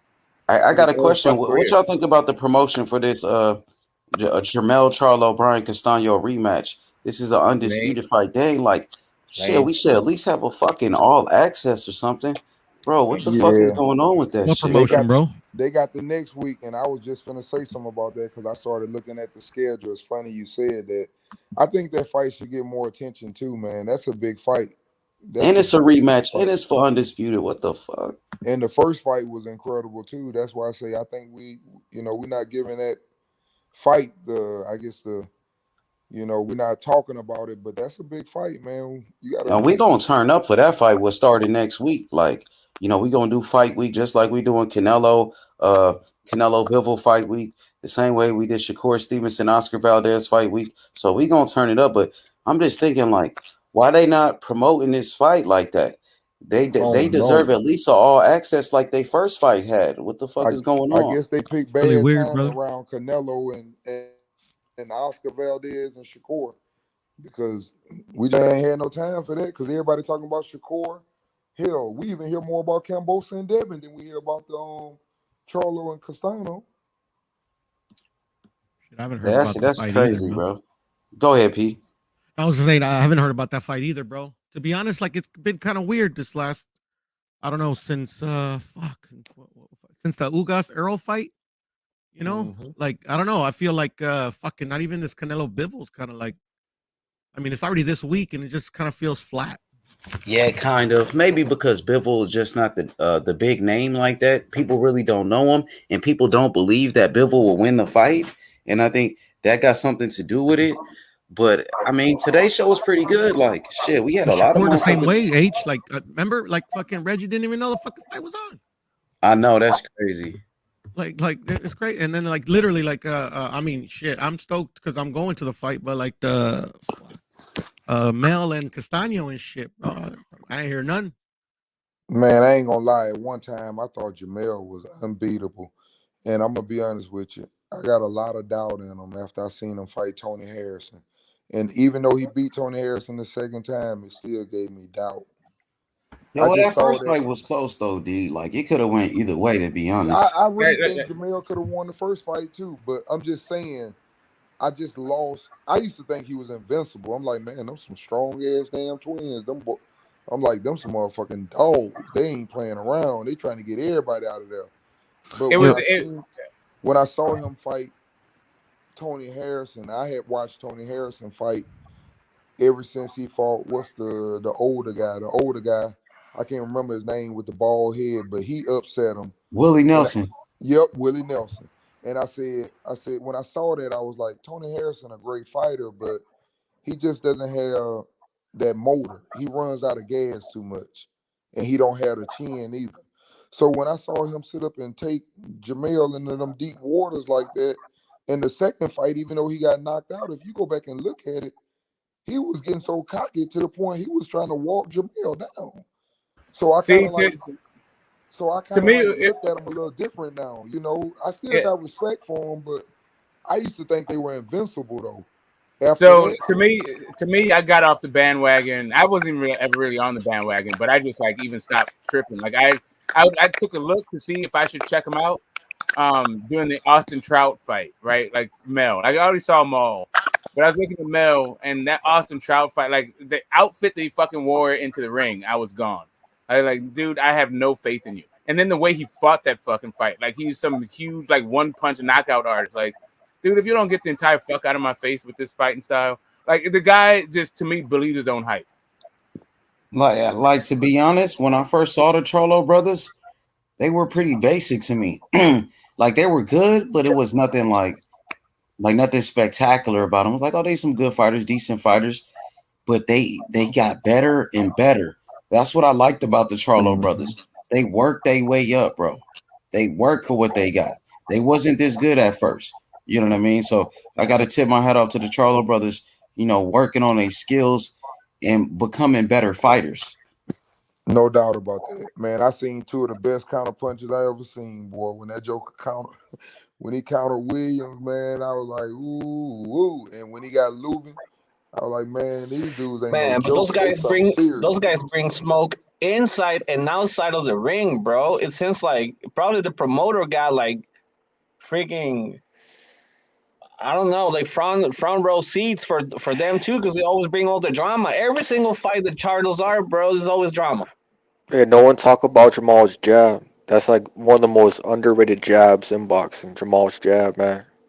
Strong, it pierces through guards, has decent timing, has good timing on the jab. It could be better, but it's a very good jab. And people don't I think they underestimate it. They underestimate it. The older one, right? Jamal, the bigger one, yeah. Yeah. They're busy like sucking up to Canelo, bro. The thing about Jamal, man, I'm gonna be honest with you. I think he's at the wrong weight right now, man. Did anybody see his last fight, man? He didn't even look like a twin. He was drawn up, bro. Jamal? Yeah, Jamal, not Jamel. When I seen Jamal fight the last fight, when he fought, man, he looked drained. I mean, he didn't even look like a twin. I was like, man, he looked like he might be getting sick. You know, it's time for him to go up one more division. And hopefully, you know, if the brother win, he moves up. So that will open it up, you know, for Spence or Crawford. For Crawford, it's going to be open either way because he'll fight either one of them. But I don't think Spence and Jamel fight each other. So the only way Spence moves up is if Castano wins, I think. I wish they would. Can you imagine Mel and Spence? That would be like one of the most exciting fights in boxing. They say they already fought before when they were younger. Nah, that's like amateurs, man. Pros is different. I know it, and I don't put that on. I think Jamel knocked Spence out, but I think it would be like really entertaining while it lasts, though. You know. I don't think he'll knock him out. I really don't. I think he will, man. I don't either. He will, man. Hey, if Jamel hits anybody clean with that right hand or even that left hook, they're going out, man. Jamel only thinks he's a knockout artist. Like he is, man. Jamel is. He is knockout artist. I don't know. He is, dude. Every time he hits you clean, you're hurt. Even Castano was hurt. He couldn't finish. He couldn't finish Castano. Like to me, Tony Harrison gassed out, right? Like what? No, he got him clean. He got him clean around the chin. No, he got him clean on the chin. He got him on the chin real clean. I didn't say he fell over tired. Like even fucking Anthony Yard, the Copeland still had to hit him with a jab. But the dude was exhausted when he did it. Like Tyson Fury still had to hit Wilder, but Wilder was exhausted. Like, sure, dude, he was done. Harrison was done. Piecing him up. Harrison was done, man. You got hit around the chin, wobbling all over the place. Jamel got power, man. That's the only thing that saves him is his power. Hey, but you know what? You saying the right thing. Jamel has serious power, but I think one of the most important traits of boxing is what Floyd Mayweather said when he got ready to fight Conor McGregor. He said the problem is everybody talk about how hard they can punch and the power, but it's when a person is going to take yours. They know you're going to hit them hard, but how you going to take it when I hit you hard? And that's something that goes underestimated on Floyd. Floyd could take a fucking punch, man. And he was going to give it back to you. And that goes underrated. We talk about how great he is, his quickness. Don't nobody talk about how great his fucking chin is. Floyd a tough little son of a gun, man. And like that Maidana shot at the end of the round, almost dropping to a knee. And that round 3 of the Sugar Shane fight. First off, Sugar hit him with that right hand, and Floyd tried to fight back and like clip him, but then Shane hit him with another one, and Floyd was like, "Oh fuck!" He went in full on wig protection mode. Like Floyd is not only does he have a great chin, but he's very smart. But everybody understands how smart he is. But yeah, he does have a great chin, and he hits hard. He's a hard hitter. You know, every boxer that came down of the ring said that everybody talks about all the skills that Mayweather has, but nobody talks about his power. Guy can hit. And you're right, man. No one says nothing about his power, but like that's what I'm trying to tell these guys. I'm like, great boxers. Do y'all really think anyone that went in there knowing how fast? We already knew the man had cat reflexes. You know you going in there with a smaller man. You don't think that everybody that he fought out of the 40-0 or whatever he was, 50-0, you don't think probably 75 to 90% of them fights game plan wasn't, hey, slow him down, just rough him up, go to the body. Of course. It's just they couldn't do it. They get in there and they try that, but then after a couple of rounds, it wasn't Canelo walking Floyd down. It was Floyd had Canelo against the ropes. It wasn't him walking Floyd down like they thought. Yeah, he went to the ropes a couple of times, but he wanted to be there. And that's what I'm saying. A lot of those great boxers, man, I think we got to put respect on that. Great boxers. These dudes been doing it their whole life. They should be able to take one thing away from you. It ain't no different than a basketball player. I can stop a motherfucker from going right. I can force you to go left. Well, great boxers can take away your greatest attribute. And I think we got to respect that. Now, if you take away someone's greatest attribute and then they don't have another great attribute, they become normal. Now, if you got great attributes here, great attributes here, hey, it's going to be tough. Because there's a lot of things you got to stop. But if you only got two little tools in your like we talking about this Bivol fight, I just think it just gets old. You keep throwing that goddamn 2-piece against Canelo, he gonna figure it out. I don't know when, but if he's what everybody say he is, he should be able to figure that out. Is he? I mean, come on, man. You can't compare Plant and Saunders to Bivol, even the weight class difference. I think Bivol will do enough to win, but man, the judges, I don't know, man. That's the only thing. Bivol got no shot, zero. But I'll say this though: if Canelo stays at 175, if he stays there and he fights all the top dogs like Zurdo, Beterbiev, Bivol, he's gonna lose one of them. There's no way in hell you can fight all those guys and win them all. Like, yeah, there is. Nah, there's not, man. Yeah, there is. You gotta stop. Started watching boxing like a week ago, Los, or what? Dude, you gotta stop being a fanboy, man. You gotta stop being a fanboy, bro. I'm not even a Canelo fanboy, bro. Dude, you thought Valdez was gonna beat Shakur, man. 18 wins is gonna beat somebody with like almost 70 fucking wins. Come on, bro. You thought Valdez was gonna beat Shakur. Dude, Shakur has I did. I did. Shakur has 13 wins and Valdez has what? Like 30 what? 30 what wins? He has 31 fights and Shakur has 19. Okay. I mean, the guy with less fights won the fight, so I don't know what you mean, bro. That means I was wrong, really say much, bro. No, you're wrong. All right, then know your lane. What do you mean, know my lane, bro?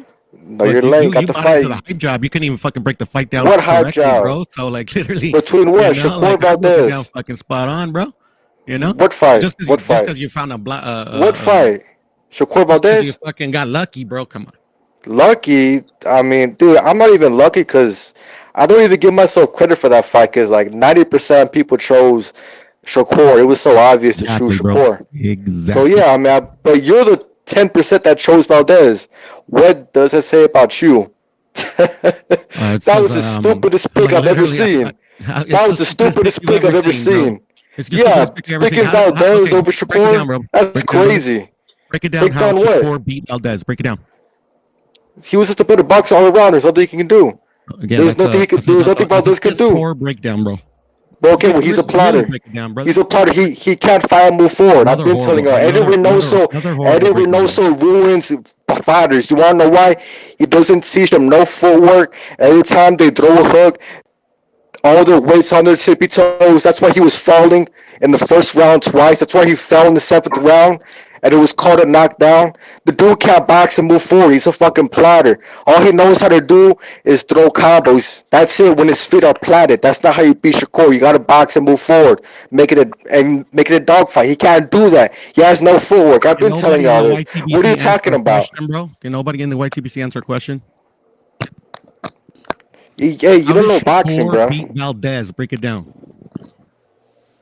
I just broke it down right now. No, you did not. You told me what Valdez did wrong. I said, what did Shakur do to beat Valdez? Break it down. I think the body shots was real good. I think he was timing Valdez. I think the distance control was real good. And he was just a stronger guy, man. I don't think Valdez realized how big and strong Shakur was going to be inside the ring. I think the power, the combination of power, footwork, and distance control really kept Valdez honest. And Valdez couldn't start anything. I think the probing was good too. The probing, I think manipulating Valdez's guard was real good too. Mixing up to the body and also to the head, the straight left to the head, the looping left around the guard really got to Valdez. Valdez couldn't start an offense. I mean, the dude was just peppering him with jabs and body shots all night. Every time Valdez would come in, just straight left to the body real quick. I think. Hey, Shakur hits hard, bro. Shakur hits hard. Farm in front of whatchamacallit's face, So, bro, you was picked okay. I mean, you picked Valdez, man. Don't talk to me. You picked Valdez to win. Don't talk to you, bro. Like that's the worst pick I've ever seen, fight, bro. You can't even break That's the worst pick I've ever seen. You told me like the jab was spot on. I can't break down the fight. I can't break down the fight. You picked Valdez to win. You break down the fight. You picked Valdez to win, bro. It's easy. It's harder to predict the fight than it is to break down after the fight. I fell for the hype too. No, I mean not in this fight, but I fell for the hype too, bro. This is boxing. I mean, anything can happen. This is sport. No. I lost, bro. But this guy's like, oh, you picked Valdez to lose. But don't say I don't know boxing. Don't say I don't know boxing when you pick Valdez. Don't say I don't know boxing when you pick Valdez. Bro, just because we can. Don't say I know boxing when you pick Valdez. Yeah, that's what I thought. That's what I thought. What do you mean? That's what I thought, bro. I mean, like, it is what it is. And that's what it is, man. With these dudes, man, these fucking fanboys, man. These fanboys, they only pick Valdez because he's Mexican. That's all they fucking do, man. That's all they do. I can't get behind that, bro. No, I'm being really true, bro. It's cringe. Ain't no one care about Valdez, man. Ain't no one care about Valdez. Anybody with the fucking brain, he knew he was gonna lose against Shakur. Let me ask you this. Let me ask you this to both of y'all, and be honest. Both of y'all. Who do you guys pick Lomachenko against Teofimo? Who do you pick, Los? I picked Teo. I mean, no. I picked Loma. Yeah, no. I picked Loma to win. Yeah, I picked Loma. What about you? And okay, you picked Loma. I mean, so I thought that Teo. The only reason why I picked Loma was because I thought Teo was had too much responsibilities to carry the fight. It wasn't like a skills thing. It was just like this is the biggest fight of his life, and he has to do all the promotion by himself, basically. And then, and then when that whole thing when his dad came out the week of the fight, he's all crying and shit. I just thought that the moment was maybe be too big for him. GT. I always thought he had the skill set, and I always thought he had the attributes and the reflexes and all that shit. I picked Timo. I picked Teo. But then this is what happened. I got the same. Everybody was like bullying on me, bro. They'll say, "Oh, how stupid can you be? Betting against Lomachenko. This is a rookie guy. This is I got all the crap, bro. So I went for the hype, bro. I went for the for the underdog. I was like, fuck it. I'm gonna roll dice with T.O. see what happened, and then boom, we'll know what happened. So that's why I don't blame on the way loss. I'm Mexican. I can say I'm Mexican, and I didn't went for Valdez. I knew all the way that Shakur was gonna take the fight, bro. You can see his confidence. He was gonna have a lot of people did. A lot of people did. So right for me, and we're going right back to this fight. The T.O. versus Loma, Valdez versus Shakur, and the latest installment, Bud versus Spence, is what happens when a big ass fucking dude is in there with a guy who's like, I'll take Shakur a little bit to one side because Shakur is also better skilled. He's not just bigger than the dude, but you saw how much the size difference played out in that fight. Okay, right? now GT question. Do you think when Spence, when Errol Spence says that he wants to fight Canelo, you think he's serious or you think he's just like fooling around, bro? Hell yeah, I think he's serious. I think he wants tens of millions of dollars, and it's going to be the only Hall of Fame. Well, no. If he fights Bud, he'll be like 2 Hall of Famers on his career, on his resume. Okay, I don't think that Porter gets in. And I don't think Danny and Porter are like on the bubble. I'm not quite sure if they get in, but I do think Bud gets in, and I think Canelo is like a first ballot, right? I can't see Daniel Porter getting in, man. Maybe Porter because he has those. I don't know, man. Danny is a 2-weight division. I think Danny he's got he's got that Eric Morales win on there. I don't know, man. It's just hard. It's hard. He's like right on the cusp, and so is Porter. Porter's got I think 7 or 8 title fights. I think he's got 7. Porter gets in. Yeah, right. He's the writers get the pick. He's popular. He's right on the ball. It depends on who he is. He's definitely not first ballot, and it depends on who's going up against in the. But look, man. Anyways, about these 5 smoke that you named, or at least for Chiu and Loma. No, but Chiu and Loma, that was that was really a 50-50 fight. I felt like that was a fight. I was excited for. I can't think of the last fight I was excited for between Loma and Tio, Valdez Shakur, I was not that up for it because I knew what was going to happen. Man, this dude really picked Valdez, bro. That's crazy, man. I can get it. I can get it if someone picked Loma. Fighter over the fucking hype job every single time, bro. All the fights that are made right now, I'm looking forward to Devin and Kambosos more than all. Hey, me too, bro. Hey, I fuck with Devin. I hope he wins the fight. But the fight I'm looking forward to the most is Bivol Canelo. But I'm about to say the lightweights are doing it right now. But that Bud Spence can change all that around. If they actually come out, they've come to terms and give us a date. All his other fights, it won't fucking matter. They say October, right? They're gonna talk about that fight every day, all the way up until the fight gets made. Hopefully, hopefully foul. But Budo said that Shakur was unproven, and I guess Valdez was proven. To me, their resumes were about the same. I think Valdez only had the Cancial fight. That's it. That only fight is what made Valdez's resume slightly better than Shakur. I mean, Shakur's resume is slightly better than Valdez. I don't know what you mean. Easy. You can say Valdez was proven and Shakur wasn't. Easy, bro. How was Shakur unproven, but Valdez was at the time? They were both around the same, Belt, he didn't look good doing it anyway. He didn't look good against Joet back either. Let me see. He didn't look good against Joet. That's about it. He didn't look good against Joet. No, I didn't think so. Are you saying? I didn't think so. My personal opinion, I didn't think so. And that's it, No, hold on. Valdez did have a good resume, bro. Yep. But it wasn't that much better than Shakur. It wasn't that much better than Shakur. Bro.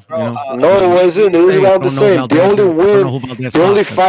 The only fight that made his resume better was the Cancial. That's it. Your resume is better off one fight. You know what I'm saying? Do you want to know a big difference? Who knows? Lopez was better than fucking a lot of the fights. You want to know a big difference? A big difference is Canelo and Plant. Now that's a difference. That's a fight where you say this guy has loads of experience. This guy has none. Yevgeny Gradovich, bro, that was a big fight. But then we're talking about Shakur Valdez. Shakur Valdez, only one fight was really separating them. This wasn't no Plant and Canelo. It wasn't one fight. Yes, so come on, Cancial Hey, That was the fight. If you're talking, well, it depends on what it is you're talking about. Because if one pure is saying he didn't look good against Joet, but I mean, how good did Valdez look against Conceição, right? So Adam Lopez won the it's fight. one thing about look at the way the Extra court beat Joet 12 rounds. What's good? About like quality Oh, of like did I say that he didn't win? I said I didn't think he looked good in that fight.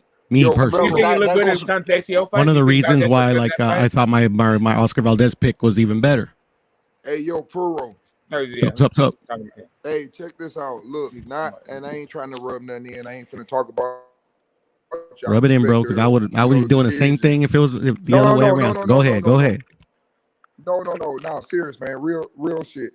But this is what I want to say about what you guys saying about experience.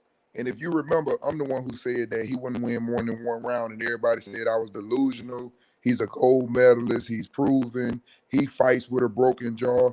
If you remember, I said to you guys, I said, it's nothing against Valdez. It's just the person who's fighting. I said that guy masters distance, and he's an incredible counterpuncher. And it's hard to hit him. And he was the longer person, the bigger person. I said it's just that matchup. It's not about Valdez can't beat somebody. Maybe Shakur can't beat. You know, it's the styles of the fight. And I just I didn't see him. Like I told you so. It took 3 seconds. I was like, the dude's too fast, the dude's too big, and he's too good. It wasn't really that complicated. It never has been. Hey, yo, in the comments saying, hey, shout out to Bad 10. Low said, ask him about Adam Lopez taking the foul on day's notice and moving up from featherweight and still put Valdez down. Yeah, what happened after that fucking fight? How did that fight end up? Excuse me.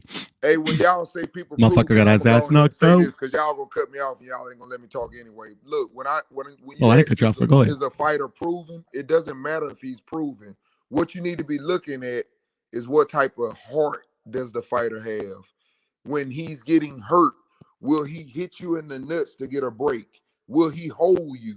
It's those things that y'all don't see. And it's certain fighters that don't do that. They don't know how to do that. They don't know how to hold. They don't know how to hit in the nuts. They don't know how to take a knee. They don't know how to get a second chance. And that's what you got to look at when you're looking at fighters. Who they fought don't mean shit, because you can't judge who's been in the ring with this person and that person.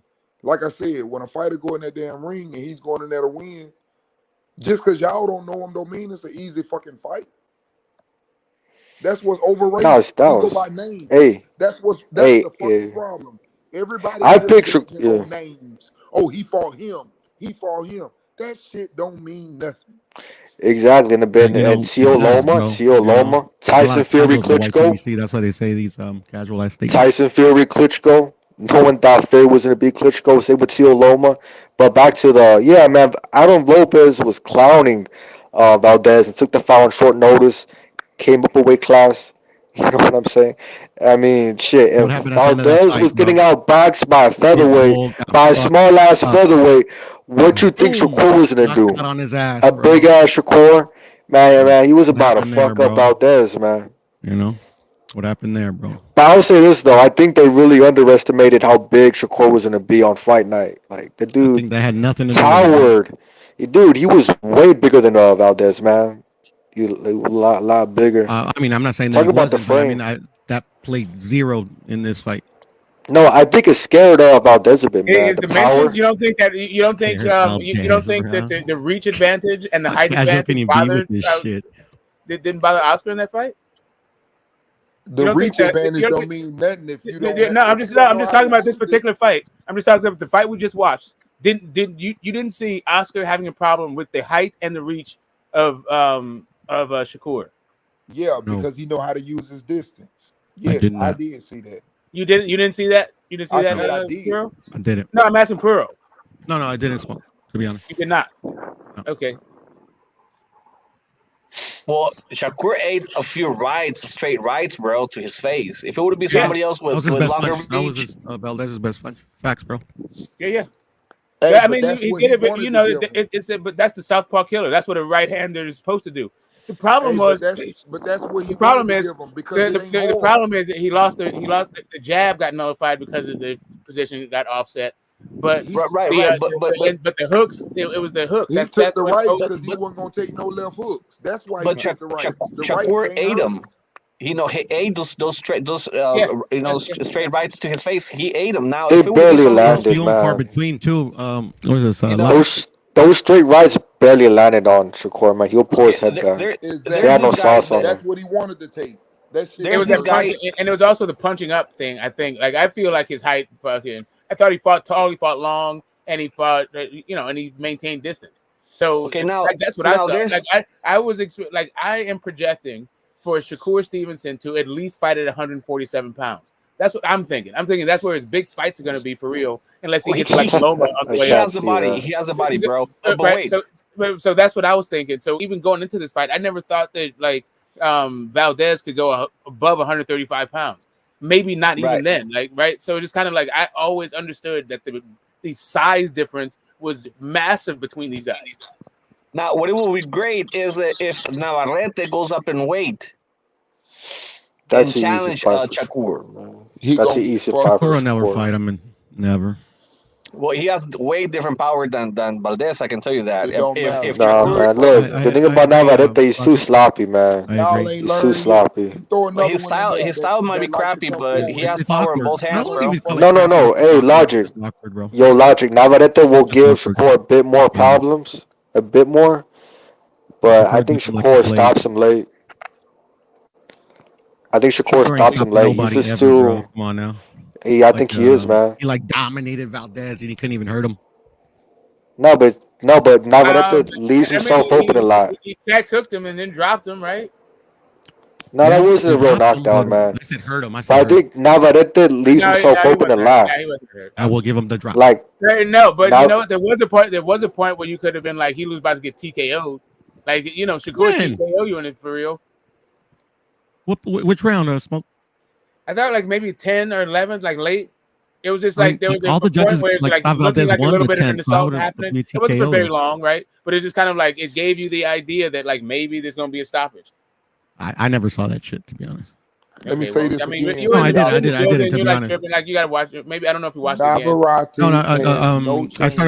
watched the first 6 rounds. Yeah, no, it was later on. It was later on in the fight. It was like, like 10 or 11. Get back to that one, Smoke. But yeah, I can't remember like when he was ever like really hurt. No, it wasn't so much that it was hurt. It was just that Shakur was pouring it on, and he wasn't throwing back or anything, something like that. And then Valdez was just covering up. But Valdez wasn't throwing back. Say again. He wasn't throwing back. Yeah, he wasn't throwing back exactly. But then he did throw back after a while, right? I got you. I'll check that out. Hey, what Batan is saying is true. Navarrete always loses his balance, and Shakur can catch him. Yeah, I agree. That's why I think Shakur stops him late. The dude's always off balance after a hook. He's open. That dude throw too many I think Shakur can stop him. Call me a fucking fanboy. But I'll say this though. I think Navarrete will put up a better fight than Valdez because he's more long, awkward. But I don't see him winning. Chest, bro. What? At least he's gonna test his chin. Navarrete gonna test Shakur's chin? Yeah, maybe. I don't know. I doubt it. Yeah, I don't know, man. That's another one I wouldn't bet on. Same thing I said about Valdez. He ain't winning. Those are the ones that pay the bet, see? Huh? Those are the ones that pay the most money. When you go for the underdog. I mean, there's still chances. I mean, Navarrete has power, bro.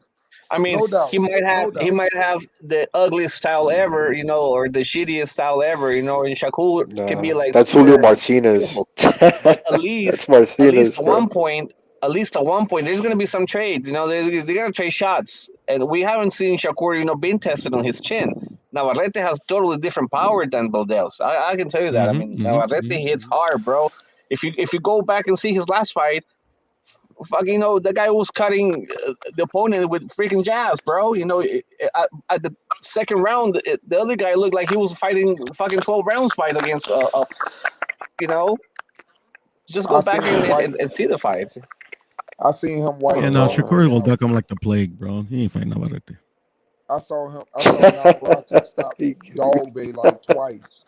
But the difference is, Bro, I that's saw crazy. Dolby some good punches, and I know if Shakur gets those opportunities, he's going to be more safer. And I think that he's a much better boxer than Dolby. So I just don't see that as a good fight either. I mean, Shakur ain't gonna run it. I'm gonna be honest with you. Shakur ain't finna run into no damn problems at 130, 135, all the way to 140. The only person who give him Bullshit. problems is Tank, and that's it. Nah, man, Having Lomachenko a beat piece Shakur, of milk bro. too. Right now, Lomachenko, popping right now, listen, Lomachenko beat Shakur, bro. Let's listen. keep it real. Let's keep it Let real. me say Loma beat something. Let me Shakur. say something to Man, you that's though. one dude that that Shakur beat Hey, Lomachenko. can I respond to that? Wait, no. So, I Go can't ahead, go see ahead. that happening. Can I respond to that Shit. about what you just said? I have so much praise for Lomachenko. I think Lomachenko still is probably the best 135 pounder. But I'm just gonna say this once again. Him getting in the ring with Shakur picks him the fuck apart. That's why I he can't see already it. I can't Facts, see it. bro. told him D, he's I'm gonna with you on fight. that one. Facts.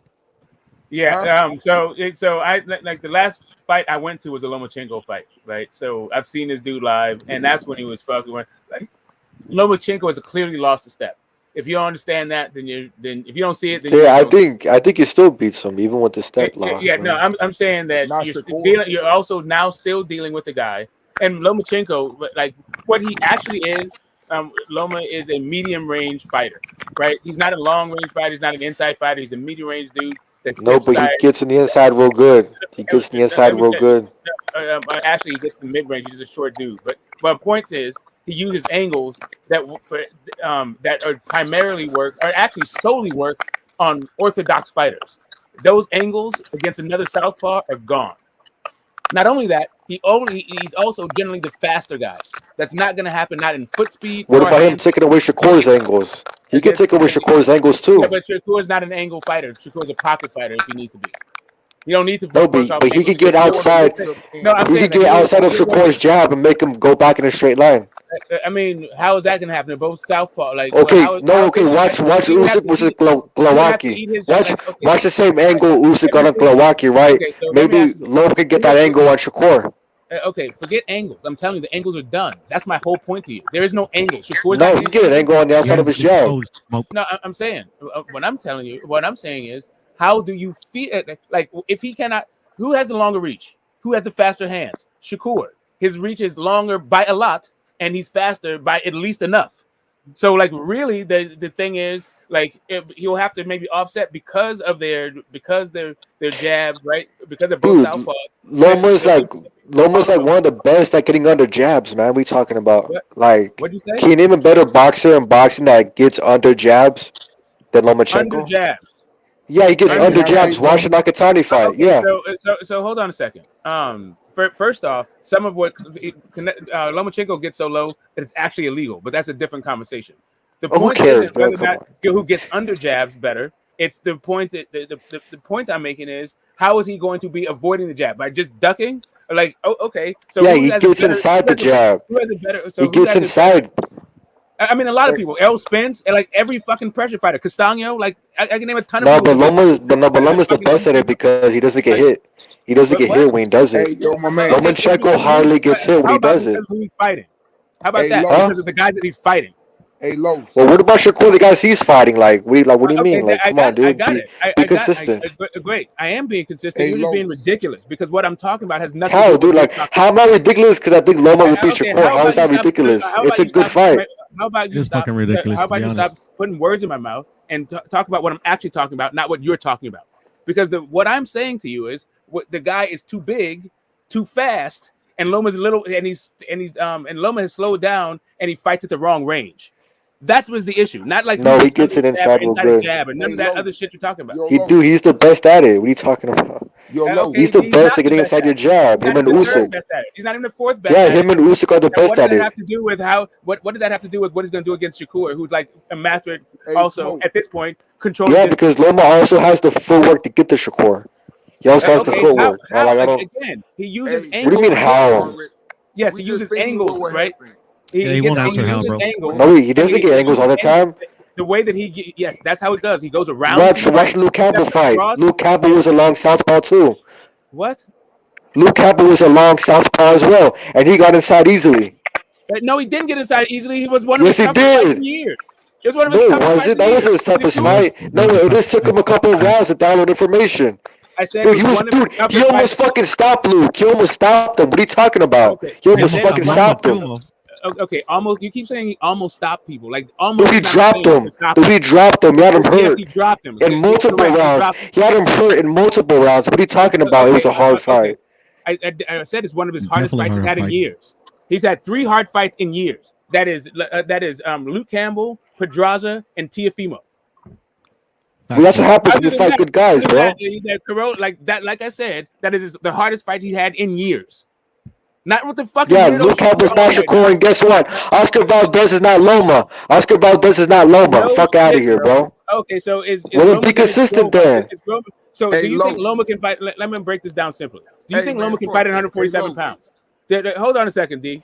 Do you think Loma can fight at 147 pounds? Yes or no? Ever in his life? I'm not, dude. That's a dumb question. Yeah, I know what you mean. Shakur can, but Loma can, so Shakur wins. You know what I'm saying? Like, what do you mean? So here's my other question. All right, let me ask you this, Smoke. Hey, Smoke. Let me ask you this. Let me ask you this. Okay, so here's my other Let me ask you this. Can Mayweather fight at 175? Can Mayweather fight at 175? Can he fight at 175? No. Okay, but he beat Canelo. Like, what do you mean? Mayweather can fight. Yes, he can fight at 175 because he's no, he can't. But who says he can't? Why can't? Okay, the Loma can. All right, Loma can at 147. So you think that Loma is going to fight at 147 pounds while he's active as a boxer? No, but could Mayweather? No, I don't. Right? Do you think? No, but could Mayweather when he was 40? Okay. Do you think Shakur is going to fight at 147 pounds while he's active as a boxer? No, I think 140 is his limit, in my opinion. What the hell this got to do with the boxing? I need to know. Exactly. What the fuck you saying, Smoke? That Smoke is cooking right now, bro. He's not cooking. He's bringing up weight, bro. Like, what do you mean by 147? Like some casual ass arguments, bro. Because we're boxing, bro. This is shut the fuck up, you dumb midget. Part of this is boxing. Like weight and height is part of boxing, right? So anyway, like I was saying, you don't think he's gonna make it to 147? I do. I think that's your opinion. We can't predict the future. You know what I'm saying? I'm not saying it's a fact. Just calm down with all this like unnecessary fucking combativeness. Like, bro, just calm. What for me? I think that Shakur is going to reach 147 pounds. So I think he's like a lot bigger than Loma. That's what part of my I'm basing this on. Right, so he is bigger. We don't agree with like his dimensions and his ability to go up in weight classes. We don't have the same vision for that. So I think that's where like part of this disconnect is happening. No, Shakur is bigger than Loma, way bigger, right? But I still think Loma wins. So if Shakur goes up to 135, do you think they're gonna make the fight against Tank?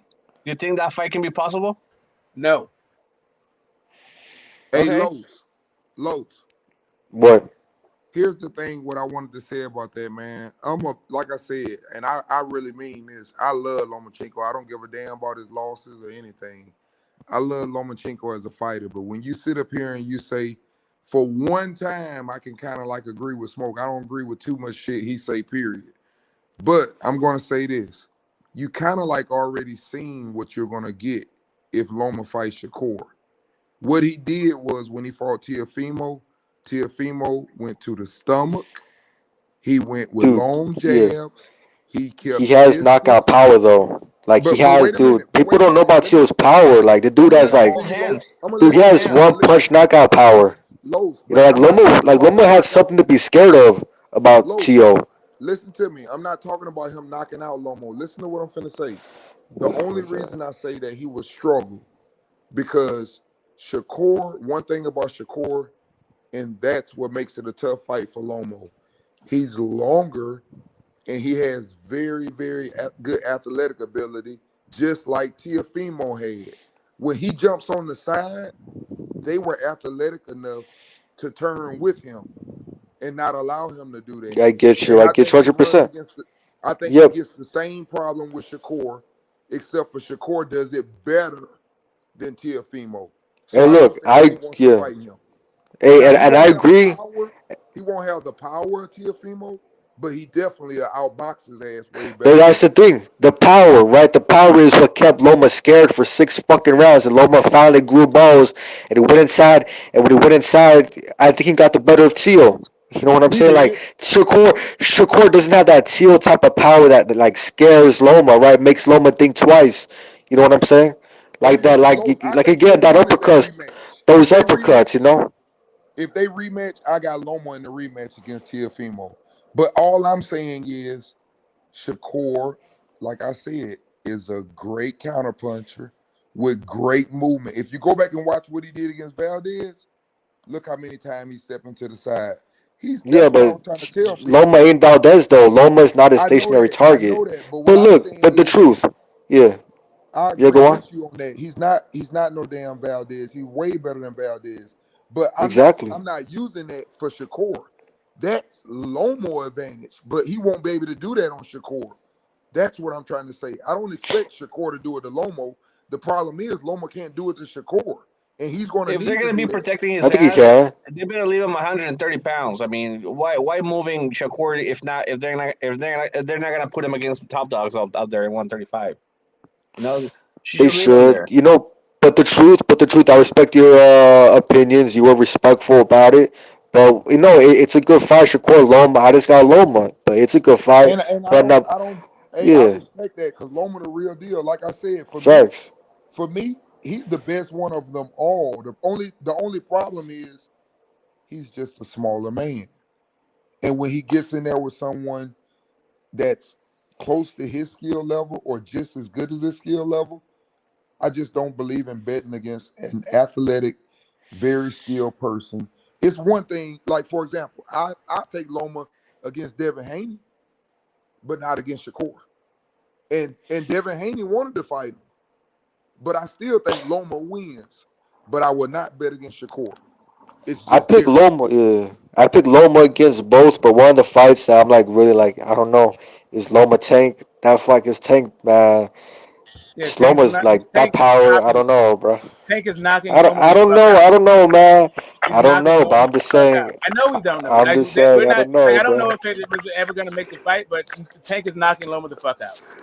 I like Loma a lot, but like man, like I'm saying, I've seen the guy close up, and I saw, like I'm saying, I saw him close up when he was way better than he is right now. Like Loma has Loma regressed. Loma has not progressed. He's regressed. If He's Well, yeah, he's fighting getting guys. older, man. He got Yeah, I older. know. Shakur's He's moving just up in fighting weight, guys that aren't fucking very good. Nakatani isn't very good. That if fucking Shakur's that other dude that beat Ray Beltran that fucking Tio knocked out is also Kome is also not very good. I got He's Loma. dining I out got on Loma these over dudes. Tank, Devin Haney, all of them except for Shakur.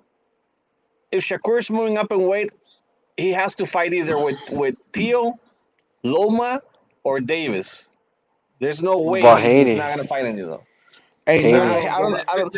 I mean, I got now if he stays Kambosos on or top Haney. rank, if he stays on top rank, he's fighting none of them. Except for he's fighting Loma. That's who's gonna fight. Yep. I bet you ain't Yeah, none of no, them but gonna call if Shakur out at 135. hey, I bet you won't nobody call him out. hey, smoke. That's why I said if the fight happens right now, I'll pick Loma. But we all know the fight's not gonna happen until about 2 or 3 years. So Yep, Yeah, he's by then, like and already the dude's Shakur's faster gonna than him. win. That's what I'm saying. Like Loma used to be No, faster. but Like there was yeah, a time but Loma's where the gonna get speed slower and gap slower. wasn't. I'm just saying the speed gap wasn't so dramatic as it is now. Like right now, Shakur's hands and feet are way fucking faster than Loma's. No, but And all he's I'm also saying bigger. is, I'm saying though, I think Loma. I know he's not as fast as he used to be when he beat Gary Russell and all them guys, but I still think he's fast enough to beat Shakur. But I think it has to happen as soon as possible. In about 2 or 3 years, I can't see him winning. I think Shakur will be too big. Right now, though, I'll pick Loma, but that's not realistic because they're not gonna fight right now. And also like But see, Loma, he's gonna be ring. I don't But know, man. Shakur Loma. want Loma. You know that, right, Los? You what? do know that, right? Shakur actually Wait, wants Loma. does he? I don't know. I mean, let's see. Yeah, You he know what I'm does. I'm saying? telling you, he does. He's Well, been let's see. saying You that. know what I'm saying? I mean, do you know Shakur personally?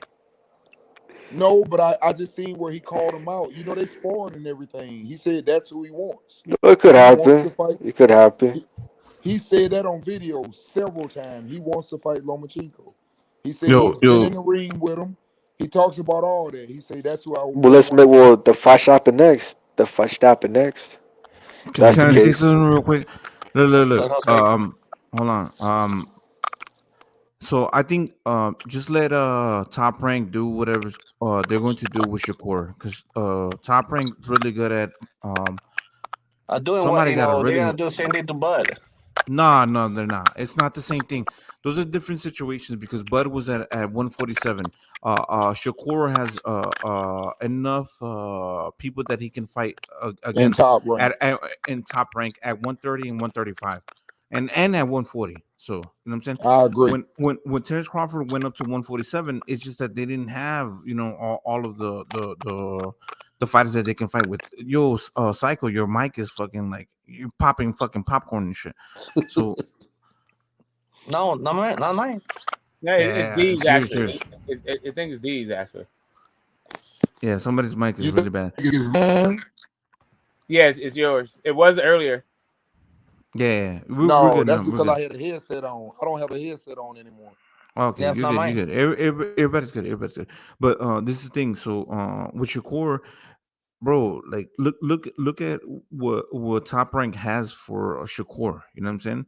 Like if he decides to move up to 135 or 140, like they have a game plan for him. So we're saying like, oh, he should fight this guy. He should fight this guy.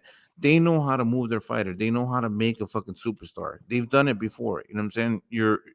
All of the superstars, the ones that are can do it all. They all came from Top Rank. They learned from Top Rank. This man speaking the truth, man. I told people that. I said, think of it like this. I've been saying this to y'all. When you're a young prospect, you're an amateur. Think of it like this. If Top Rank comes to you, they're giving you guaranteed money. They're not talking about if you're good, if you sell this much, if you win this. They ain't talking about no bonus shit. And if you're young, that's why these Olympians sign with Top Rank. Now, maybe you can say Top Rank doesn't promote them the way they should and this and that or whatever, and they may leave later on. But the best young boxers, I'm sorry, I ain't no racist or nothing. The best young boxers go to Top Rank because they've been there. Yeah, they develop you right. They develop you the right way. You know what I'm saying? Like they put you. But it's also within a certain. But it's also the weight classes, like you were saying. Not every weight class has like the Top Rank is not deep in every weight class. So yeah, so for the lower weight classes, sure, they have been and they've been holding that down, and it's part of like their investment in the Latino market since the 80s, right? It's been like Oscar De La Hoya's and the Sugar Shane, like all. There's been just a bunch of little dudes. They're not really that deep at middleweight. They got a couple of heavyweights, but it's catch as catch can. I don't know. They got the best heavyweight. Light heavyweights. You got light heavyweights. Yeah, you got some, but that's it though. That's it though. 160, 168, 154, 147. They weak at 147. Yeah, but the first young guys down there. No, they're not weak at 147. They are Top Rank. Weak at 147. See, that's what I'm trying to say. No, I'm saying Terrence left. Crawford left 147. I mean, Crawford left Top Rank. Here's the I'm thing. only talking about what I'm trying to to say. Del, I'm only talking about the blue chip prospects. The problem about these only the blue chip guys. Why do you guys keep talking about? It's only the blue chip prospects that I'm talking about. The blue chip prospects at 147 and all that shit like are not at Top Rank, right? I mean, like they don't traditionally go there, or the blue chip middleweights or fucking heavyweights. That's not what their thing is. That's all. That's my only point. Yeah, I agree. No, yeah, they're weak at 147. They got nobody at 147. Terence Crawford left. See, my thing with people saying that the division is weak, I'm not gonna just call PBC out. I'm gonna call Top Rank out on their shit too. The reason why we say it's weak, you got to understand something. When one PBC or Top Rank, it doesn't matter. Whoever has the belts, what we don't understand as fans on the outside, we gonna make them and sit up and say because all the fighters that they're fighting are from their side. So you know what we say? Oh, they're fighting all the tough competition. But the belts aren't on the other side. And guess what? They ain't trying to let the belts go over there. Ain't no different than Kambosos. They didn't want Devin Haney fighting no damn Kambosos. They wanted to keep it in the family. Fight Lomachenko. They don't want them belts going over there. The same way with Errol Spence and them. When Sean Porter had the belt, they don't want him going over there fighting Crawford. when Spence had the belt. They don't want him going over there. Fight each other. Fuck them. Just like Mayweather right now with Tank. We not Detail. fighting Can I say something real quick? But they keeping the belts. Kambosos is not aligned to any like Top Rank or I know it, but what I'm saying is he took the belts from Top Rank side. They're trying to get it back on their side. They do not want them belts going over there, because if those belts go over there, you better best believe it's gonna be Tank, it's gonna be Devin Haney, even though they're not officially PBC, but they are under, the Al Heyman thing and all of that. Well, Eddie Hearn is around there too. But that's all I'm saying, man. Come on, we got to understand that y'all always talk about business, even though I don't like that part of the boxing game. But you're a promoter. You're not trying to lose your fucking belts. Keep it in the family. Well, that's what they're doing. They're ruining the good fights. They're ruining us as fans. We want to see the good fights. We can't see it because this promoter is fighting against this other promotion. And they're trying to keep the belts on their own, on their TV, whatever shit it is, and we as the fans are the ones that suffer. Before the best fought the best. You don't see that shit anymore. That's why I respect what Oscar Valdez and Shakur did. How many times do we see a promoter throw his two young guns in there at that age? That ain't normal. Yeah, that's and that's what Bob does. He don't give a fuck. He'll be like, "Yo, y'all good? You good? All right, y'all ready? Y'all gonna fight?" I don't think Bob wanted that though. I don't think Bob wanted that. Man, it's the thing. Like, he's not going to. You could tell he did it. He's not gonna say no. If his fighters want to fight, then he's gonna make the fight. You know what I'm saying? Because all right, so there's certain fights like with Golden Boy and Ryan Garcia. Ryan Garcia, if Golden Boy says go fight this guy, you know what I'm saying, and then Ryan Garcia says I don't want to fight that guy, you know what I'm saying? They are legally able to deny a fight. You know what I'm saying? Promoter can't fucking force a fighter. If you want to see prospects, if you want to see prospects and future contenders fight on the way up. That's UK boxing. That's straight UK boxing. So, but when two fighters agree to fight each other, Bob is gonna say, "All right, we're gonna make this fucking fight." You know what I'm saying? Because both of my fighters agreed to fight each other, and we don't have to negotiate. We just have to make the fucking fight happen. You know what I'm saying? It's easier. Yeah. All in-house fights are easier for that reason. Yeah. I like that. I mean, So get the smoke. I have this thing where I think that promoters and promotional companies are gonna work together to kind of be like, all right, let me trade this fighter for this fighter because you can give him more better fights, with your promotional company than I can give you. You know what I'm saying? It's kind of like not a monopoly, but like a way of just balancing things. You know what I'm saying? Like. Only the smaller guys. Only the smaller guys to compete with the big guys. Yeah. The big guys are going to keep their guys and try to get the smaller guys because it is like a monopoly. They're trying to not have competition. Yeah, exactly. They're trying whatever happened to Mikey Garcia? Do y'all know what happened? Or Sandy Martin? Sandy Martin. He just didn't like boxing no more. What happened? He talking about the Spanish guy. Mikey is not motivated, man. No, Mikey lost. Mikey has not been motivated forever. I remember when that dude said he was going to stop boxing and go to police academy. So Mikey's gone, right? He's 130 pounds. That dude, he went to 147 pound division. He got paid. He's got a great house. He's got cars out the ass. Yeah. He's very happy in East Slope. Not chilling. Got a promotional company. Not yeah. Not tripping. He's sleeping in silk sheets. That's what happened to Mikey, basically. You can't blame it happens, bro. He got his ass whooped real good, and now he's second guessing himself. He got his ass whooped again. Now he really doubting himself. That's all it is. I would like for Mikey to come back. 140, I would say. 140. No, I'm just saying he's not, man.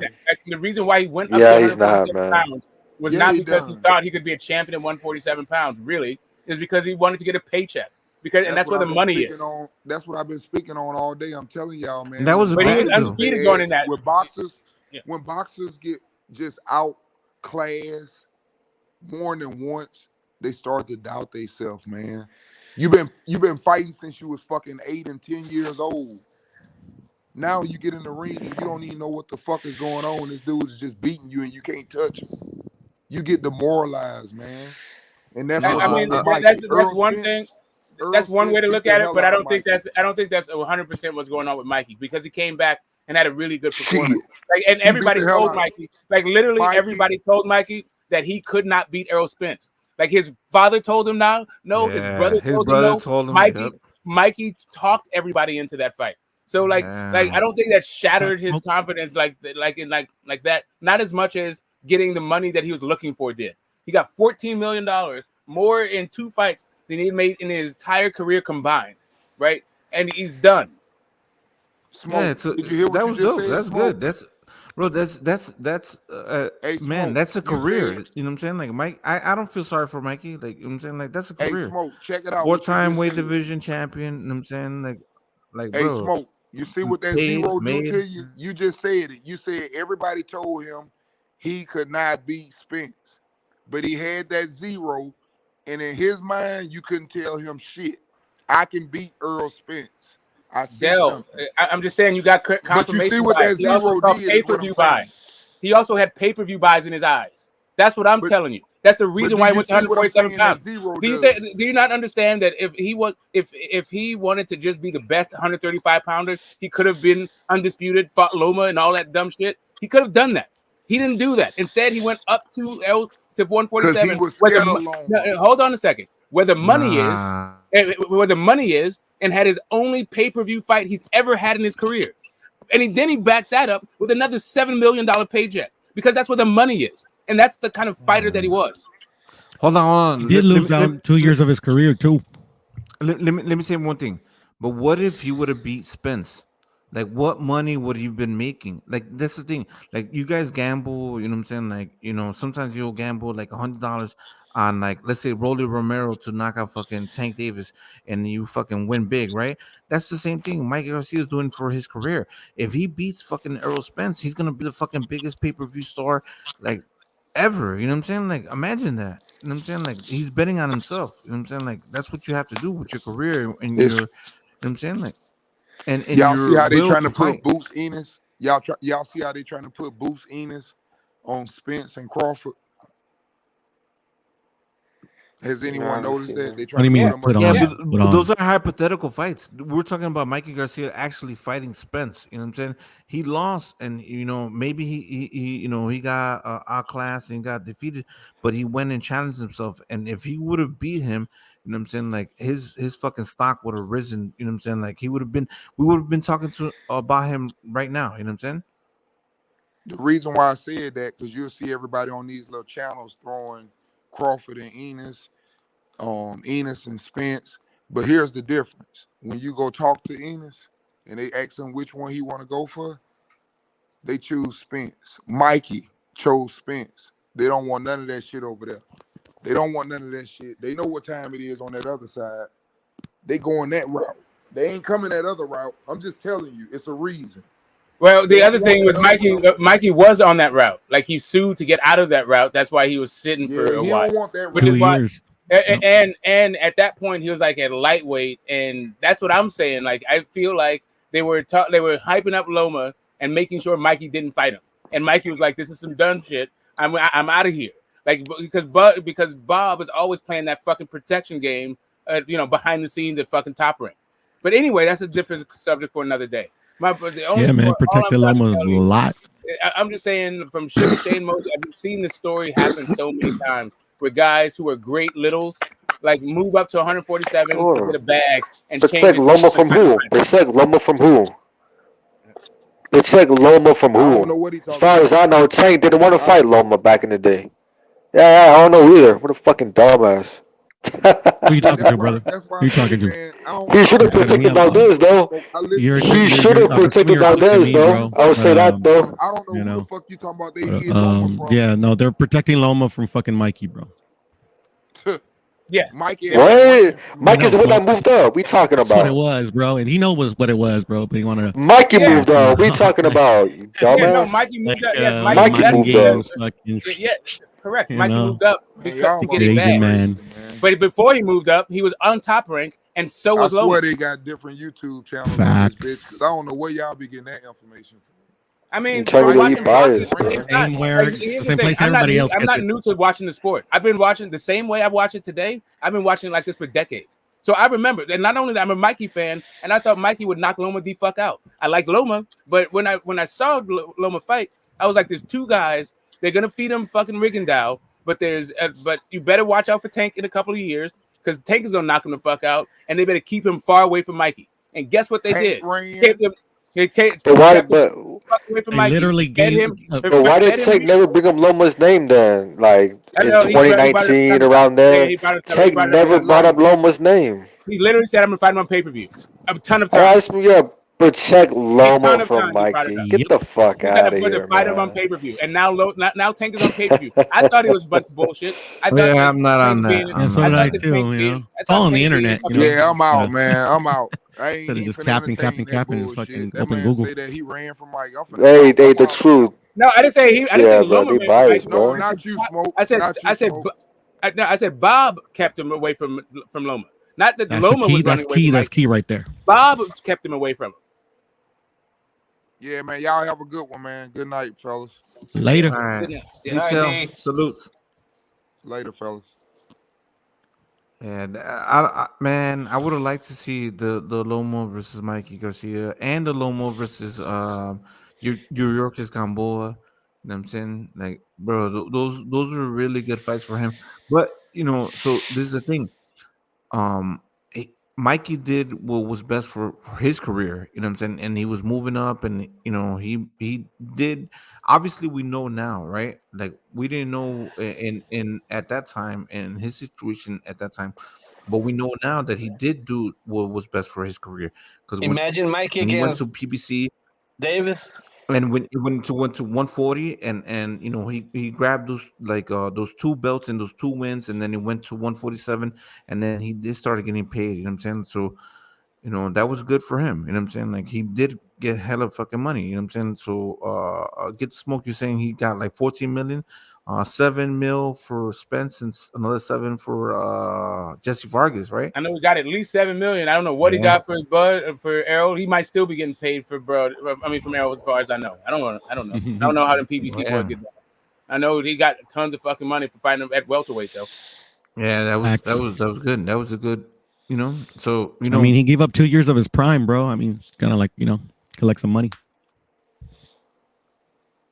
Yeah, and that's another thing that when people try to talk about like their management and the negotiations and the behind the scene things, we don't know what fights they want to make with Mikey. You know what I'm saying? What fights he's declining, or what is he doing? So, you know what I'm saying? Like obviously, I think he did do the right move.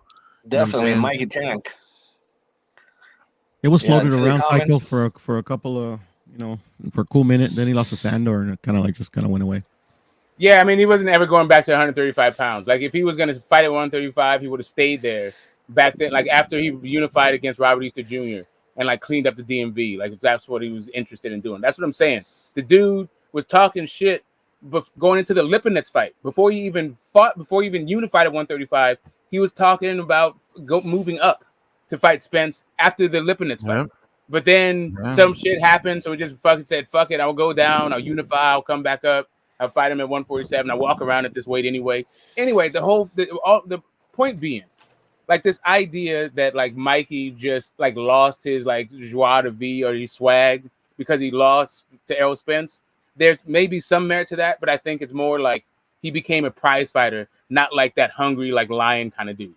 Like that's really, I think he was motivated by his pockets. And I'm not mad at him for it. I'm just saying, I think that had more to do with it than the loss. Yeah, I barely started to see it from that perspective, Smoke. I mean, I think you might be right. Yeah, and so at 140, when he came back at a rapid pace.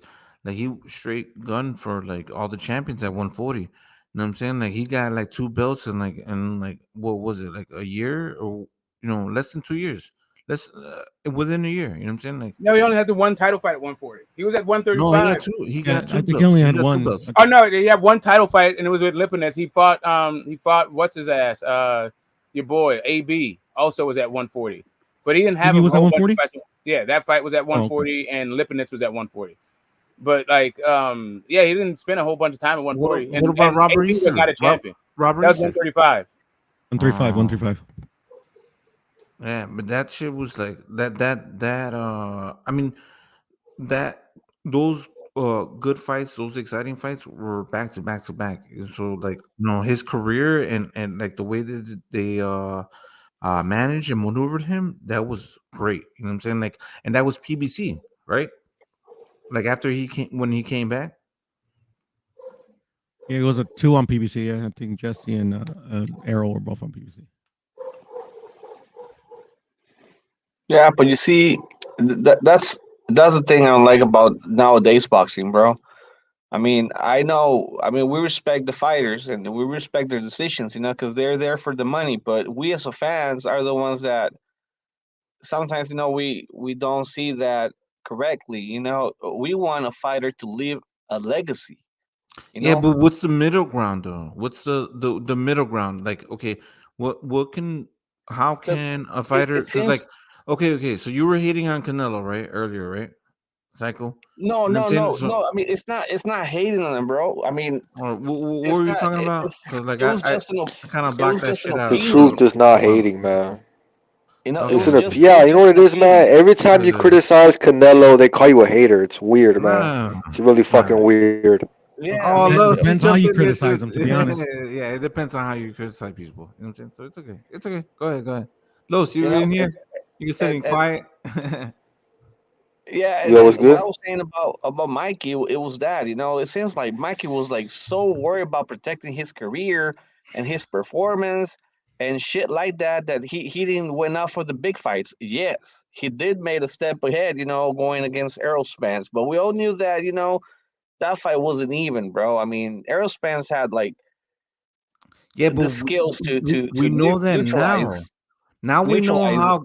Like, okay, with no disrespect to Errol Spence, but now we know how great Errol Spence is. Like, bro, it kind of reminds me of like if you think back, Errol Spence versus Mikey Garcia is the equivalent of Floyd Mayweather versus Juan Manuel Marquez.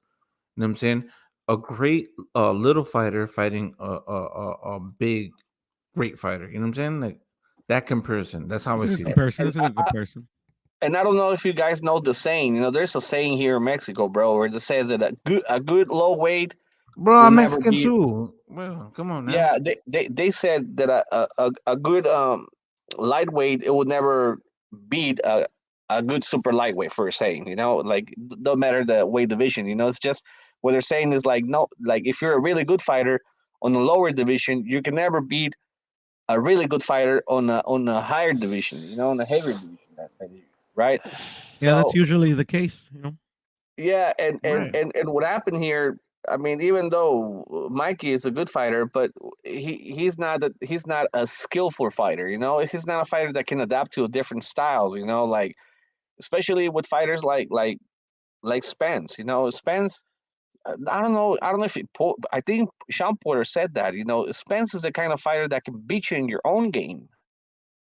So this is what I was alluding to, right? So Mikey would be like if he would have stayed like at 135, you know what I'm saying, like a Bernard Hopkins at 160, and would have just been a steady 135 pounder. He would have beat a lot of these 135 pounders. You know what I'm saying? Like he would still be, you know what I'm saying, like reigning to this day. You know what I'm saying? But he chose to move up to 140. He chose to move to 147. This is what happens when you move up into these weight classes. Errol Spence is literally like, man, like he's a big fucking dude. He's not a small 147 pounder. He's a big 147 pounder. You know what I'm saying? Like so when you have a small 135 pounder going up to 147 and you have a big 147 pounder, you know what I'm saying, staying at 147, like it's not the same thing. You know what I'm saying? Like these weight classes are man, that line is kind of blurred. You know what I'm saying? Because as long as you can make that weight class, you can fight in that weight class, but bro, like man, Errol Spence is like literally like a super middleweight. You know what I'm saying? I would think. You know what I'm saying? Jimbo Yeah, in I the mean, comments speaking big facts.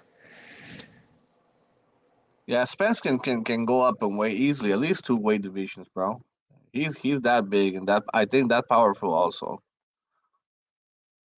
All right, Jimbo is in the room, is in the chat trolling as usual, like just talking a whole bunch of nonsense. It's not, My homie Jimmy, there's no though. Shout out basis to in Jimmy. reality, actually. Like if you understand, like Mikey and Terence Crawford at that time, they fought each other a bunch in the amateurs. Both camps were chirping at each other. Nobody was scared to fight anybody. Yeah. Yeah, there's I probably agree with scared that. of other Like, boxing shit. Is stupid, like how to be honest. Mikey's afraid to fight Bud, but he's gonna get in there with Errol Spence, right? Whatever. Right? No, but GT, a fighter is never scared of anybody. This guy's No, but they you got no said about the scare. money though. Yeah, they scared to lose the fight because of the purse. They're not scared of anybody that you put in front of them. I mean, getting up in the ring, going into your sparring sessions against 2, 3 weight division classes, heavier than you. These motherfuckers ain't scared. They probably scared of the business, whatever they have in mind. For example, Tio was looking for Haney. He knew he was gonna beat Haney, but he forgot that Kambosos was in the middle of him. And then all his plans went down. But he was thinking about the person he was gonna charge against Haney, without worrying about Kambosos. So that's what happened with a lot of the fighters. They're worrying about they're looking to try to get the big purse, forgetting that they have like somebody ahead of them. This is what's happening right now with Valdez and all that. Valdez, good fighter. He was he wasn't gonna do anything to Shakur. We all knew Stevenson was really good for him, but man, I don't know, man. He went in to try to do the best. Well, this is the thing with Shakur. So I didn't get nobody asked me about my breakdown about Shakur. Shakur's Stevenson's performance was great. He used his reach. You know what I'm saying? He knew how to keep Valdez at bay. When I saw Valdez coming in, like, so man, it's kind of a gift and a curse when you're with a team like Canelo team, because it's like they expect you to, like, be like a Canelo, and they can train you and they can try to get you that mindset. But you know what I'm saying, sometimes like these fighters, they can't perform. Yo, So Cosmic. whatever. But check Hold this out, on. bro. Let me finish real quick. So I saw that Valdez was frustrated. He was anxious, and there was times when he was trying to fight forward. He was too he was leaning forward and like being clumsy. His feet weren't there. You know what I'm saying? Like, man, it didn't look good. I saw it in the first You know round. why? In the first round, You know he was why? just like Because too Eddie frustrated. Reynoso, yeah, Eddie Reynoso don't teach footwork. That's why. Robert Garcia is a better Nah, trainer. Robert Garcia is a better trainer than Eddie Reynoso. He teaches actual fundamentals. He teaches you how to cut off the ring. Los, come Robert on, Garcia man. is better than Eddie Reynoso. He's less flashy, but he's better. Bro, He but Okay, has check this okay. better out. technique and Hold better on. fundamentals. Check, He Let, check this out. is. We Los, live. Los, Los, You'll Los, Los, never Los. see Robert Garcia fighter looking like that. You'll never Okay, check see Uh, it. this out. Check Los, this out. Los, We Los. live. We live in the Hold social. on. Hold We on. live Hold in the on. social Let me media let me let me let me era, let me let bro. me let me, let me talk to Los real quick. This is the thing. Oscar Valdez are you don't need to teach Oscar Valdez footwork fundamentals, because he's already had the amateur career. He's already had the you don't have to teach him that. No, no, Eddie no, no, no, no, Reynoso's no. not. Eddie Reynoso made it worse. Reynoso Wait. made it worse. No, there's no way. Look. There's He no way a did. trainer. There's no way a trainer You can can do it. You can do it. can Look at his pad work. Old After Los all dog of this, will Los. dude, never learn after his every medicine. hook, after Jesus every H. hook, Christ, he bro. puts all of his weight on his Jesus H. tippy Christ, toes. man. That's why he was falling forward. That's why he was Can I falling forward. respond? All Can I right, respond? go. No trainer digresses your footwork.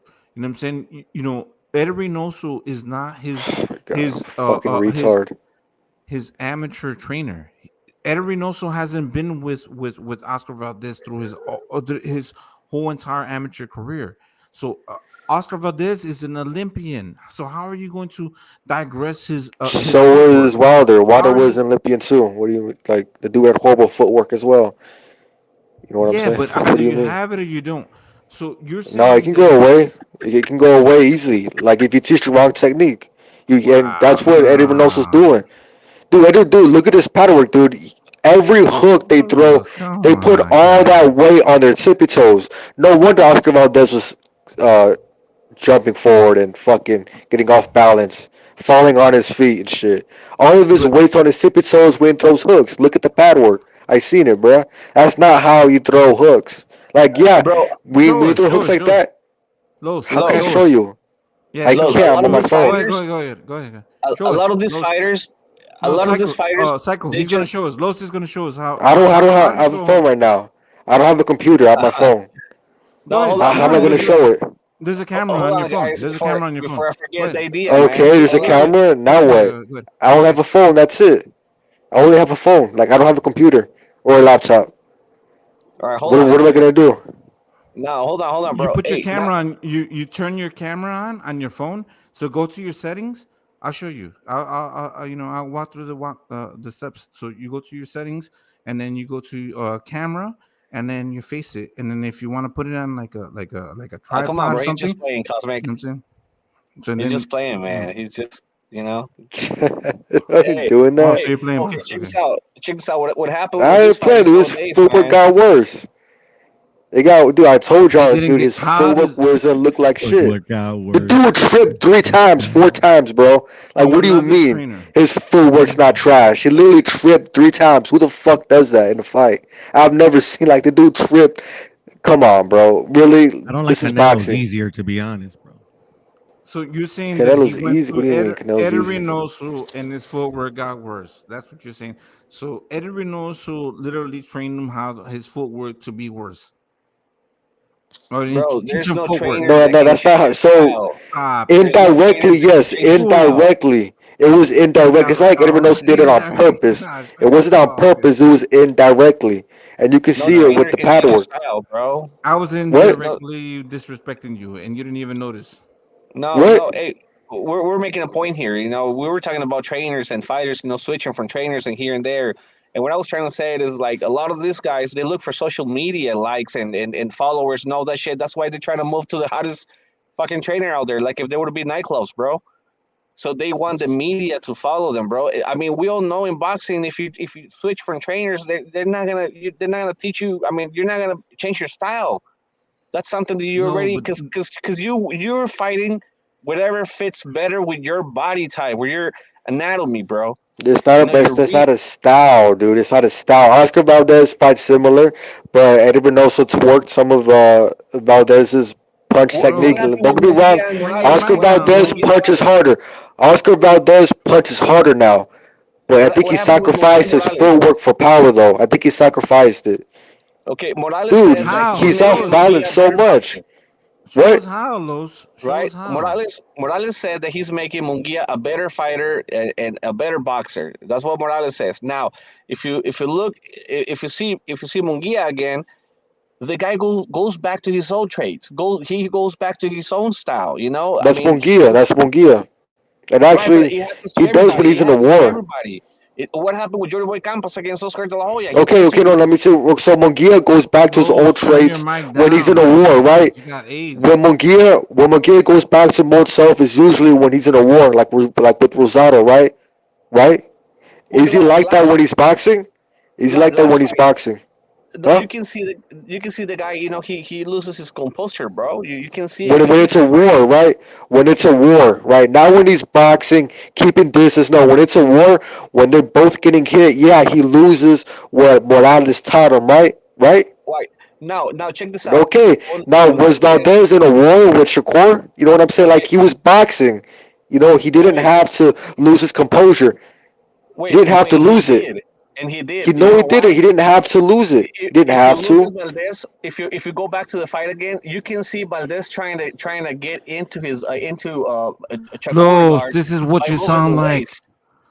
You Los, know, this is what you sound like when you're talking into the fucking mic. Los. Okay, anyways, Wow. so go finish. Magic? Oh no, Logic. Yeah. So what happened with Valdez? He was trying to adopt the style.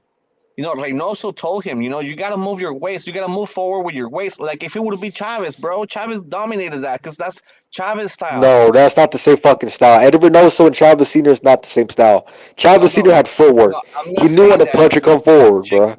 Check my point, Laws. Check my point. I'm not saying that they got the same style. They will never have the same style.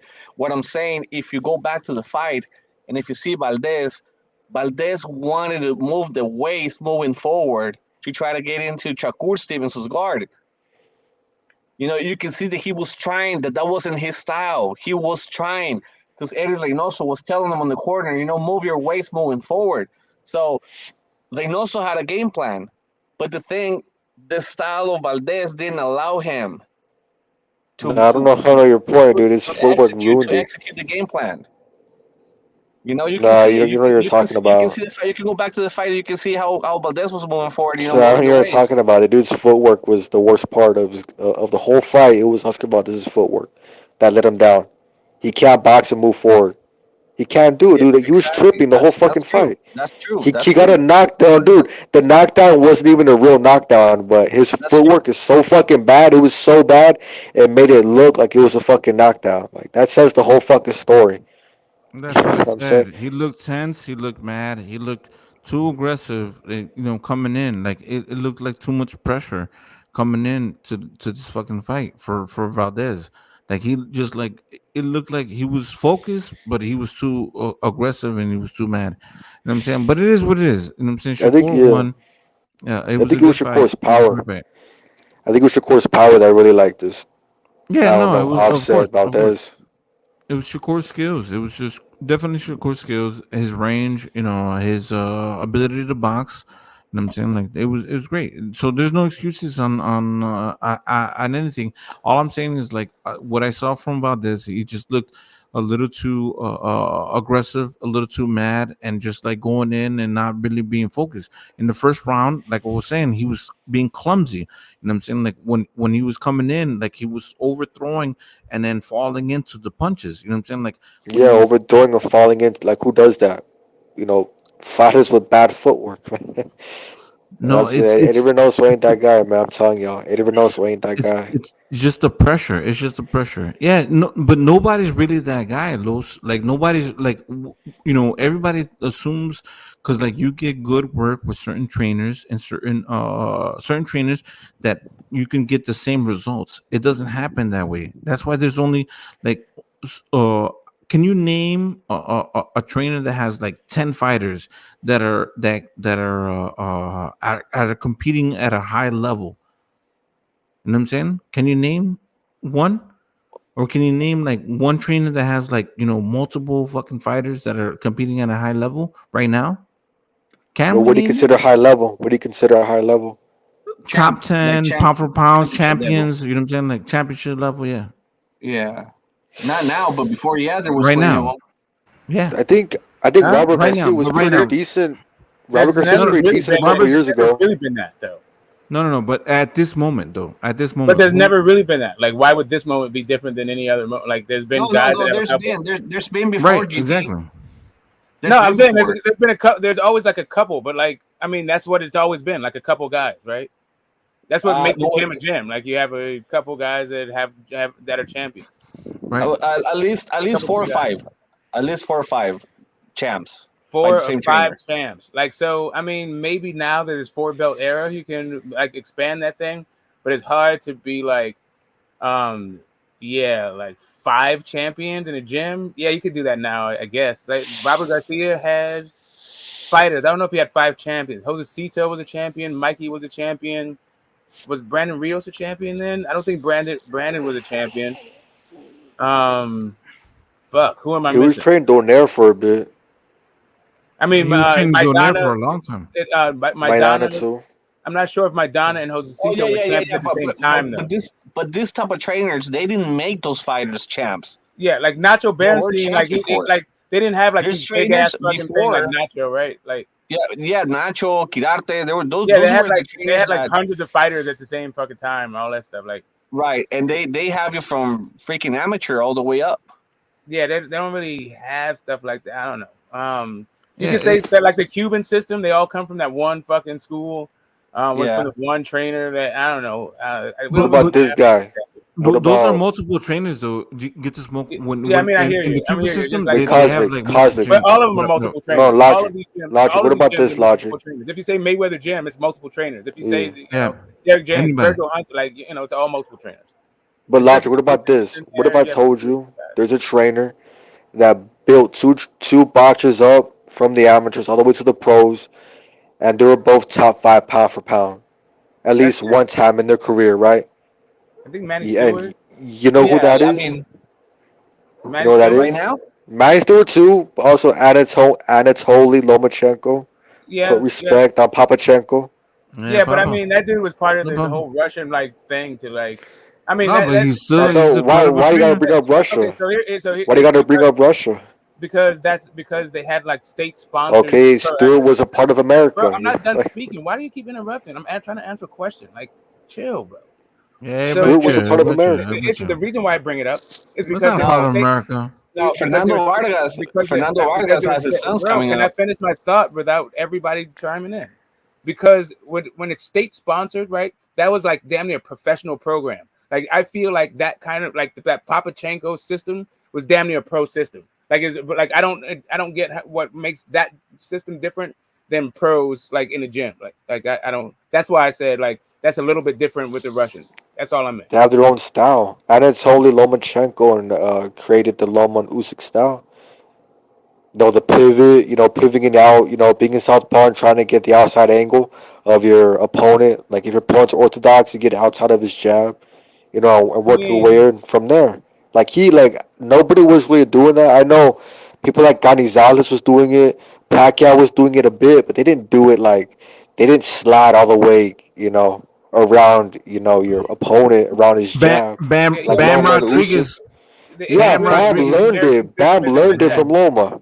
Yeah, Yeah, the American system, like the American like pro coaches, don't generally work with the Olympic team. I mean, there's only like one or two coaches, and that's what I'm saying. Like within the national team, yeah, you got a whole bunch of guys that come through. Like Kenny Porter was the national guy, so he had Earl, he had Bud, he had Porter. Like if that's what you're saying, but then they came when they turned pro, they had different coaches because that's like kind of how it is, right? Like only Sean kept him from the amateurs all the way through the pros, right? What So about Joshua's trainer? Anthony Joshua, what's his name? Fuck, yeah, it's on Dominic tip of my Ingle, tongue. but I don't know. I guess No, no, no, no.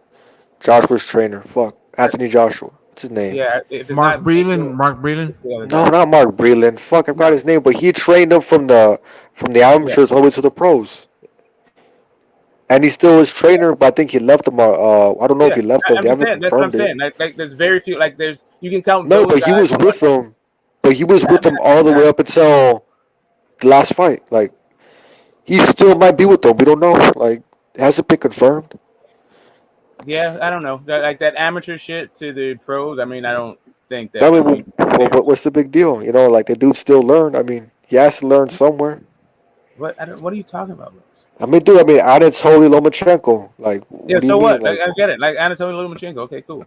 okay, who cares if he was an amateur coach for a bit? Like, I okay. don't like I said. I don't really consider that an amateur system. I think he was part of the Russian national team, and he has his son and one of the guys from the Russian national team. Cool. Like Okay. it's like one guy. It's like one better than like Bomac, right? I mean, I guess Bomac wasn't coach of the national team. Like I'm sorry, it's like Kenny Porter. Like Kenny Porter, his son wasn't ever like the guy, right? But and then also nobody he coached actually Yo, ended up GT, coaching the pros. But Rob GT, McCracken. GT. There Quick we go. question. Quick question, bro. What do you think ever happened with Triple G and Abel, whatever his last name is? Abel. Abel Sanchez. Yeah, yeah. What do you think ever happened? I mean, because Oh, the I know same there's thing. a rule. I know there's a rule that the trainer has to keep 10% of the fighter purse. But No, the manager does. The trainer gets paid whatever what the trainer gets paid what the fighter says. Apparently, like if the trainer's also your manager, yeah, these get 10%. And a lot of managers are trainers, right? Because the trainers are the first guy that that discovers you and all that stuff to sign you to a management deal. But I don't know if that was the same thing with Abel Sanchez, or maybe the deal running out. But as soon as Triple G got paid with his own, he dumped Abel Sanchez like a bad habit. Same thing. Okay. Your boy Jacobs did that to Andre Roser too. Now, do you think it was because of the money, or what do you think it was? Yeah, because those purses are bigger. Yeah, like you can keep that money, and also you might not need that trainer anymore. Like he trained you to a point where you're like, okay, I got this. Like I can pay you less. And but do you think it's an ethic move? Do you think it was ethic from Triple G? Do I think it's ethical? I think it's business. Like as far as business ethics go, I think it's how boxing is. Like, what if a trainer can drop you and then talk shit about you in the media? Why can't you drop a trainer once you get the big payday? Now, do you think that Reynoso gets the 10% out of Canelo's purse? I don't know what Reynoso gets, but I'm sure it's nice. No, it's 35%. So because he might be part manager. I don't know. I don't know what. Yeah. So he's a part manager. So like that's loyalty. Canelo got hella managers, so like I don't know. No. So it's basically it's Eddie Reynoso, Canelo, and then whoever they do business with. So Eddie Reynoso, but they had to get, like he had a multiple management deal and a multiple promotional deal to like go at least over he gets 10%. Golden Boy, right? I'm thinking he's getting at least 10%, yes, as a manager, right? And then Triple G didn't want to. So now do you think Triple G probably didn't want to pay that to Abel, right? I mean, it would be interesting to hear Abel's story, but numbers wise, so Rachel Donaire, who manages Nonito, like came on here, like it was in this channel, Young Billy's, and sort of broke it down that it's the commission that pays these guys, right? So the commission pays the manager, pays the promoter, pays the fighter, and the fighter has to pay the trainer. So now, and you said the trainer, and all that shit. And you said the trainer can be manager also. Yeah, but that would be the commission paying the manager, not paying the trainer. So if you're a manager and a trainer, you would get a check from the commission as a manager, and then you get a check from the fighter, whatever the hell the fighter feels like he should pay you, I guess. And then also the same thing with sparring partners. So Abel probably was just the trainer, not the manager, because I think Triple G rolls with his brothers and all that, right? Yeah, he's K2. He's the Klitschko's. Okay, promoter. I'm not sure. I think like one of the K2 guys is also one of his managers. I don't know. So probably Abel felt like he got finessed by the contracts and all that shit, huh? Yeah, the hasta la vista, baby. It was nice while it lasted. Like you got me to. Yeah, his mouthpiece made him. Like what Abel was saying made Triple G relevant, while Triple G wasn't talking. It was like all nice and stuff, and with the thick ass accent. So Abel Sanchez.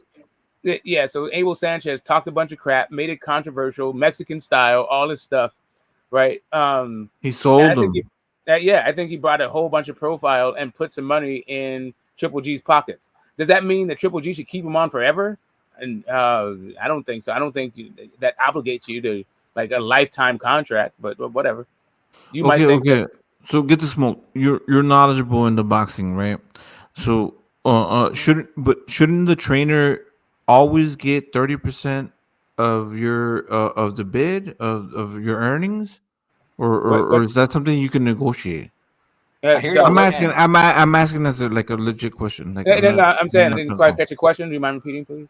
So because like they always said your trainer gets 30%. You know what I'm saying, of the earnings. You know what I'm saying, like if a fighter gets $1 million, he gets 30% off of it. So who says that? Whoever said that? I don't know. Is that true? He's asking. Yeah. No. I'm just saying, like, no. It's what if a fighter is whatever the fighter wants to give him. If a manager, like the 30% is like between 20 and 30% is the promoter. Like if a manager is also getting 30%, like how much is left over for the fighter? If the trainer is getting 30%, the promoter is getting 30%, and the manager is getting 10%, that's 70%. Yeah, that's crazy. Yeah, that's what I heard. That's what I heard. No, the trainer's not getting 30%. Yes. Cosmic, I'm gonna put a link in the private chat, bro, so you can check out how they're paid. Right. Yeah, I hear. But you know what I'm saying? If I'm just asking, like, if I'm not mistaken, like that's what I've been accustomed to. Like the corner gets 30%. You know what I'm saying? No. You know what I'm saying? No, I don't know. I don't know. There you go, brother. It's actually really explained really well by Joe Goosen. Trainer gets 10%, and apparently manager gets 10%. That's what I heard over here. My bad for cutting you off, Logic.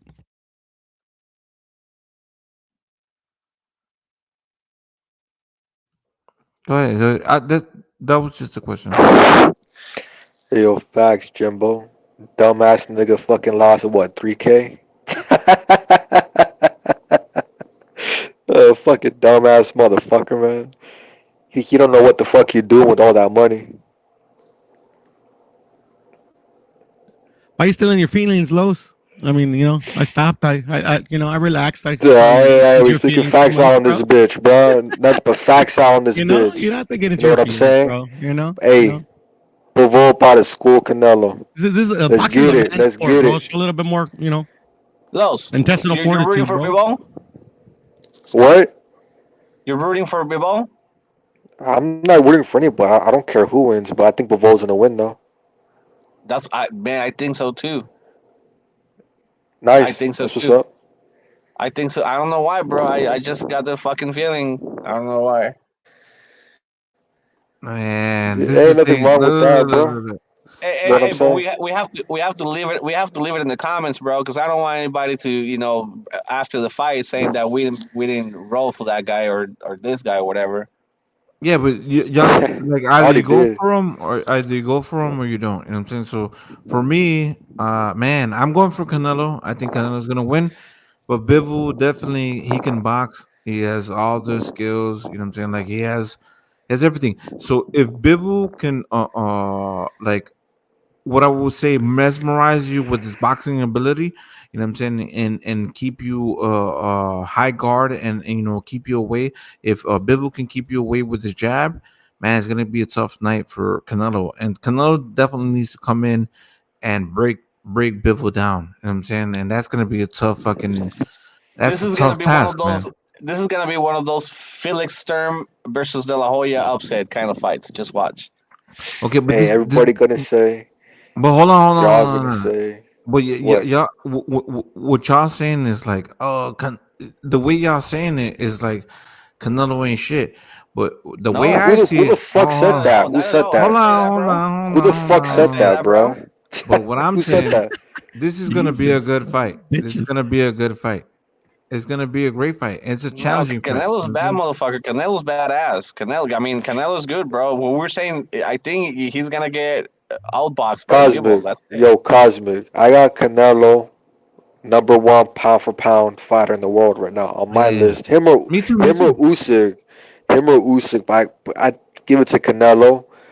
He's a good boxer, bro. But Canelo's, bro, he's not superhuman. Like, you can't win all of them, bro. I just love Bivol has the style.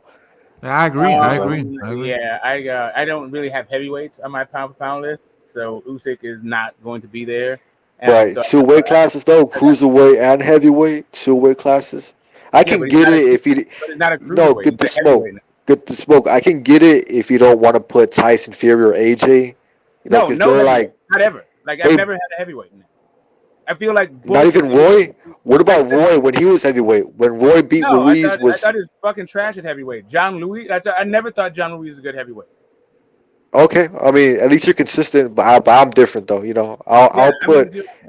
I'm putting heavyweights up there. Like, is it like once he became a heavyweight, it just becomes like it's fucking stupid. Like I don't think Loma beats like Trevor Bryant, for instance. Right? This is kind of a stupid fight. Man, you crazy. Actually, Kush. Who said that? Robert Sanchez. Bivol has fought twice in the past 3 years. Actually, I think he fought. Wait, past 3 years? What? No, he fought way more than twice in the past 3 years. What are you talking about? Yo, quick question. So, are we gonna see a crazy?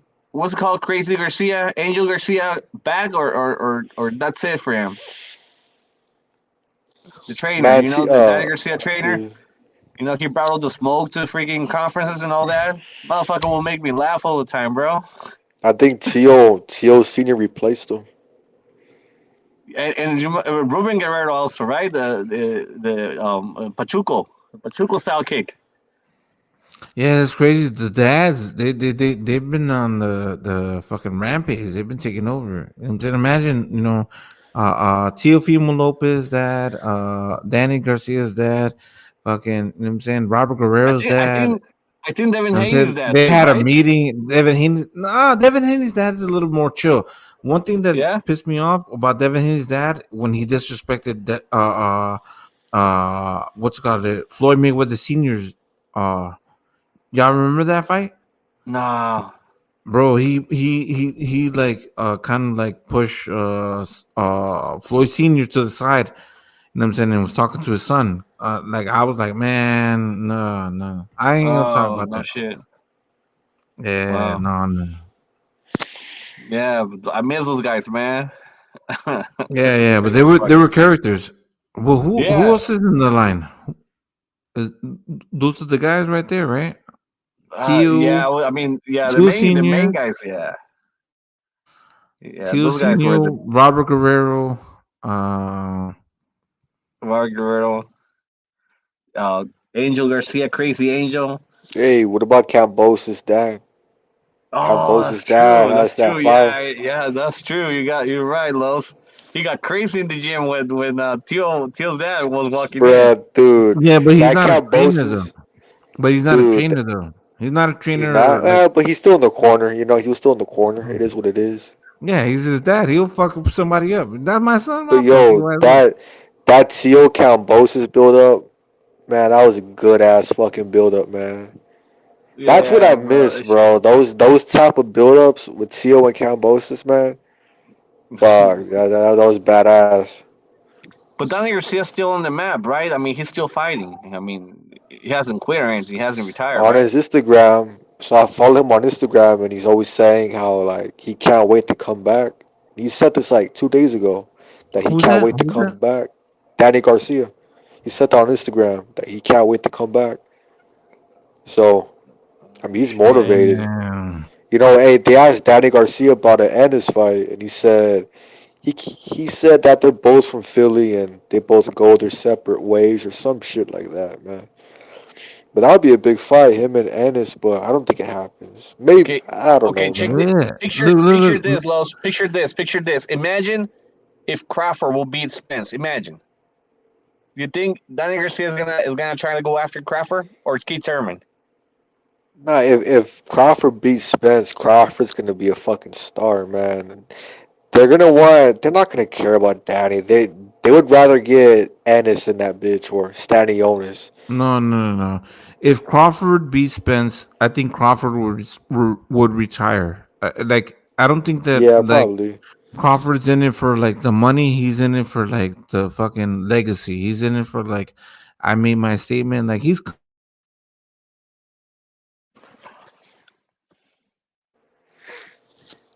Yo, what happened? I don't know. I think he got muted or something, right? Who was talking? Cosmic? Cosmic. Oh. No, but I think if Crawford wins, rematch is gonna be in Texas. Crawford wins. I think the first fight might be in Texas. I don't know. I mean, It has to be Vegas, don't you think? I don't really care, but if it's, I mean, I think Vegas is the better choice, but I hope it's in Texas so I can go. Cause I'm in Texas. I mean, I'll go to Dallas for that fight. That'd be a big, maybe like They say it's gonna be in 60K, October, right? 70K. What? They say it's gonna be in October. October and I don't know. I don't know what they're saying. Maybe September. I mean, they were saying first in September. Someone said that they were gonna take Canelo's date, but that was bullshit. Because they're It'll both in probably the gym be. already. They're both training for that fight already. Both of them are. Man. I wish Crawford really took a fight in April or May, like a tune-up or some shit. I don't like, man, Crawford lately, like these past 4 years, 3 years. He's only He's been not being fighting active. once a year. Yeah, he's not being too active, huh? Yeah, I don't like that, man. Crawford's a very talented guy, but just that Well, I mean, inactivity is gonna get you. But he's been going all the way up to the 12 rounds. I mean, he he's not gonna be like Green Rust or anything. No, the good thing about Crawford is he stays in the gym. He's not an alcoholic or druggy. So I mean, he's good, but still, man, it's gonna take him a couple of rounds to get ready. He's a slow starter, and man, every fight I see of Crawford, every fight he starts slower and slower and slower. You seen it in the Sean Porter fight. He didn't pick it up until like damn near round 6, round 5, round 7. In the Brook fight, it took him 2 rounds, right? 2 rounds. Okay, that's fine. Before that, dude, it took him a long ass time to pick it up versus the Meat Machine. So I don't, but the dude's a slow starter, and each fight is slower and slower, but he picks it up. But I don't know, man. I don't know. Yeah, but I mean, he's that all the shit's gonna have to change with this fight. This fight is gonna come down to this. Whoever wins more rounds, bro, they're gonna fucking have in their minds winning the next round, winning the next round, winning the next round. So I don't think they're gonna have time to fucking study each other. They're gonna just go for it, bro. Man, they're both kind of slow starters, but I think Spence is the faster starter than Crawford. Yeah, But Spence is like, yeah, Spence is hella confident, man. I mean, the dude stopped Ugas and shit. yeah, that He's shit's really gonna put confident him right right now. there, bro. Yeah, he's really confident. But I think Can I ask a Crawford question? wins. But Have you guys in the history of Top Rank ever heard Top Rank trying very hard to make a fight with a non-Top Rank fighter to the point where they Yes. alienated the Top Rank guy? Yeah, Which one? Margarito against Mayweather. They were both Top Rank fighters at the time. As a matter of fact, Mayweather with them? that's why Mayweather left, because he said he wanted Oscar, and Bob was trying to give him Margarito instead, and he's like, and then he asked for $20 million for Oscar, and anyway, it was enough. It's why he Really? left. Because I remember when Arm said that, oh, we don't want to do that. We don't want to do that to Mayweather. Yeah, no, of course he said it. That's because Mayweather left. He left Top Rank to fight fucking Oscar because while fucking instead of getting the Oscar fight, Bob was trying to feed him fucking your boy, the fucking plaster pad. Like maybe he had plaster, maybe he didn't. yo, fucking this dude said Margarito, there we go. Yeah, Ugas. flat-footed ass Margarito, like he was gonna do something against Floyd. This guy Okay, so said another Ugas hits harder than Crawford. What? Yeah. Do y'all agree? Hell no, bro. Ugas hit harder Yeah, than Crawford. that's crazy. a no. That's 2 top-ranked fighters, like I was saying. So like I'm just trying to like help this guy who's like a troll and can't understand how boxing works, or at least Top Rank at the very least. Forget all of boxing, just Top Rank. Top Rank has never alienated one of their own in-house fighters trying to make a fight with somebody else's fighter, like from a different promotion. Well, Hell yeah, no. De La Hoya That is the Trinidad. dumbest shit. De La Say Hoya again? Trinidad. De La De Hoya La Hoya Trinidad. Trinidad. What? De La Hoya Yeah. didn't fucking okay. De La Hoya didn't leave Top Rank because Bob wanted him to fight Trinidad. What the fuck are you talking about? No. You're saying fighters from different No, promoters, right? no, I'm not. I'm saying that okay. So this guy is in the fucking chat talking about Mikey left Top Rank because Bob was trying to make the Gamboa fight. Gamboa was not a Top Rank fighter, right? There's no reason that Bob would piss off Mikey Garcia to have him fight a guy who's not a Top Rank fighter. Right, like what Bob would do was feed Mikey a Top-ranked fighter. It'd be different if you're saying like, oh yeah, there's this other guy that he was trying to make him fight, but he wouldn't fight that dude. No, there is no sit. Like, can you imagine going like, oh yeah, Bob, you gotta fight, like you're going up to Bud, you gotta fight Errol.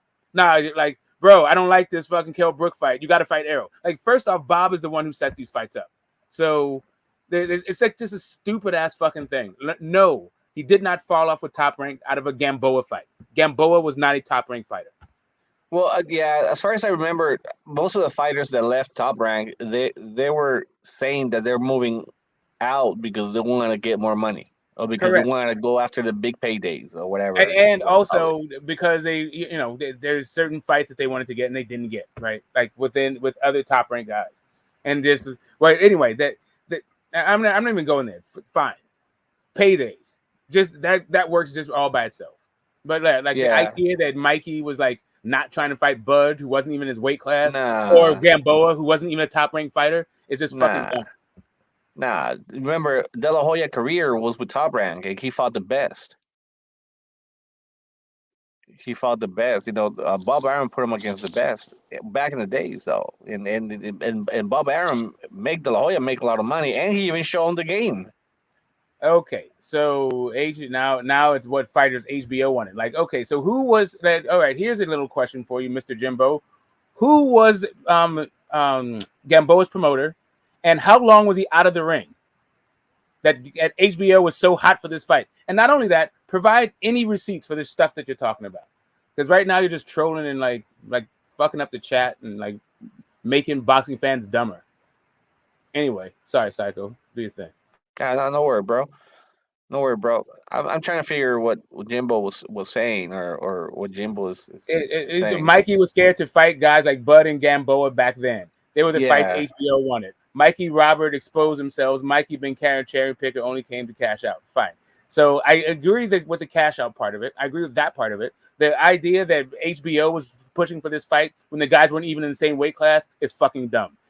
Also, Gamboa wasn't even that active, and also he didn't even have a promoter that was with HBO. Like the entire thing you're talking about is dumb as shit. And like Bud was not in his weight class. Yeah, I agree. I mean, I don't think that was the case. It says Gamboa used to work with HBO and Top Rank a lot. It's why they made the Bud against Gamboa fight.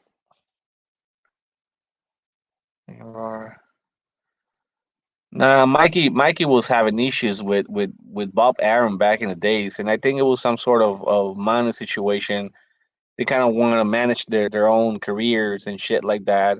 And at the beginning, Robert Garcia, as far as I remember, he wasn't too comfortable with Mikey's decision of leaving Top Rank. I can't remember, but he said that it was a business and they were gonna do whatever was better for them. And I think they went slow after that. After they left Top Rank, I think they went slow. They were having trouble in getting fights. If I'm not, Yeah, and I think Top Rank might have been where was Top Rank at that point? Like Top Rank was bouncing around. They kept going back from ESPN to HBO. And at that moment, I don't remember if they were on ESPN or HBO at that point, but there certainly wasn't on the fucking Showtime. Like, I don't know, man. Like, anyway. I mean, because I can tell you one thing. I mean, it is what it is, bro. It is what it is. Mikey wasn't that relevant. I mean, Mikey, yeah, you can say it's a a weight division, a champion or whatever shit it is you want to call it. But Mikey wasn't.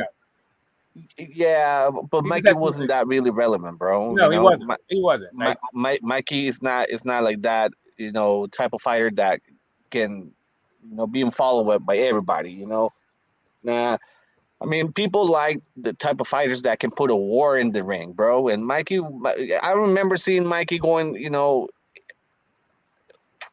a war, going toe to toe with a tough fighter, unlike Morales, right? Morales was with Top Rank, and whatever Morales was moving, a lot of people was following him, bro.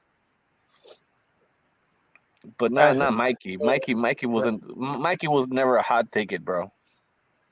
Yeah. So again, Mikey and Loma were featherweights together. Mikey was trying to get the Loma fight when they were featherweights. This old idea that he left because he was very open. He said he wanted to fight Loma. They stayed next to each other. They were building this fight. They were talking about Mikey was chomping at the bit for the Loma fight. There was no buildup for the Terence Crawford fight outside of the camps talking about how they fought in the amateurs, and that's it. There was no build up for this fight. The Top Rank, both Mikey and Lomachenko were talking about fighting each other. And then, Bob was not trying to make this fight. It didn't happen. And Mikey on the way out the door was like, they're not trying to make the Loma fight. And that's what it was. He was not a 135 pounder. They weren't trying to get him to fight these other fights. You went from Top Rank to HBO to whoever network it is that first off, HBO don't even make fights like that. Your boy, who's Regis Prograis? Lou DiBella. Lou DiBella was the guy. Like anyway, none of the HBO guys made fights. What they did was provide budgets. It was always been the promoters and the matchmakers within the promotional organizations that make fights. Right. Yeah, DiBella did that. Yeah, I think he was he promoted Thurman versus Garcia, right? If I'm not mistaken. I'm not quite sure. I think he left. I think he was gone by the time Top Rank. That's what I'm saying. Top Rank was going in between HBO and ESPN a few times. So a part of Top Rank's thing was during Lou DiBella's reign. Part of it was that other dude that don't know shit about boxing, but was just like a programmer kind of thing. Like anyway, they don't make fights. HBO execs don't make fights. That's period fucking dot. Like if a promoter makes a fight, the network will bid on that fight. Only the zone is like sitting there trying to do shit. I know Espinosa. Espinosa is the go-to guy. Yeah, he's a Showtime guy. He's a Showtime, right? Yeah, he was the one after the big fights. Yes, and even Showtime doesn't make fights. Like Showtime, like once you make a fight, then Showtime will bid on your fight, like every other network, and how it works. Like your networks are not sitting there like playing matchmakers. Like they don't even know the sport like that. They don't even want to know the sport like that. Boxing is not big enough for them to devote an executive just to fucking boxing. Like even Steven Espinosa is like the sports director. They still have like football shit and baseball shit. Like, and they got Bellator and like. Yeah, that's true. That's true, man. I mean, with this ugly ass fights, bro. All we're expecting, or all we can get is like fucking Bellator, getting a lot of viewers and followers and all that because they put up a better show than fucking shitty ass fights that we get to see, bro. I don't know, man. I've been having a good time for the last month in boxing. I've been having a good time. Well, I mean, this I don't give a fuck about what UFC got talked about. Like they're always clout chasing. Like I don't give a fuck. This weekend, Serrano and Taylor, bro, they put up a fucking fight, bro. That was a fight. Yes, I felt like the women's boxing for the first time. Like I still feel like there's still a skills gap here. But I really felt like, and this is the first time no, it's not the first time, but I often feel like 2-minute rounds are just not good enough. They need to switch this. Yeah, Serrano would have knocked her the fuck out if it was. But they end up really beat up, bro. They probably hit each other more than fucking Valdez against Stevenson, bro. Well then, shit, stop it then. Like, listen, if a person's getting too beat up, like Erickson Lubin, you saw what his face looked like. Yeah. I thought if I was gonna be stopped on I think it was the 6th round or the 5th round, one of the two. Yo, Ohio was good. Ohio runs boxing. Salute. How you feeling, brother? What's good, y'all? I see you got another long live stream, man. This how we do things, man. Straight boxing talk, man.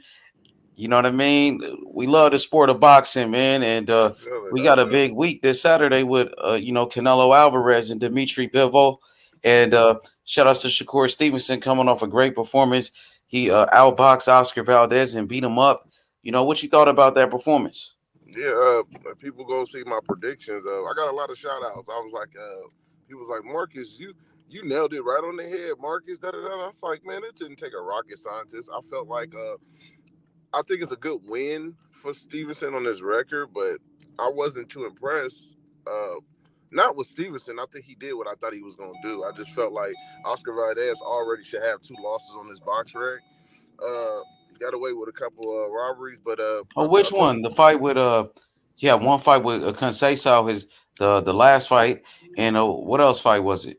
There's another one. I forgot his name. Morant. I start with an M. This was for real. A couple years back. Yeah, he got dropped a couple times. He actually dropped him too, but he got dropped once or twice. But he was getting beat up in that fight. But I think he lost, and he should have gave that guy a rematch. I'm about to go back and look, but I just looked at it the other day. But I actually nailed it. My prediction. I just felt like Shakur Stevenson was going to outbox him. He was going to try to go in. I said that if he don't use his jab to get on the inside work, it's going to be a field day for Shakur.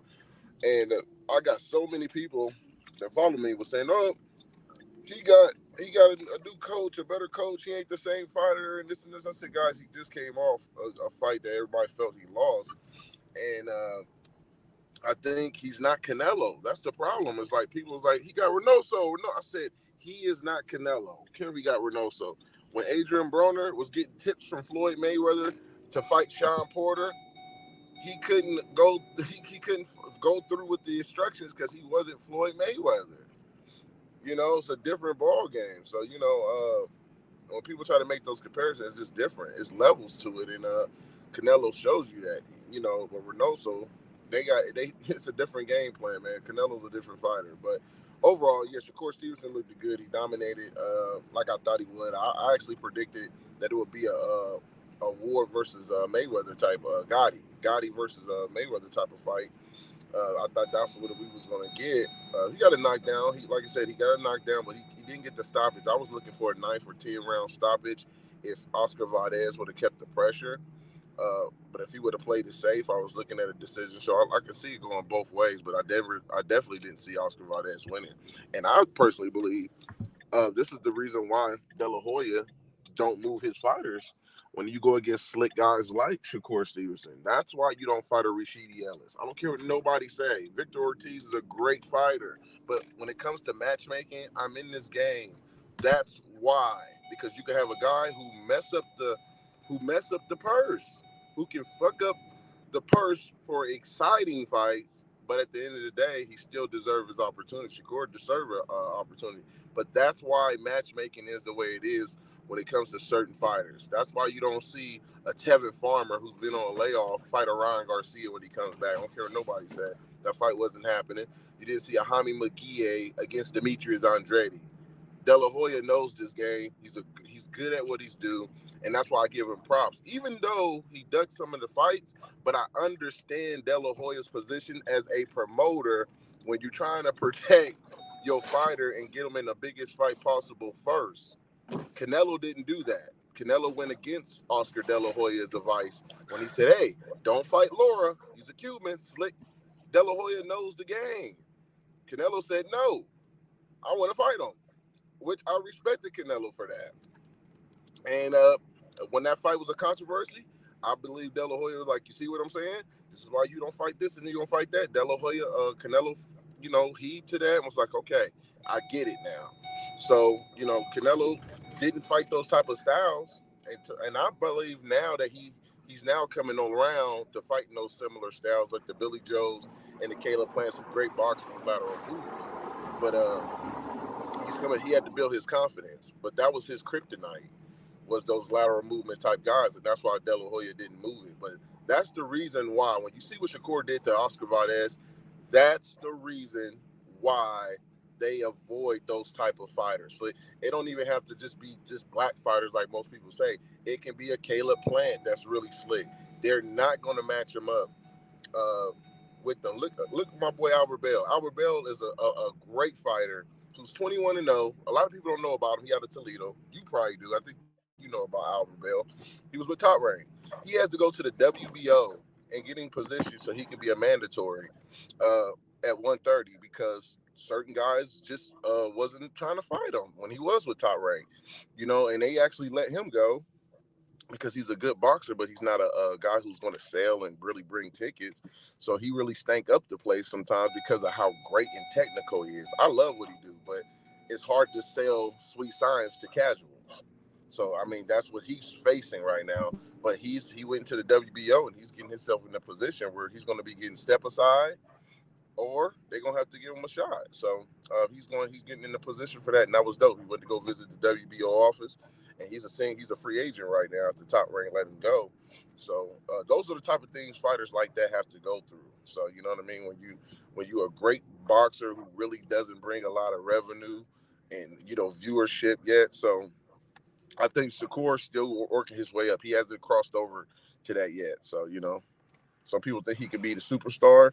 He probably can, but he has to be a villain. In order for him to be a superstar in this game, he has to be a villain. I don't see him, just his fight style alone, not really getting stoppages, going to attract a lot of the casuals. It's just wrong. Man, he just stopped Jamel Herring, though. Who? Shakur Stevenson. Before the Oscar Valdez fight, he stopped Jamel Herring. Yeah, he did.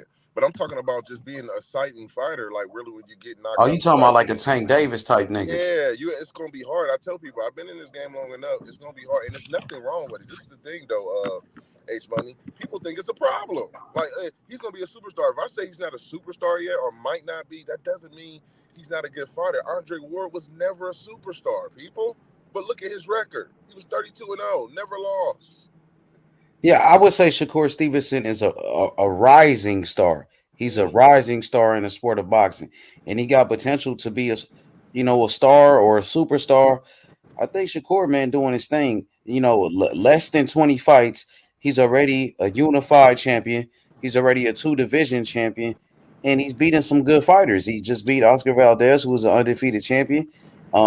He beat Jamel Herring, who was a champion. He beat Nakatilia, who just knocked out Butcho. I get that. See, me and you, we will give him props for that because we are extreme hardcore fans and we really in the sport. I give him credit. I think the problem is when it comes to just Mark, he needs a fight that's going to really help him cross over. He needs to link up with the hip hop community. He did. He had the baby with him, and then before that, he had Quavo from the Migos with him. And he did. He got James Prince as his manager. So James Prince know all the rappers. He fucking Rap a Lot Records. He started Rap a Lot. He started the Ghetto Boys. He started off Scarface, Pimp C, UGK, all them dudes, Drake, and all of them. So he got the right people around him. Those are the same people that helped build up Floyd Mayweather's career. Yeah. So it just at the end of the day, all he got to do is keep winning, but he has to become a villain. It's not going to be a way where everybody just going to fall in love with Shakur. If him to reach superstar potential, people got to want to see you lose. The people want to see him lose. But it's some fans that hate Shakur Stevenson, and they will pay money just to see that dude lose. That's what I said. And once you start getting a lot, that's how you start to grow the fan base because people want to see you lose. They can't stand you. So, I mean, that's the part of the game with certain fighters. You know what I mean? But at the end of the day, he still got a lot of potential, to go move up to a superstar potential. But it's gonna be interesting, man. Definitely gonna be interesting. So you got a question from Young Billy Boxing. Young Billy, he said, "Ohio, bro, what about your boy Goucher?" So he asked you about Terrell Goucher. Embracing. I guess you're just asking about him. What's up with him? All right, guys. I'm out, man. You guys have a good night. All right, Logic. Make sure you come back tonight, man. We're gonna go live again, so we're gonna see you tonight, bro. Looking forward, bro. Have a good night, all right. everybody. Thank you, brother. Peace out. Go ahead, Ohio. Yeah, he must be talking about the fight with Tim. Timmy. Yeah, Tim Kazu. I think Tim exactly who I thought he was. I didn't think it was just Terrell he didn't capitalize. He was more triggered. One thing he did something that I've never seen him do. Now he always get gun shy at times, but I've never seen him go into a high guard and walk backwards towards the ropes. That was the first time, and he was doing that before Tim even started letting off. It would be like Tim would be like surprised, like, "Oh, you want me to start hitting you now? Okay." Bam, bam, bam. And it was just like, what the heck? Now I talked to one of his coaches, Prentice Brewer, and between we was talking. It was a little bit of excuses. I'm not even gonna say excuses. More they were talking about struggle with weight a little bit, but that had nothing to do with the fight, in my opinion. It just had nothing to do. He was just gun shy, and I think Terrell is getting towards the end of his career because again, he's not a guy who's going to attract a big fan base. He's going to be there. He's a decent fighter, but he's never going to be able to sell tickets. And now it's going to be hard for him to get back in a position for a title run. And I think now Charles Conwell is definitely going to be moving up and surpassing him when it comes to the 154 guys from Ohio. For sure. You think we can ever see them mix it up? It depends on the money, right? I think Terrell. No. You know what? I don't know because of the stable. They was almost out of the same gym with Safo for a little bit, but I don't know. It depends on the money, but Terrell, they're gonna start matching up Terrell hard. Like, but he gonna be fighting prospects. If he decided to still go, I don't see him really taking no more tune-ups. PBC ain't really doing the tune-ups with certain fighters, so. Fuck it, put him in there with shit.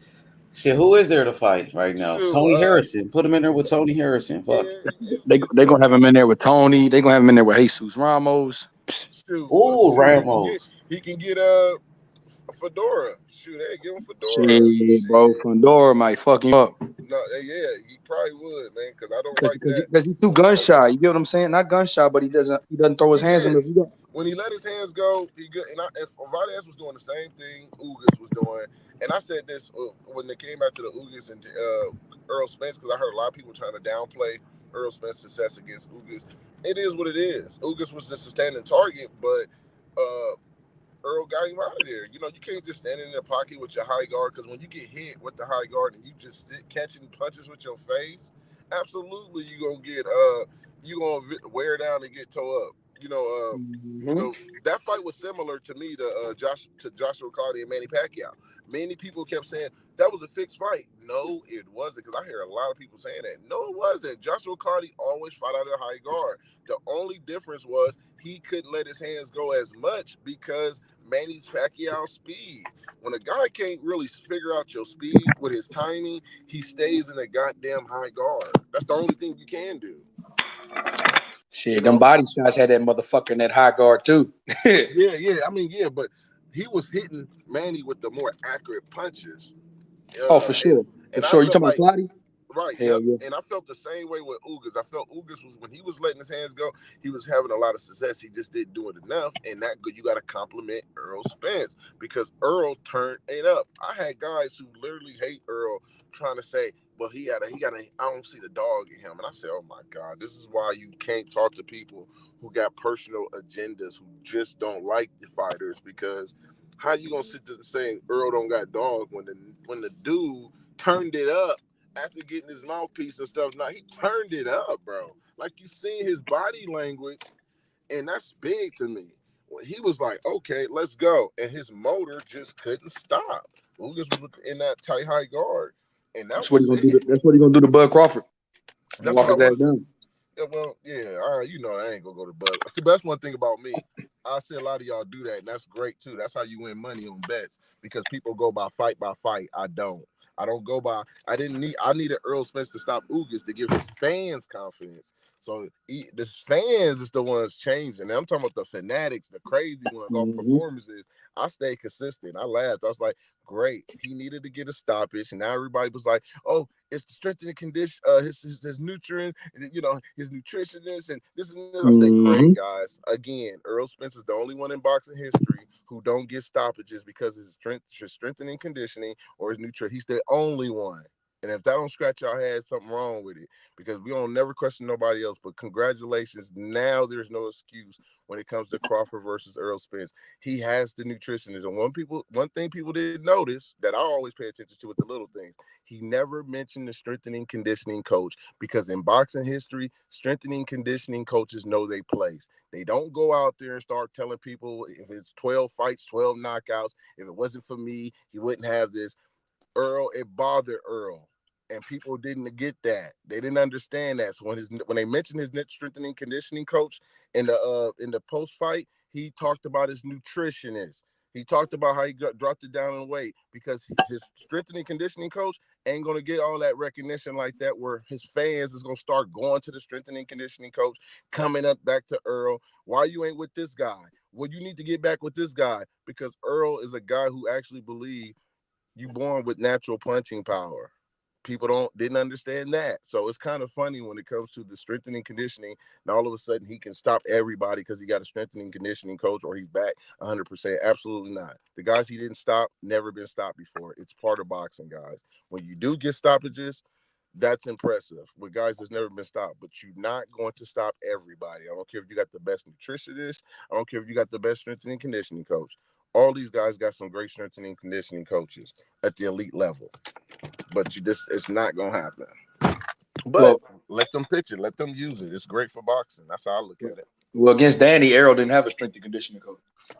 Yes, but Danny doesn't have is known to have a chin, iron chin. Yeah, no. I'm not saying that strength and conditioning coach didn't matter, because you said they all have elite strength and conditioning coach. Against Mikey, he didn't use it. He didn't use a strength and conditioning coach either. And against Porter, he didn't. He didn't have a strength and conditioning coach. He didn't even do sit-ups. But that's my thing. That's real shit. Like Errol Spence is that good that motherfucker ain't do sit-ups and was beating up Mikey Porter. Hold on, this is my problem though, man. I've been in the game long enough. No one in the boxing history. This is why I don't play that fandom stuff, because no one in boxing. We never said this when Keith Thurman stopped getting knockouts. We never said this when Mike Tyson stopped getting knockouts. Oh, no. We never said this when Julian Jackson stopped getting knockouts. No. This ain't about the strength and conditioning coach. What I'm saying is the boy Errol is a dog, bro. I'm saying the boys don't even understand. Dude didn't even do everything right. This motherfucker just beating people the fuck up without doing shit, like knocking people out. I'm not even talking about Blu-ray or whatever you trying to insinuate. That don't got nothing to do with what I'm saying. I'm saying Errol Spence didn't even have a nutritionist until this fight, ever. Yeah, I get that. That motherfucker is different, bro. Yeah, like, I see what you're saying. Like, he didn't even have a professional team around him. You know what I mean? He still was fucking people up. Errol Spence was eating fucking peanut butter and egg sandwiches, bro, to make weight. This motherfucker wasn't even H Money. This motherfucker was eating motherfucking never had a chip, never had nobody doing nothing. Bro, Errol Spence is different, bro. He wasn't even doing things the right way, and he was still Bro, this fucking motherfucker people didn't up. do sit-ups for Mikey Garcia, bro. Sean now- Porter and Danny. Now we got a real team around him. He came off the hold on, Ohio. He came off the accident, didn't do rehab, bro. Didn't do therapy. You know what I'm saying, bro? That motherfucker is different. Errol Spence is Errol Spence is great different. fighter. But you're telling me, hold on, you're telling me, this is why I'm listening to you very carefully. If he did sit-ups, if he did the things he should have supposed to do, he stops Danny and Sean Porter. No, that's not what I'm saying. I get that. That's all I'm trying to say. No. I didn't say that. No. I'm just saying, bro, the dude is really Errol Spence special. He is. He's a good fighter, and that's why I said he's gonna beat Bud. He's gonna beat Bud. Okay, great. Supposed to be. I mean, everybody got their opinion. I never changed. So I think Crawford's gonna win, but the fight has to be made. Bro, that dude came off a detached retina, bro, and didn't show no hesitation in that motherfucking ring, bro. Yeah. Like, dude is special, bro. Yep, I think I remember when I watched Ray Leonard when he first came back on YouTube. His fights back, bro, he had hesitation, fam. He got his ass dropped his first fight back after that. He wasn't the same, bro. He got dropped by a journeyman too in that fight when he first came back. But he wasn't the same, bro. It took him years, bro, to get his motherfucking confidence back. A lot of people, yeah, you're right. A lot of people had Earl. They left him for dead. You seen some of his close guys from out of Texas, which was crazy. That was talking down on him. It was and I think Earl made that message a couple of days ago where he said, keep that fake love, because I respect him. A lot of cats was calling him. It was done. You know, they were switching the narrative, which it pays off when you stay consistent. Thank God. I've always showed this. Stay consistent. When people try to come up to me with this Terence Crawford, Errol Spence, Earl gonna respect me because I've been consistent all these years. I've been loyal to one. And that's all it's gonna be. I don't change by a fight. I just don't. I've never done that. You know, and we just had this debate when it comes to style make fights. We had they was talking about Shakur Stevenson and I forgot who they was talking about. They brought up Lomachenko getting dropped, and they brought up Devin Haney getting hurt. And they said that's why Shakur Stevenson is going to beat them, because Devin got hurt, and Loma. This is Kitty 101 boxing talk. When you hear guys talk like this, it was in the boxing group, and I forgot. But I brought up Ersalandi Laura and Angulo, and I said Angulo knocked down Laura 2 times in that fight, twice, because he had an attribute where he knew how to cut off the ring and throw the check hook when you come out of the pocket. He was good at that. But when Laura fought Canelo, who was the better fighter than Angulo, Canelo couldn't touch Laura up top. He could touch him in the body, but he couldn't touch him up top because he didn't know how to cut the ring off. That's an attribute. So you got to pay attention to the attributes. Don't sit here and make silly statements where you say, well, one guy got hurt, so what do you think Canelo's going to do to him? Well, Canelo is the better fighter, but Canelo couldn't cut the ring off and get to Laura like Angulo did. Angulo's very slow, but he's good at what he does. And when you got to pay attention to those things. So I thought it was funny when they used Lomo getting dropped one time. And then they said, well, so-and-so getting dropped. Mikey Garcia got dropped at 135 and went up to 147 and went 12. So we got to stop using. Yeah, but he went to a survival mode with Errol Spence, man. Like the dude, I like Mikey. I felt like he tucked his tail in that fight, and he went into survival mode. He wasn't trying to win. But my thing is this: is sometimes you can still get guys out of survival mode. But it's hard though. It's very difficult to get somebody out of there. Not if you When consider a puncher. If you nigga, listen. a puncher. Look, Ohio, Mikey bro, Garcia, he wasn't even trying to win that fight. For him going 12 rounds, for him that was winning the fight with Errol Spence. I won 12 with him. You know what I mean? That's all he was trying to do was survive, bro. It's a fact. When it comes to Ohio, bro, Tim, you couldn't get your boy Gache out of there because he was in survival mode for goddamn sure. Who? Gache. Yeah, he was in the high guard. Yeah, he wasn't really letting his hands go though as much. He was in the high guard, but here's the thing. That's why he ain't get him out of there, bro. Hold on. Tim is how many knockouts Tim got? He had 12 out of 17 or 18. He's 18 with 12 knockouts. Yeah. Okay. He's not really considered a devastating puncher. He's not getting everybody out of there. When you have a reputation like Earl did and Triple G, and you got guys that move up in weight, you're the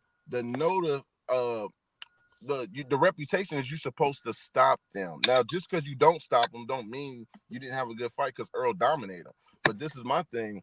After 7 rounds, you up 7-0. You got to try to get him out of here. Mikey did survive, but my point is this: he got dropped at a smaller weight class, so that defeats the contradiction when you sit there and say, "Well, Crawford got hit by a smaller Gamboa. What do you think he gonna do with Earl?" That's a childish and funny comparison to me because we just seen one guy from a smaller weight class get dropped and get up and go the distance. I gave y'all plenty of other fights. It's about the styles. Just because you see somebody get hurt in this fight, about the styles, but also Mikey got dropped. Was he trying to win that fight, or was he in survival mode? Did he open up when he got dropped, or did he have his hands up the whole time on the back foot? Because you know boxing better than this, Ohio. You be in the gyms, you know when motherfuckers trying to survive and when motherfuckers actually opening up and get caught in between something and the shot they can't see. Absolutely. But if you hold on, bro. If you trying to survive and you got your hands up the whole time, it's a lot harder to knock a motherfucker out, Ohio. You know better than this, bro. For example, like Emmanuel Tago when he fought Ryan Garcia, this dude wasn't even trying to fucking win. He was trying to stay away and trying to go 12 rounds, bro. And for him going 12 rounds, that was winning the fight. For who? What fight you was doing? Emmanuel Tago, Ryan Garcia's last fight. That dude wasn't even trying to fucking win. You have guys like that though. You'll definitely have guys like. But this is the thing where you have to understand too, where I didn't take away because I still say Errol dominated that damn fight. But here's the thing: you still gotta say Mikey ain't never been stopped at all. So it's not real. The only people who made fun of it and really was trying to get down on Earl was the people who don't like Errol Spence. I call shit the way I see it. You know what I'm saying? So if he didn't get him out of there, cool. That's okay. He dominated. You know what I mean? So you got to still get 120 on every 120 on every judge's scorecard. One judge gave him a 10-8. Yeah. Like what do you want? What do you need? Just want the knockout. No, to say that he stopped him. It's still good. It still was a good performance. I didn't criticize him as much. I would have liked to see a style if he didn't get it. Cool. But you know, Danny got a left hook. You got to respect. You can't go in there and just thinking you're gonna walk him down like he did Ugas. You couldn't do that with Danny. Sean couldn't do that with Danny. Danny got a punch that you got to respect. He can fucking punch, but you got to respect him. So you got to box him more than just thinking you gonna go in there and just rip shots. That left hook and that right hand is nice on Danny, and he got good timing. So people kill me when they go, oh yeah, he's stopping Danny or Sean Porter. My people from Ohio stop. Who did that to Danny though? But I'm saying who made Mikey or Danny look like that? Lamar Peterson stepped it up. Lamar Peterson did. Yeah, but Lamar Peterson didn't. I mean, wait, hold on. You talking about Lamar Peterson versus Danny? Yes, go back. That was a good fight, but Lamar Peterson didn't do anywhere near the Lamar Peterson. You might have said Lamar Peterson maybe outpointed him and he got jobbed, but Errol Spence beat fucking Danny up. Lamar Peterson didn't beat up Danny. Yes, he did. Go back. We can put money on this one from round 6 and up. Lamont turned it up. I'm saying he might have turned it up, but he didn't have Danny. He busted his nose. He fucked him up. Now Earl might have did more damage because he's a bigger guy, but Lamont Peterson beat his ass the last 6 rounds. I just think he gave up a round or two to Danny. It was never a fight Danny to me could have won. It was more about what Lamont didn't do at it early. He didn't start off early, but when he turned it up with Barry Hunter, they dominated Danny. That was a domination. Good performance too, but he just waited last. It wasn't better than Errol Spence performance. You said what? He didn't beat him up worse than Errol Spence. I remember that fight. Nah, bro. Errol Spence won like 9 or 10 rounds against Danny. Yeah, but I thought Lamont gave up some rounds because it was more about strategy with Lamont. See what I'm saying? It was more about strategy. But the same thing was true with Errol. Like Errol didn't like that. As a matter of fact, the only time I can say Errol fought in that style was against Mikey. The two Garcias were the ones where he was like outboxing for most of the fucking fight. He did it for a minute against Lamont Peterson, but that was just for a second. He didn't like outbox him the entire time. But I'm just saying, like, I felt like Errol coming off the accident was just taking what Danny gave him. I didn't see I saw a more tentative, more like, calculating Errol versus, but even that Errol beat the shit out of Danny. Yeah, and Danny, like I said, that was a good. I thought it was a good win. It was more boring though, in a way where you just like it's not a fight. You go back and look. It was kind of funny though in the 11th round that a mouthpiece went out and Earl did almost the same exact thing he did with the Ugas, where they said the referee said stop it, which is true. He did say stop it, but I've noticed that mouthpiece, and maybe because he had surgery, he tends to lose focus. When that mouthpiece goes out, he goes looking right for it. So when you go back, look at the 11th round, the end of the 11th round, Danny knocks his mouthpiece out and he goes looking for it. And if it wasn't for the seconds, it was like 8 seconds left, he would have got tagged a couple times. He turned his back. And I was like, what in the world? So yeah, it was like too many camps, not enough in-round experience, not enough bright lights. Yeah, like it's nice in camp, right? Like a guy will say stop and time and all this shit. But yeah, it's not protect yourself at all times necessarily in camp.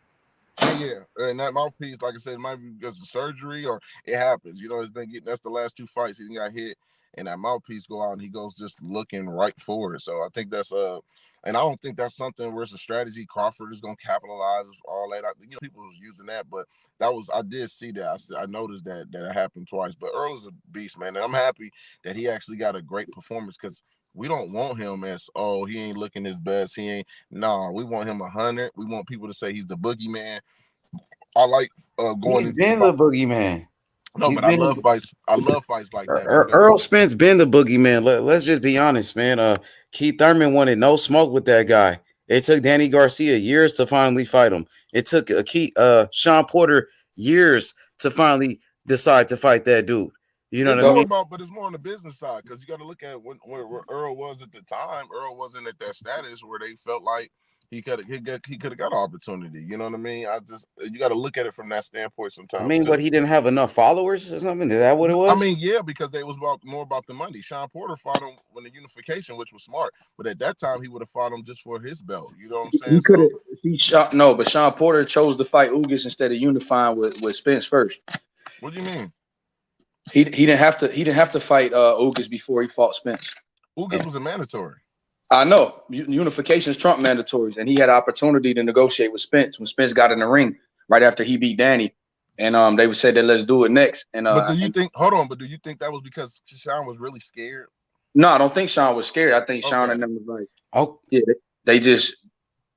they wait, like they was just waiting, man. It's all about fighting at the right time. I don't think none of them dudes were scared, but I do think that them dudes, Thurman did duck him though, man. Thurman ducked that nigga. Danny did the same thing to Porter. He didn't think it was worth fighting Porter with nothing on the line, and that was presented plenty of times. The moment that WBC became vacant by Keith Thurman, Danny Garcia signed up to fight Porter. Yep. That was it. Hey, but Ohio, you saying? Speaking of that, bro, that fight was close. That shit could have went. That shit could have been a draw. Yeah, I had the 7-5. And I wouldn't be mad at a draw, but yes, it was. Absolutely, I was there. That shit was really close because I feel like Danny landed the cleaner shots in that fight. I felt like Porter was more active, and Porter had better strategy. He definitely used his foot movement and was flustering Danny. But when Danny landed, that motherfucker was landing way cleaner shots. Porter was all wild and shit. Danny was landing the better shots. He was hurting Porter too. Every time he hit Porter with something solid, he hurt him. You think that? No, there was not one time Porter was really hurt at all. I mean, he got his respect. Like every time he hit Porter, he had his respect. You know what I'm saying? Well, yeah, because Porter hit them over. He get hit and keep coming. I never seen that in the fight, but he hit him with some clean shots. But yeah.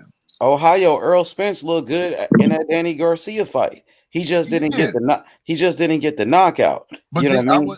He did. He did what he was supposed to do against Danny. Yeah, he been looking good in all of his fights. Yeah. The only fight he had a close fight with was with Sean Porter, but he beat Sean Porter and dropped him, knocked him down.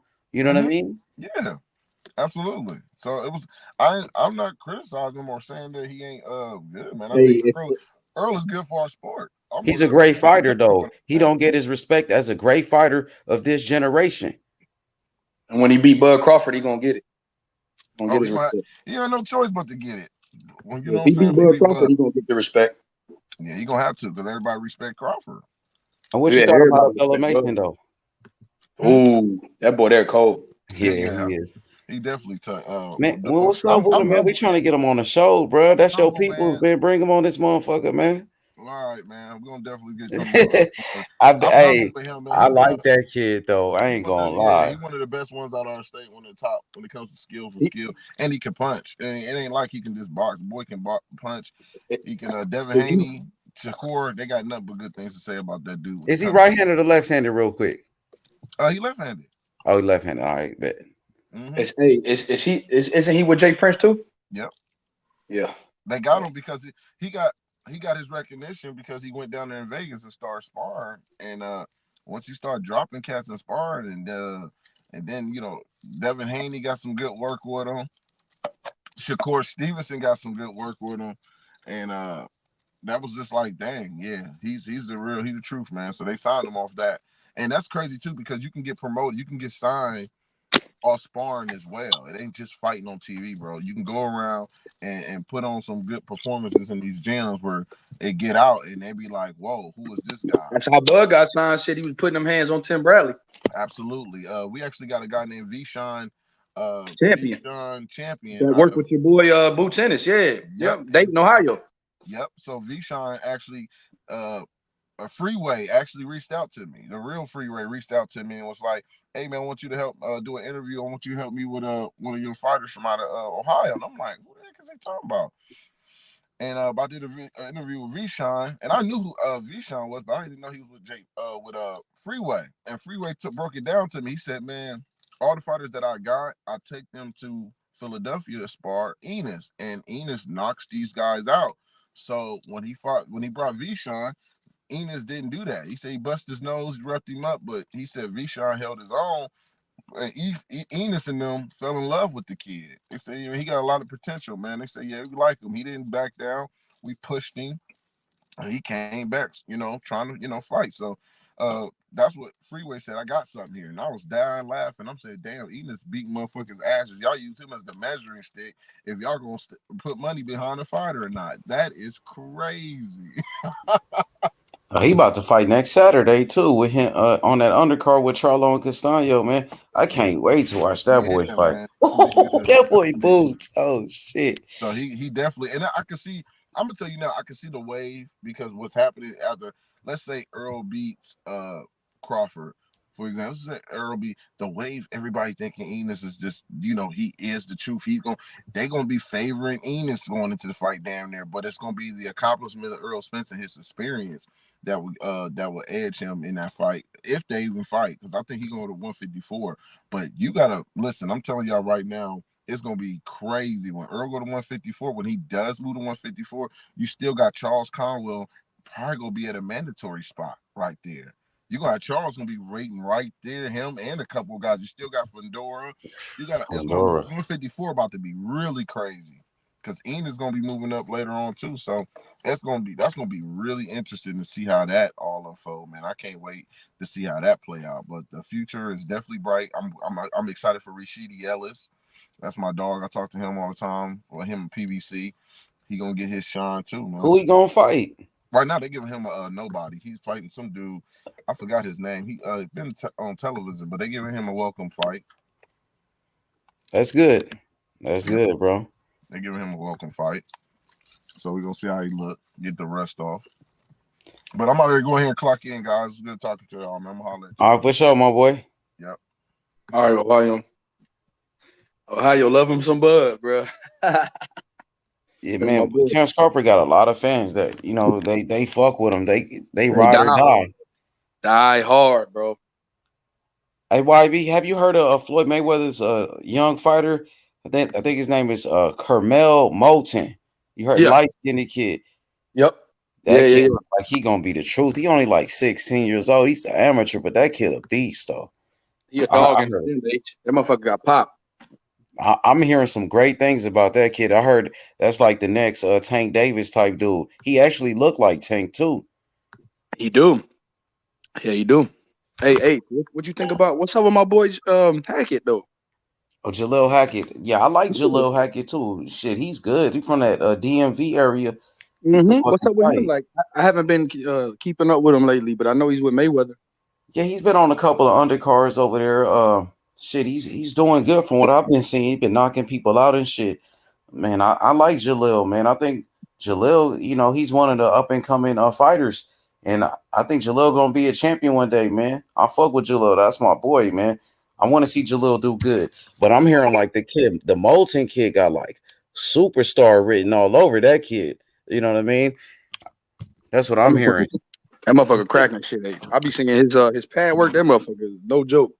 I'm gonna try to get him on the show. Fuck that. I'm young boy, dog. Yeah, man. I'm hearing great things about him. I need to get him on the show ASAP, bro. That little nigga gonna be a star. Him and Abdullah. Abdullah pro already though. He is. Hey H, what's your take on Keyshawn Davis, man? What's his ceiling? Shit is very high. I like Keyshawn Davis. I love his style. A very smart boxer. Got power. Good defense. Great boxing IQ. Sharp. I like Keyshawn. I think he got potential to be like a possible superstar boxer. Something like that, pound for pound. He gonna be right up there with the Devin Haney's, Shakur's. He gonna be right there with the rest of them. That's what I think. Who gonna have a better career out of him and Shakur? It's hard to say, but right now I'm gonna go with Shakur. As of right now, Shakur. You know, but you know, let's see Keyshawn get some more fights and then give us a better understanding where he's at. But Keyshawn looked like the goods though, for sure. What is this? He's was that a 6-rounder you just fought? Yeah, it was an 8-rounder. It was an 8-rounder. He got the knockout in 6. Yeah, it was an 8-rounder. He stopped him in 6. Oh, all right, 8 rounders. That's not bad. We'll He's see good, what his though. next one is. Yeah, we'll see what his next one. Yeah, like Shakur is already a 2-division champion, unified champion, and you got Keyshawn who's still in 8 rounders. But his talent wise, when you look at him, he looked like he gonna be special, you know. And he does a great job like promoting himself. He knows how to talk real good, you know. So I like Keyshawn, very confident kid. You know what I mean? And I love his style. I love his defense, counter-punching ability. He one of my favorite young fighters, to be honest with you. I fuck with Keyshawn. Like you said, H, he got the mouthpiece. He know how to. He knows how to. He's intelligent, man. He's charismatic. He know how to talk that talk. He got it, H. You know, in the interviews and shit, that motherfucker know what to say. He got it. Hell yeah, like you know, he does a great job promoting himself. So I like Keyshawn Davis, man. I like Shakur Stevenson, Devin Haney. Man, I fuck with all of them boys, man. And shit, can't forget about David Morrell, bro. Morrell doing his thing. I've been seeing him working hard with Ronnie Shields in the gym every fucking day, getting that chemistry with Ronnie. And I mean, I'm happy to see that, bro. So YB, whenever you get the chance, you know what I'm saying, slide back over there, man. Keep getting that footage on Morrell. Hopefully we could get a translator over there, get these interviews in with him. Shit gonna be lit. Shit gonna be so fucking lit, bro. I'm gonna drop the link. YB fell off. What up, Jerome? Your boy just pulled up smoke. Jerome from the UK. Oh yeah, what's up, Romy Rome? Yeah, that dude hates Spence. He thinks Spence the worst thing in gloves. Yeah, he's been brainwashed. I don't know, man. You know, they done brainwashed this dude to make him think Errol Spence is not a good fighter. You know, so you know we got to stop with the narratives, Jerome.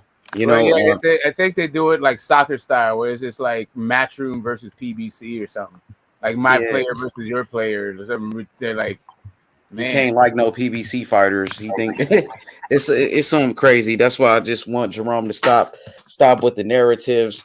Like I said before, Jerome, I'm starting to think you're a part of a cult, bro. I'm starting to think Jerome is a part of a cult, bro. You know what I mean? Give I Errol like Spence his Jerome. credit, bro. Jerome called my boy Spencer. That boy say, YB, what's up with your boy Spencer? Jerome don't like not one PBC fighter. Shit, he hates Tank. He don't like Errol Spence. Yeah, he stays on that fool's neck. I'm saying, like, what the PBC do to you, man? He can't stand him. Hell yeah, AYB, that boy Morrell getting it in with Ronnie though. They I seen getting him it in. recently. I seen him the other day. I be Them fucking with boys getting it in. Yeah, he get it in. Hey, look, I'm like you said, bro. I gotta go. We gonna bring a translator and try to get him on. We're gonna get him on. His brother speak English though, so his homeboy, his brother from came down with from Minnesota to be with him for this camp. So hopefully I'll get him on here. We can get him on here. Get him on my channel too. We can talk some shit. Hell yeah, but I like the fact that he's been putting in a lot of work with Ronnie Shields and getting that chemistry with Ronnie Shields. And I think that's good for Morrell. He been posting a lot of footage, on Instagram and shit. I'm liking what I'm seeing from him. And I hopefully Morrell go out there and dominate, make a statement, bro. You know what I mean? That's what it's all about. Keep the momentum going. Keep that momentum going, bro. And the dude he's fighting is not a bum. I watched him fight before. Calvin Henderson, he fought my boy Isaiah Steen, Charles Conwell brother, and it was a competitive fight. Competitive. Morrell gonna smash him. Right. He gonna smash that boy. Hell yeah. Hey H, what's up with you? What's good? It's some crazy shit out here, bro. You know what though? I'm gonna be honest with you. Your boy Batman came on talking that shit, bro. Taco was on my boy plate, bro. That shit was crazy. So Batman, Yeah, he was just trolling him a little bit, but that shit was funny. I see Taco going at him in the comments. Taco was going at him in the comment section first. Taco was like, "Is Gary Russell gonna move up and fight Canelo next, or what?" And Taco just was on him. He was like, "Man, y'all niggas was capping about Devin Haney. You know what I'm saying, bro? That shit just gonna be that much harder." I was like, "Bro, this motherfucker said, bro." That boy and Batman was like, "God damn." Nah, bro. Batman. Nah, they did Oakland style. Nah, bro. Not like that. How he was hitting him with his smoke, he was like, "Nah, bro. Oh, what? You need to see the upstairs?" Yeah. I'm gonna go to the West Wing. That boy, that was like, "Hey, let me turn this corner." Yeah, that was good. That was some good stuff. The back and forth was nice, and he was just trolling him. And like I was with Taco all the way till he said we don't even fuck with the Russells over here. I was like, well, I kind of fuck with the Russells, bro. But yeah, he brought it back. He was like, nah, I'm just trolling. Yeah, but for real, I guess he don't. I guess he feels like Shakur beats Gary Russell Jr.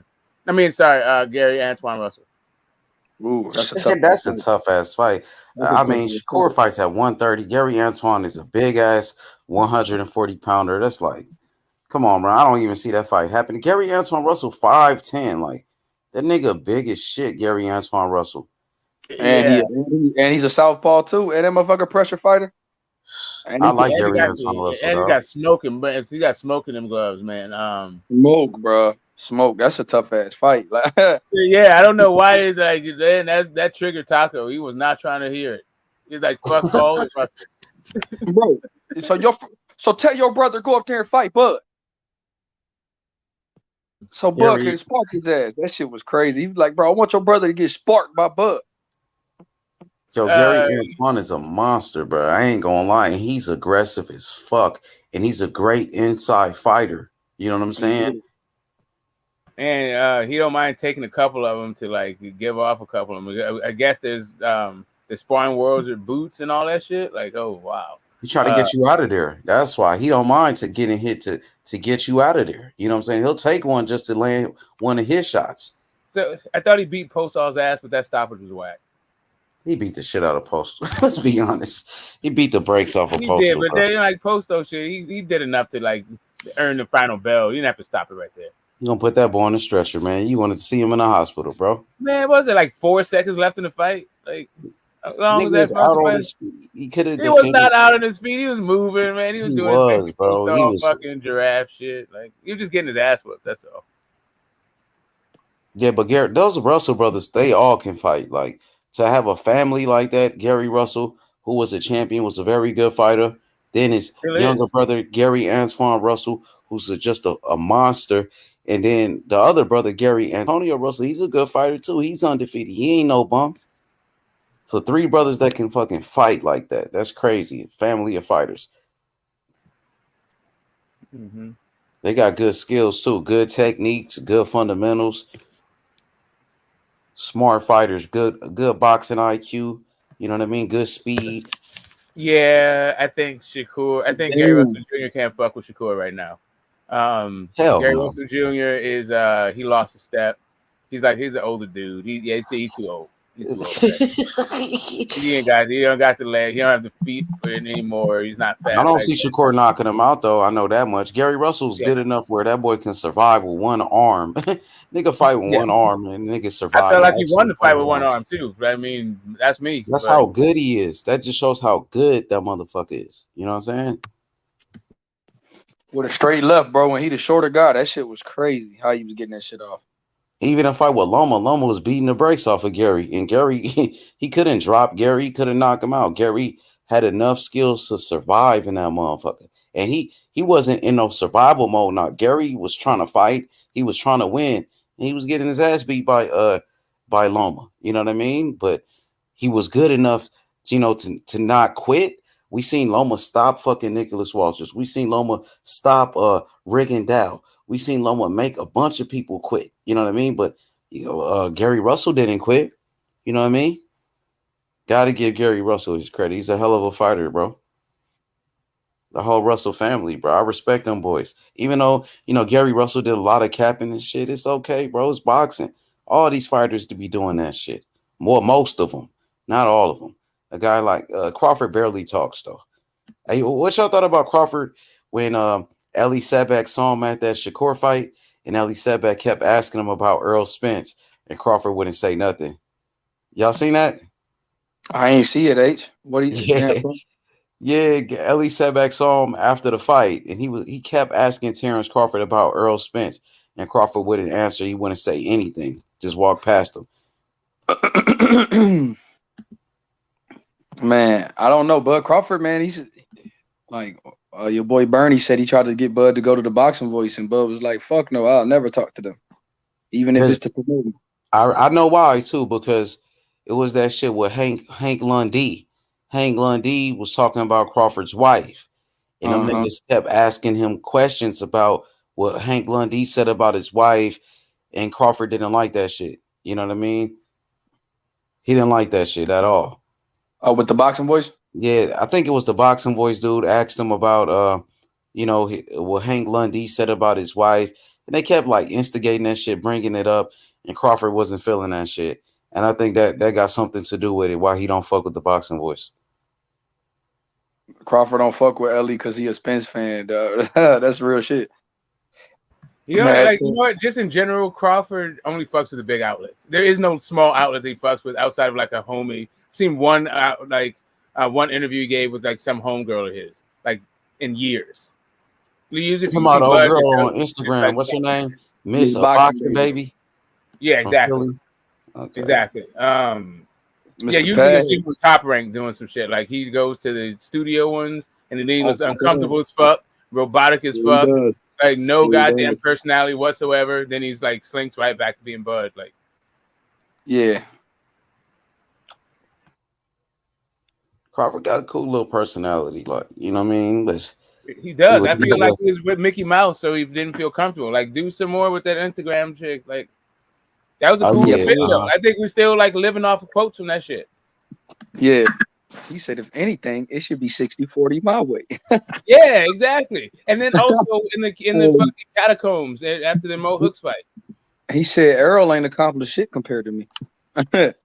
I remember that. He was talking that shit on that motherfucker. Yeah, I'm saying like maybe the Mickey Mouse they couldn't fuck with. That was on the Boxing Baby YB. He was talking like that. Yeah. He was like, "What has Errol done?" Like for real. Like Errol 3-belt unified champion now. So you know what I mean. Like Errol on a pound for pound list. Crawford can't downplay that. He's a top 5 pound for pound. Yo, what up, Rich? He fell off. Yeah, he was like, "What has Earl done?" Nah, Earl, a unified champion. He's a pound for pound. Earl did a lot, bro. You know what I mean? So He's got them PPVs, although Broseph is like the number suck. But I don't know. Number suck, it means your next one is not going to be on pay per That view. should be 120, bro. Yeah, he says an entertainment lawyer whose job it is to know. Like whatever, dude. Like I know. like That's what Rick Glacier said, man. I said, I don't know about that shit, Smokey. yeah, exactly. I never like, bro. I think like, Rick Glacier here's be this. capping, to be honest. Like this nigga's pushing a fucking narrative. Hey, He's trying to, yeah, he got an agenda going on. bro, It's funny why. And look, let me just make this one point, Smoke, because it's like after the PBC pay-per-views, that's the only time he's reporting like pay-per-views. Only after a PBC fight. But that motherfucker had nothing to say about Tyson Fury, Dylan White pay-per-view numbers, right?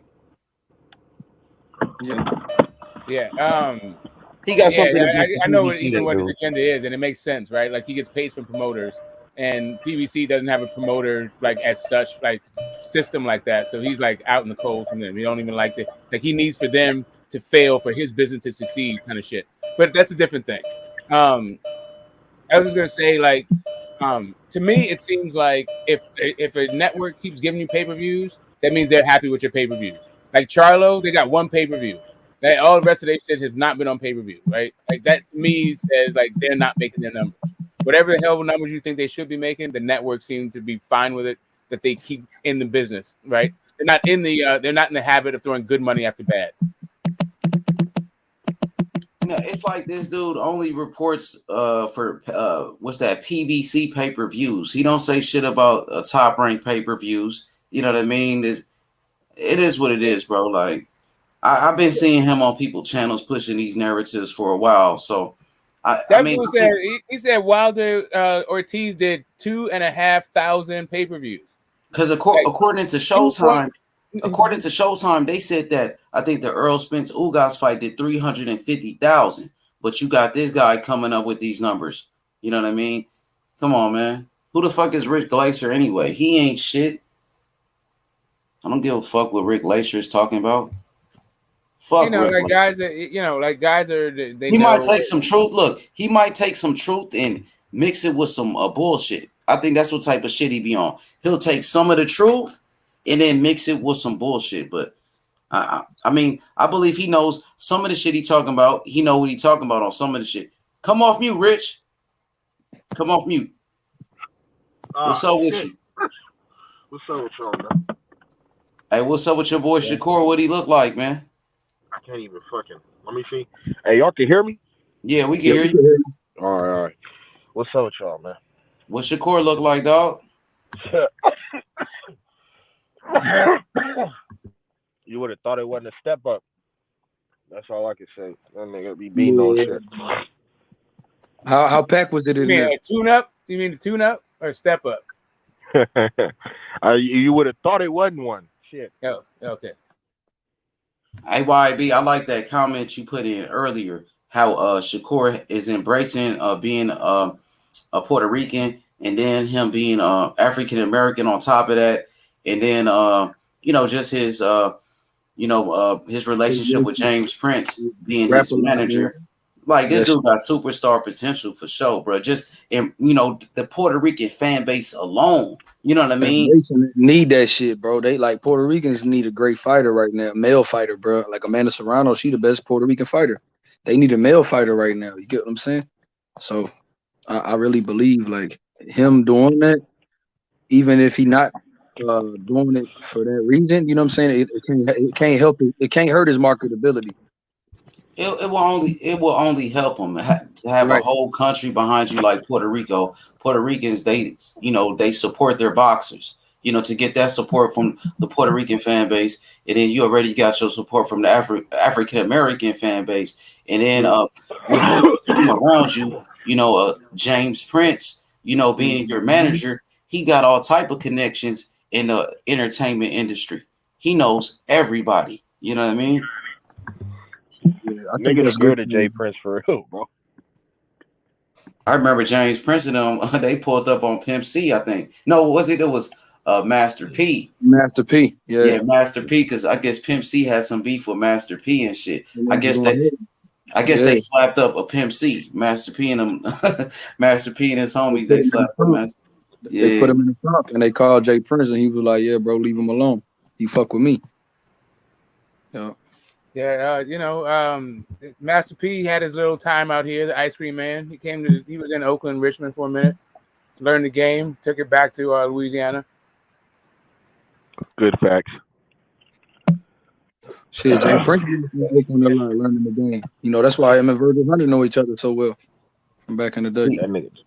See, Shakur, they really plugging him with these rappers and shit like that. You see him with the baby. You know what I'm saying? Then this nigga, the fight before that, he was with Quavo from the Migos. You know what I'm saying? And then his after party was so good. Floyd Mayweather and that motherfucker. Terence Crawford, nigga, the baby. Like they trying to make him a crossover star and shit. Yeah, and his fight was on primetime instead of ESPN Plus too, for sure. Remember we've been getting a lot of fights on ESPN Plus. Didn't Berlanga fight on ESPN Plus, not ESPN? Yes, sir. Yeah. Sometimes they put it on both. It be on regular ESPN and it be on the ESPN Plus. Yeah, Muncho, that independent hustle. Yeah, we had the Click and Too Short and MC Hammer. They all went platinum out the trunks. My boy Outlaw said them True albums was fire back in the day. Yeah, TRU. You remember that? Where my true homies call me? You know what's crazy about No Limit? The graphics, all this shit. I remember that hootie hoo. That's the code for the killers. Hootie hoo. That shit was hard though back in the day, man. I ain't gonna lie. Mystical had his boot camp click. He signed with. Oh, Mac! Don't forget about Mac. That Shell Shock, man. World War III, Mac. They dropped like 20 albums at the same time. No Limit. Like it's just group after group. They did, bro. A whole bunch and that's of crazy. Hey, what the fuck are these people? I don't know. A whole bunch of sound the same, but it was crazy. And it's crazy how. Yeah, it's crazy how they went and got Snoop Dogg from the West from Death Row like that. That shit was crazy. Hey Muncho, I didn't say that. I just said where, bro. Like, stop, chill out, Muncho. Facts. First off, the Cali was doing it way before those dudes. That's firstly. Secondly, I was just talking about where Master P got his game from, not where everybody got their game from. Hey, nigga, they wanted Snoop Dogg dead in California, bro. In LA, Suge Knight and them, they wanted Snoop Dogg dead. He had to run to the fucking New Orleans to Master P to get his back, bro. And when he went to New Orleans, Suge Knight and them was not fucking with them New Orleans niggas, bro. Them niggas were straight killers in the South. He was not fucking with them. Nah, he wasn't. He bought a bus down there. He bought like 150 dudes with him from New Orleans and went to go get Snoop. Yeah. Yeah, that shit was crazy. Suge wasn't messing with them. He wasn't messing. He never messed with Jay Prince neither. Suge never messed with Jay Prince neither. But at one point, nigga, everybody was scared of Suge. I ain't gonna lie. Niggas was terrified of Suge Knight, bro. Hey, your boy Jay Prince visited Tupac in prison first, and his bookie was saying that he went to go try to sign him a week late, after he already signed with Suge. He was trying to bring him a rap a lot. He was trying to bail him out. He was gonna get Tupac out of jail too, and then Suge beat him to it. He said Suge beat him by a week. Yep, and when Tupac got out of jail, he got with Death Row. He was on some straight gang banging shit then. Yeah, that nigga wasn't even from LA talking that West Coast shit. Nigga, you was from New York. Yeah, and then he was from Baltimore. Then he lived in Baltimore. Then that boy moved to the West Coast. That shit's crazy. Yeah, shout out to Pac though, man. Pac was a wild motherfucker, bro. That nigga was crazy as hell. Hey, you know what though? Imagine if he was with Rap a lot, he probably would still be here. Exactly. Because you would have had real muscle around you, like fucking James Prince and them. They would have had your back. But instead, you went to the West Coast, you went to LA, and you got involved with some gangs that you didn't know anything about. You had no idea what you got yourself into, fucking with these Crips out there, nigga. Yeah. He was claiming mob power rule and all of that. Then that nigga was tripping. He wasn't even from LA. It's a fact. Hey, so I want to ask y'all: did y'all see that interview by Jeff Mayweather when they asked him about Devin Haney and Kambosos? Did y'all get a chance to see that? Oh, he said that if Devin don't win by knockout, he's not gonna get a decision out there. That's what I said. That was crazy. No, he said that if he fights the way he fought Jojo Diaz. Oh, right? okay, yeah, that's right. That's right. Put it in context. He's like he don't see him getting no decision out there though. That's what if he boxes the way he knows how to box and like he knows him to box, then he should get it easy. But if he boxes the same way he fought Jojo Diaz, he's not gonna win. What you think about that, Rich? With Jeff Mayweather some bullshit, said. but I was just in the gym with them niggas. Don't nobody give a fuck about what Jeff Mayweather talking about. None of that other goofy shit, bro. Pulled up on Haney and them. JoJo got his ass beat, so I don't see how him beating him how he beat Jojo Diaz would be a knock on anything, unless somebody counting on the judges to be shitty. So, you said you pulled up on Haney? Ain't nobody thinking about that shit. And yeah. Didn't work, and the truck was all up in there. Amari was in there. Just one other nigga, I forgot his name, and then Johnny Rice was in there too. They was working. Well, you just hit a bill and you pulled up. You said what happened? You just hit a bill and then you pulled up over there. Yeah, pretty much. Hell yeah, what Devin Haney looking like? That nigga looking crazy, man. That nigga, it's just that simple. He looking crazy. He hungry. They all in there hungry though. I seen a lot of shit I liked from most niggas in there. When they going to Australia? I'm not even sure. I didn't even ask that. They was trying to say like a month. They said they was gonna go a month before the fight. I heard them say before like a month, but I heard them shit, is it like a month before the fight right now? Stephen A. Facts on boxing, something else, a couple other things, and most of that shit seemed like it was in America. So. But he said that was pretty much all coming up within this next week. Like he already did that, wasn't it, today? That Stephen A. show. Okay. But yeah, all that he gonna have to do this and all that other shit. That shit ain't real boxing, bro.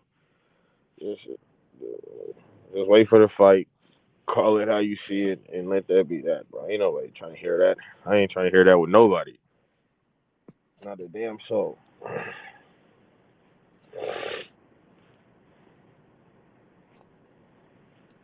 I ran into Floyd Senior. I mean, not Floyd. My bad. Jeff Mayweather when I was down there too. Over there. Oh, okay. That was after the weigh-in. I was surprised he said that shit though, Jeff Mayweather. I'm about to watch that shit right now though. He was like, I don't see Devin Haney winning a decision over there. He was being brutally honest right there, and he used to train Devin Haney. You know what I mean?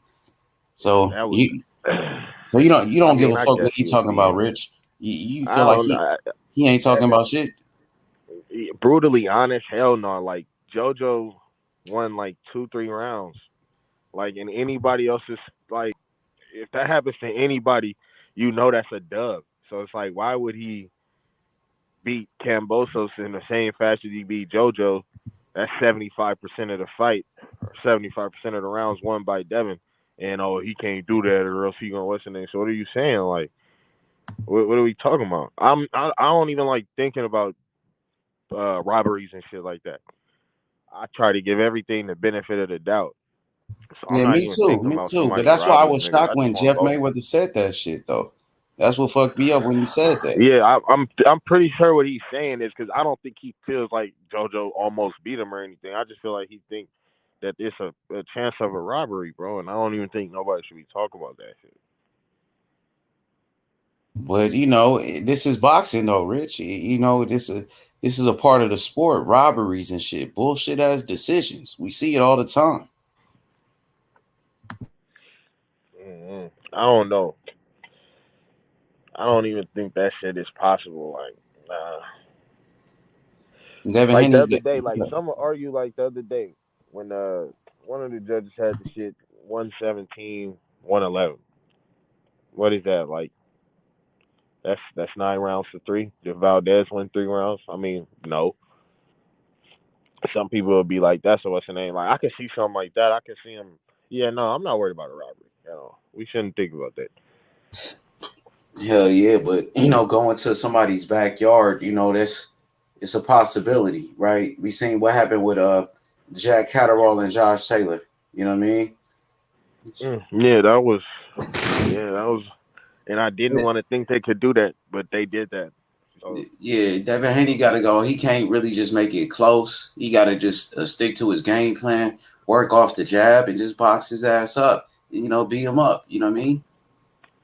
Got to go do what Shakur did with Valdez type shit. Go out there, whoop this nigga ass. Do what Terence Crawford did to Ricky Burns. You know what I mean? That type shit. You yeah, don't like have to knock just him win out. damn Show near him his every levels of round. this shit. Yeah, you You don't gotta have win to damn knock near him out. every You just got round. to beat his ass. Just whoop him. But that's what he does regardless though. You think Kambosos to have his moments in a fight with Devin Haney, like JoJo had some moments in there, and then you seen Linares had his moments in there with Devin Haney.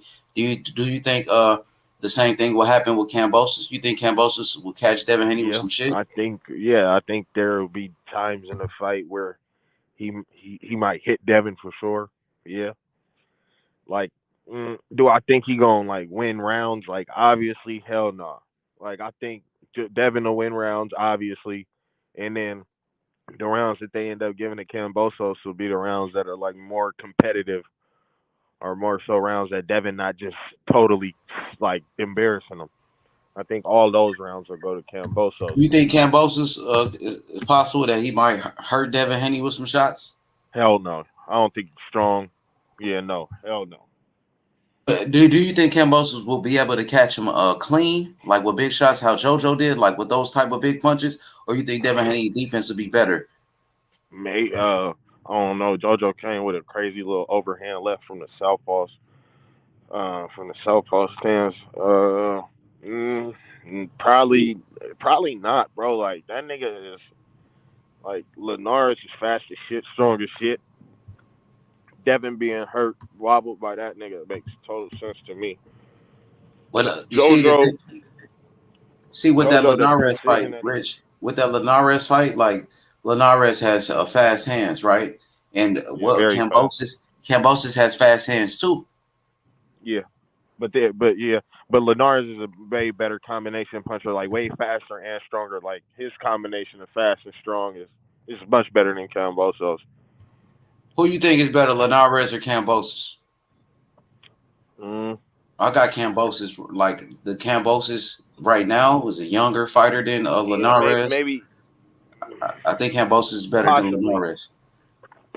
possibly. Do I Yeah, for think sure. that he'll be a hard? Maybe I could see Kambosos beating Linares, but do I see him being a harder style matchup than he was than Linares was to Devin? Like, nah, I don't see that.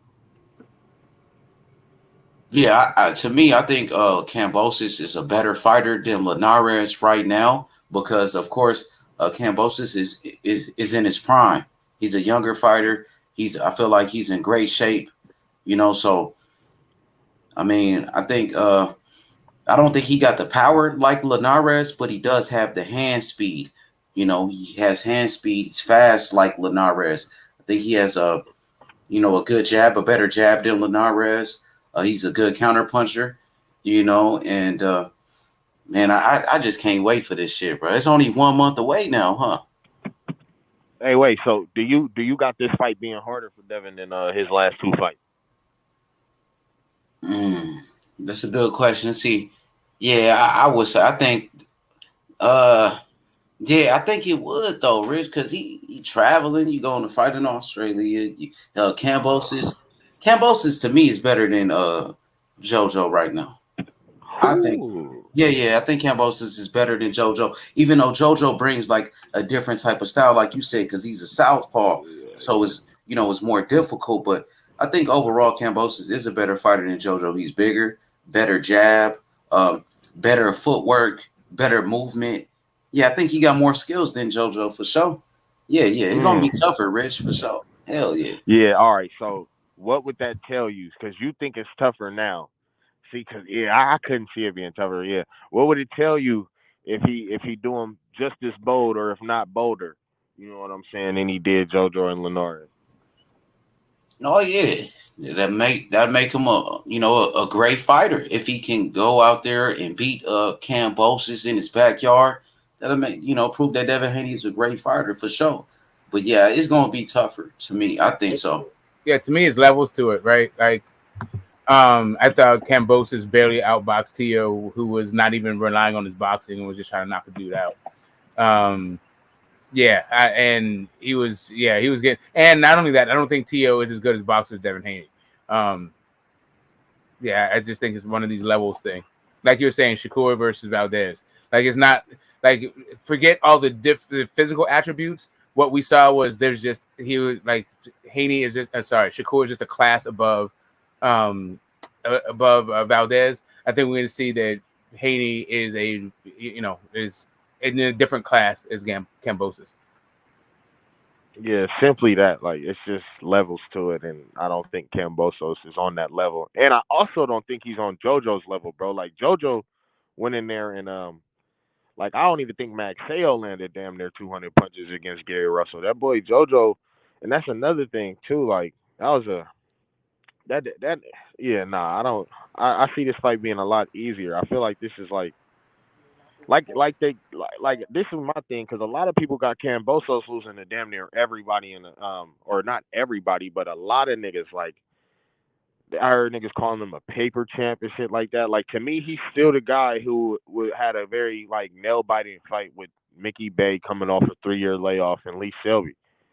And no disrespect to Lee Selby or none of those guys, but I just still see him as that guy. Like, it's nothing that he showed me in his last fight that made me think, oh yeah, he can fuck with Devin. Like, I watched his last fight and I was like, oh yeah, he beat up on Tiafimo for sure, but I didn't think like, oh, he's like that to the point where he's gonna give Devin problems because he fucked up Tiafimo. Like, hell no, that's not how I'm seeing that at all.